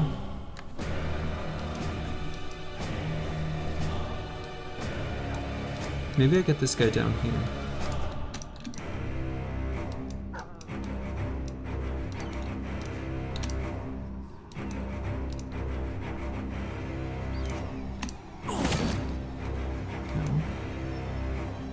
Alright, so we can do 1 attack with Jail. Okay. Just getting a fast adaptation stack, as you do. But I'm only going to do just the 1. Let's see, so Malik... So this guy will probably take out this one. This guy and these 2... Do I want to send him down or up? I guess up. He moves 2. Feels so neutered.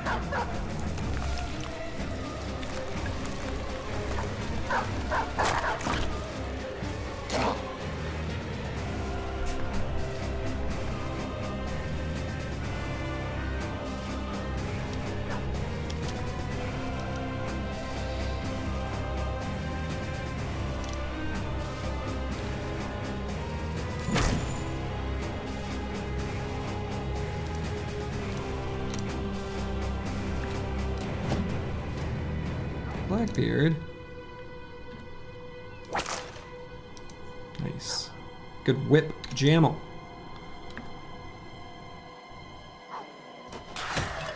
Okay. Phylactery count 7.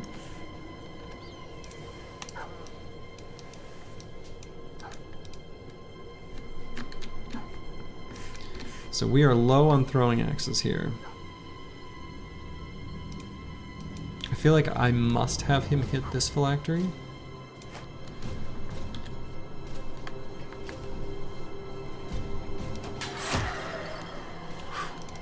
Eight. Just the 2 left.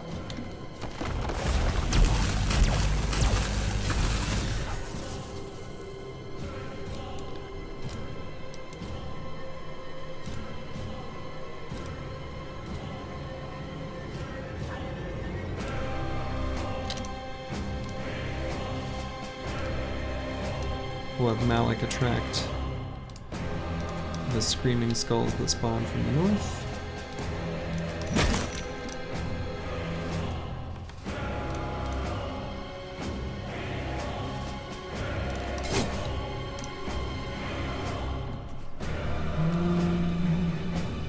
Long fight is long. True. True statement is true.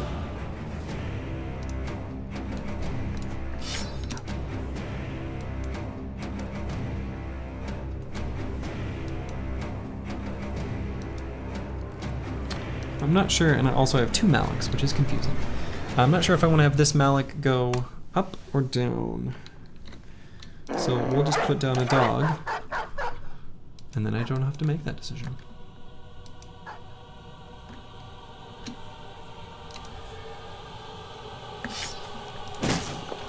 Nice.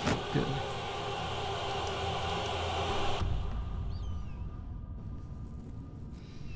Many trusty doges here on this battlefield.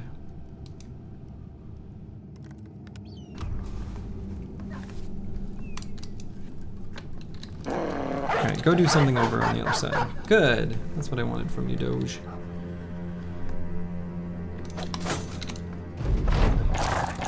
Okay, that's questionably high damage that dog's putting onto the lore keeper.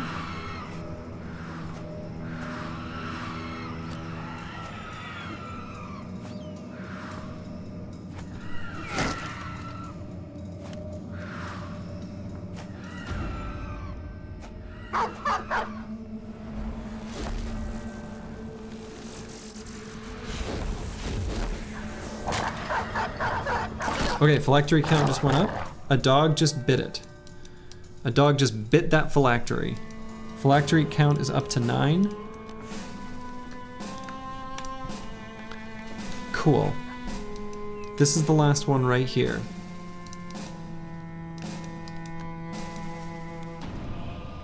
We're gonna wait on Jamald. I don't care if he gets flavor blasted there.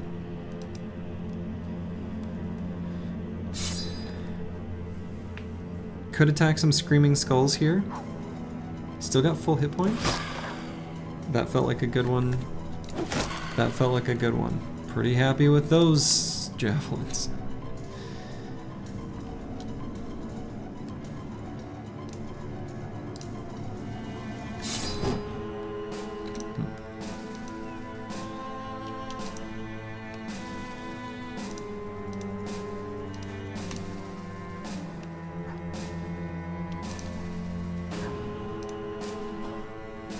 Oh no. Now I can't throw. Let's see. There's, yeah.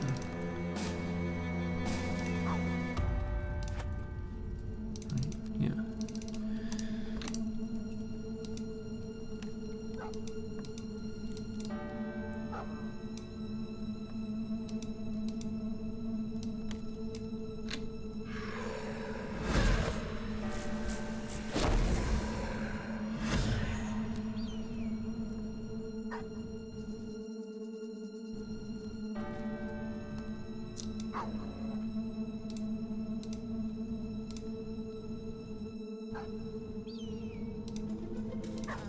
Okay, dogs.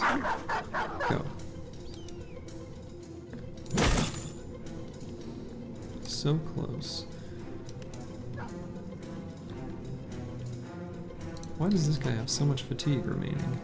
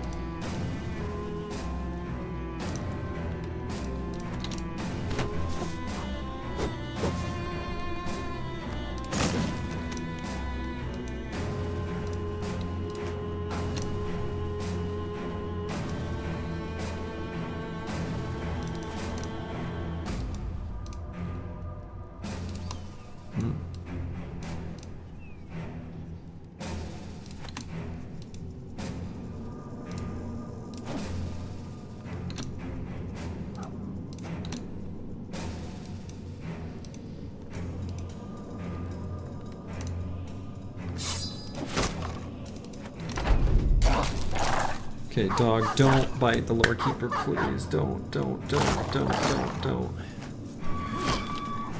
I think there's another dog there that's gonna attack him.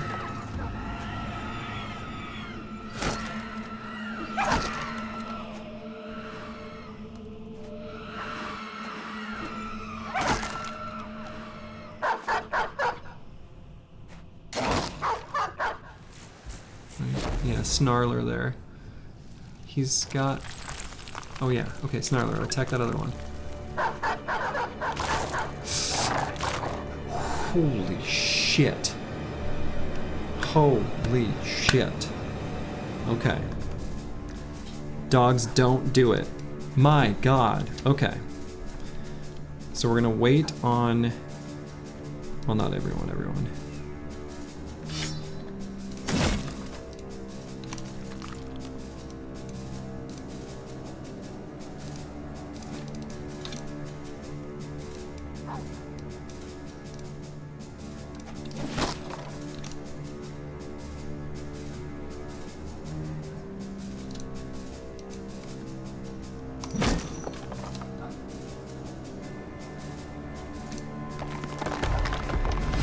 Okay, he put himself up in the sky.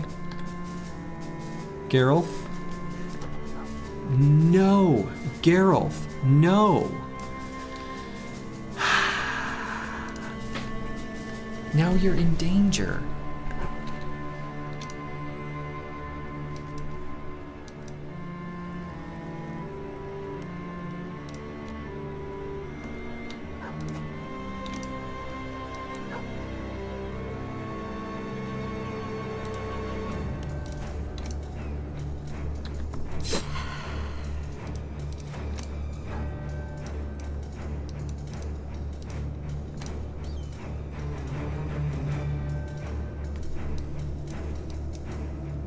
Plus side, the dogs can't attack the lore keeper anymore. Okay, does Janold has a turn? All right, Malik. Malik!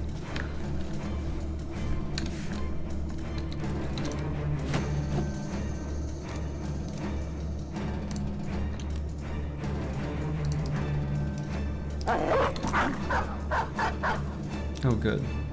Way to rally. Let's get him back.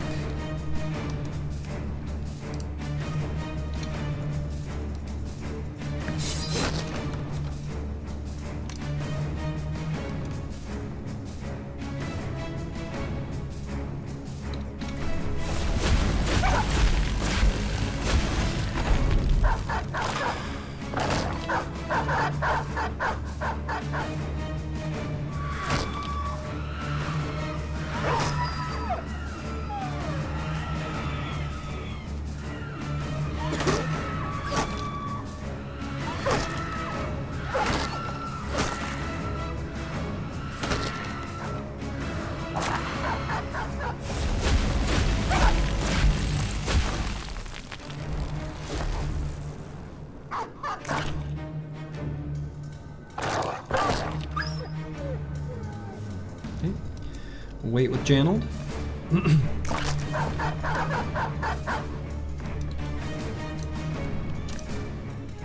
Wait here. Wait here. Here we'll move off of the danger zone. Get a dog down. Good boy. Tank actually kind of needs to come bail out those guys, but maybe still want to get him on top of this apparition. All right, Geralf. Geralf, for fuck's sake.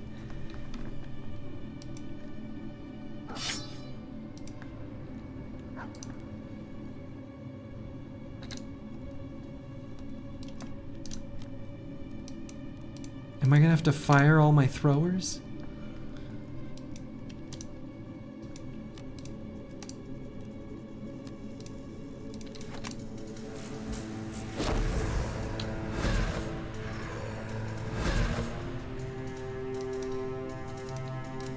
Alright, let's get Jeffrey over there to the right side.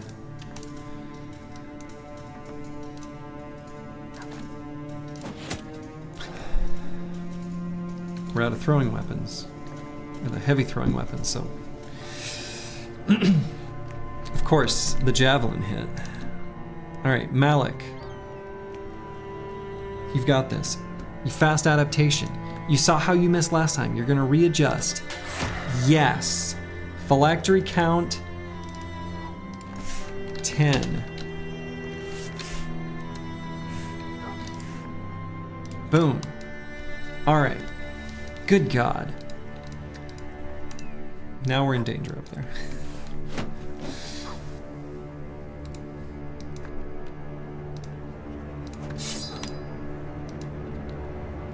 Janold. We've been saving his fatigue. He's ready. No. He missed just a little, but he's got fast adaptation. He saw how he missed and... Whew! Yeah, Malik. Yeah. Having two bros with the same name is confusing. Alright. The lore keeper is down. We still have a lot of shit to clean up. But the lore keeper is down.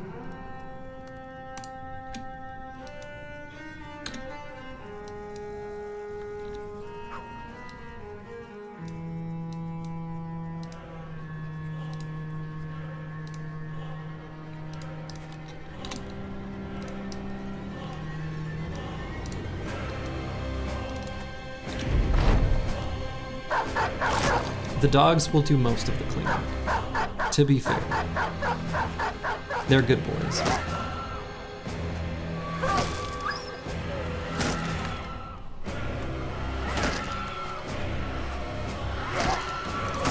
Does this... My goodness. Does that explosion do full damage through nimble? Malik the tank is in some extreme danger. Or maybe it just does, the explosions just do super high damage that's really bad and low against armor.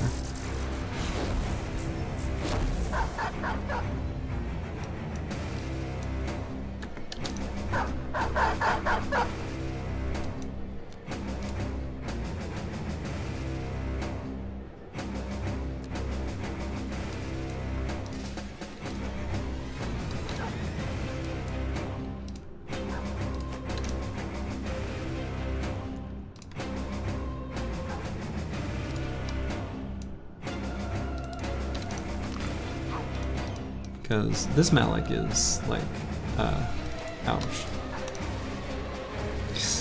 Pierced leg muscles, pierced chest, pierced arm muscles, cut arm. He's had better days.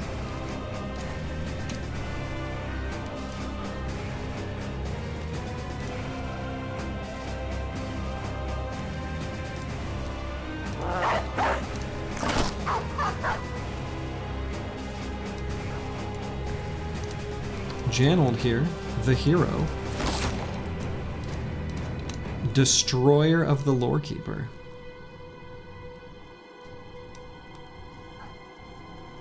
Oh, skill explosion is not an attack. There you go. Today I learned.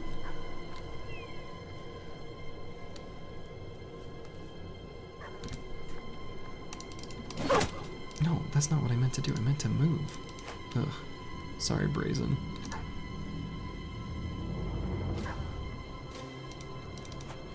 Skull explosion isn't an attack. It's an explosion. Duh.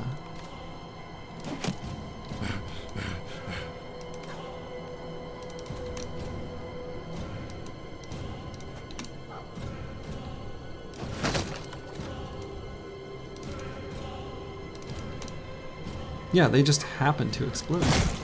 They don't mean anything bad by it.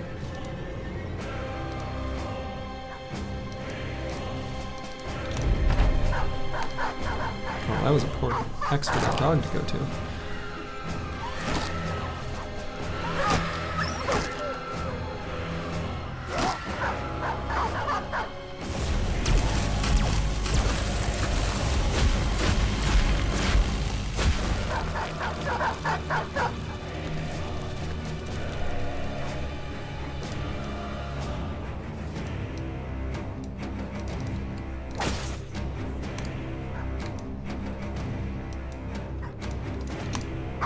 I love the aftermath. Like, look at this battlefield.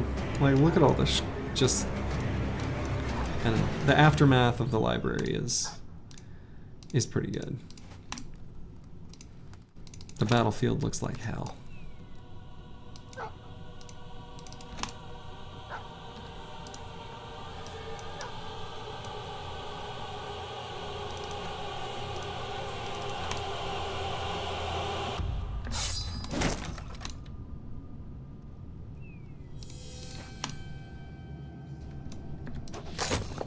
Jannald, Slayer of the Lorekeeper.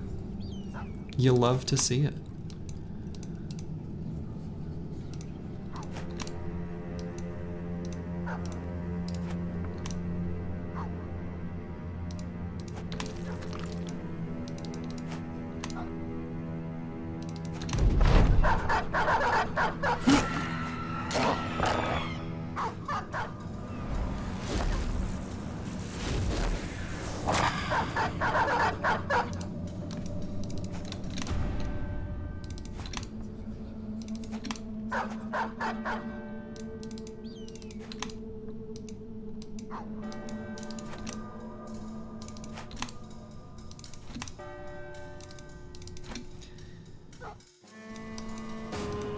Little turd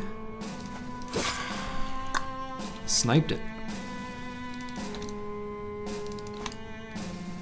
All we got left is one cute little skull, which Jeffrey has offered to take. Boom! Victory! What a fight!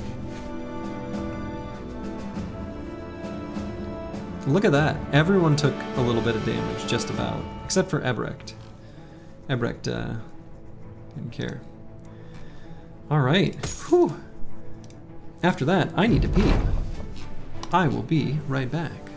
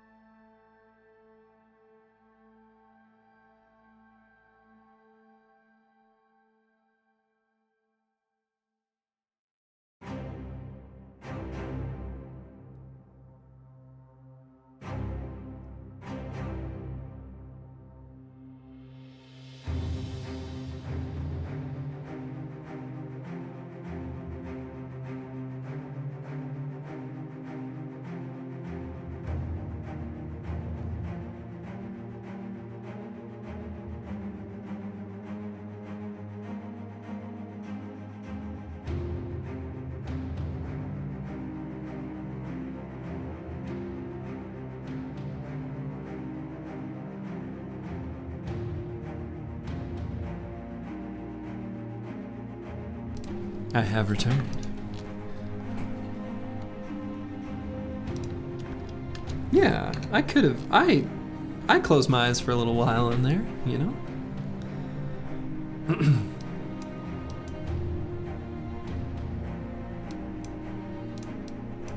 Okay. The team is looking a little rough. That's okay. We don't plan on doing any fighting here in the short term. We're going to make our way to Ras Sanan to start our southern sweep. We will, however, take a moment to remember our fallen comrades, the dogs that lifted our spirits and went to the old kennel in the sky.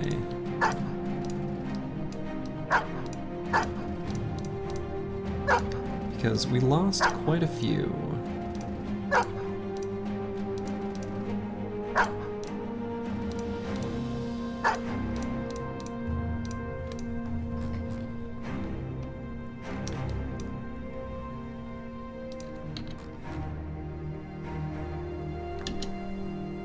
Yeah, Ifrits. No need to fight any Ifrits. Geralt. Everybody makes mistakes. After a fight like that, I'm pretty sure I'd at least sit down and have a beer. Like,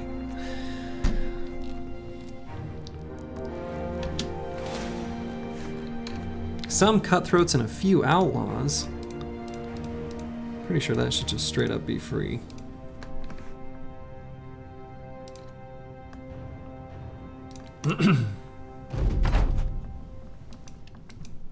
But I will need to be slightly careful. The team's pretty hurt. I'm gonna let them come to melee and we'll do a 2-hex scoot and shoot.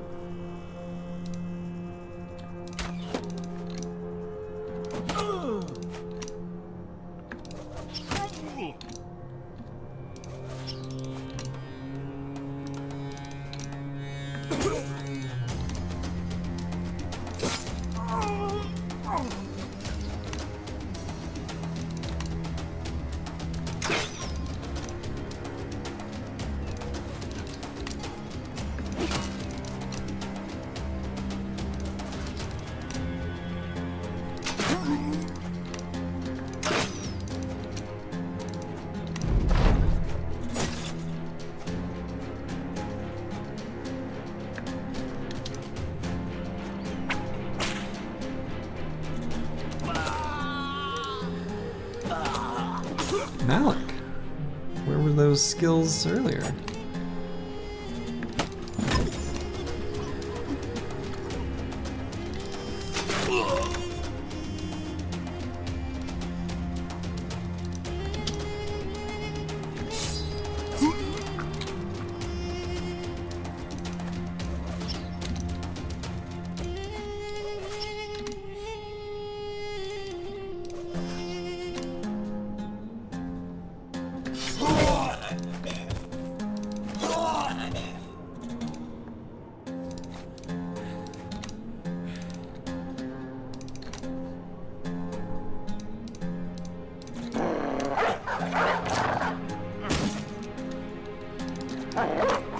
Get dodge.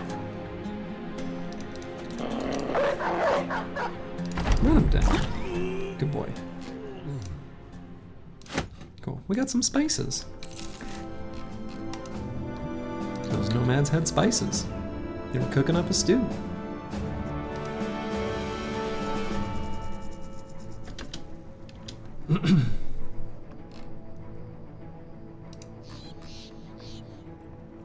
Alright, into Ras Sanan we go. I'll do the old town stuff here. See what's for sale at the Alchemist. Nothing too exciting. What is this? Aha.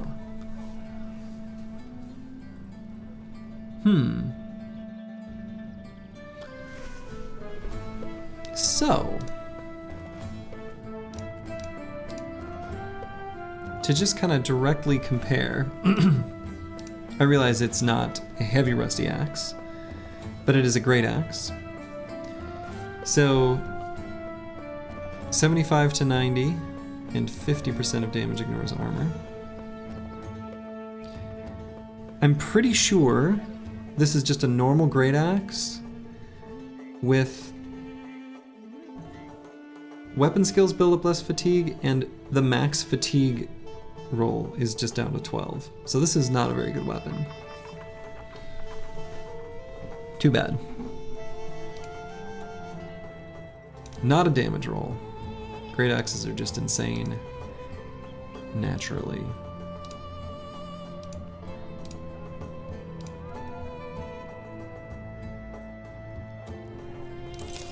Fix the pierced leg muscles. I mean, I guess I can treat the other injuries that we'll leave the pierced arm muscles. We can treat some of them. And then I think it's time for just a mass sell-off. Could possibly hold off, and since I guess I plan on going to, oh my goodness, hold up. Let's take a moment. Let's take a moment.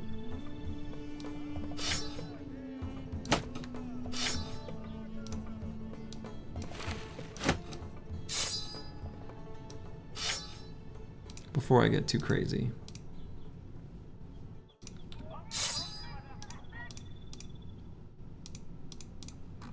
I didn't sell any. Yeah, okay.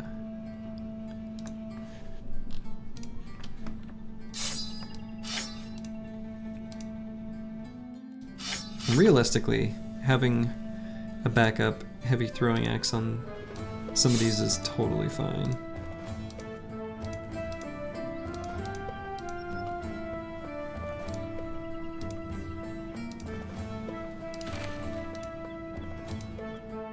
Okay.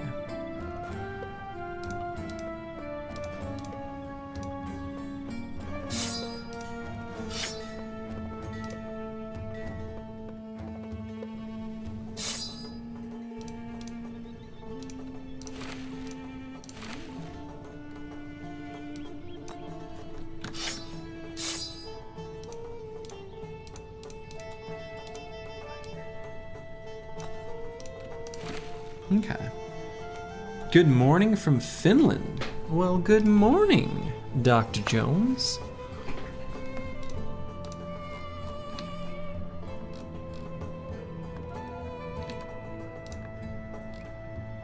It is late at night here in the central United States. Is it already morning in Finland? Must be pretty early then, right? Can't be too many hours away. Must be pretty early.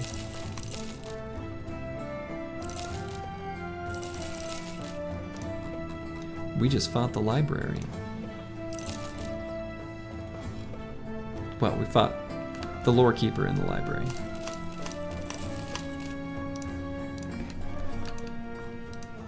The lore keeper. The kind of enemy. Ah, okay. The kind of enemy that makes you shout, Perkele! Or if you're real serious, Perkele! I know a little Finnish. Just a little.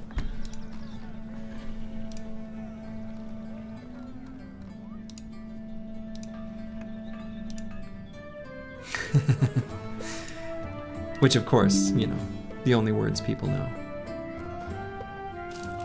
Kind of a swear word. Basically a swear word. And we'll grab these fire pots as well. Sell the book for 164. That would be really funny. Not gonna do it. We'll wait for our mysterious visitor, and we'll decide what we want to do when the time comes. And we got a few consumables. We'll take a look at what these contracts are. Escort caravan to Azimshab. But we're gonna stop at Kabira first. All right. Well, I think that is a good place for me to call it. Nobody else is playing Battle Brothers. Can you believe it? For shame. Well, I guess that's it. Ah, I see. Well, unfortunately, Dr. Jones, you caught me right before bed. But if you're watching on YouTube, I hope you've been enjoying. We had a pretty fun stream here. So, glad you could be here for at least a minute. All right, well, to all of you, have yourselves a lovely day or night, wherever it is, whatever time it is, wherever you are. Ta-ta.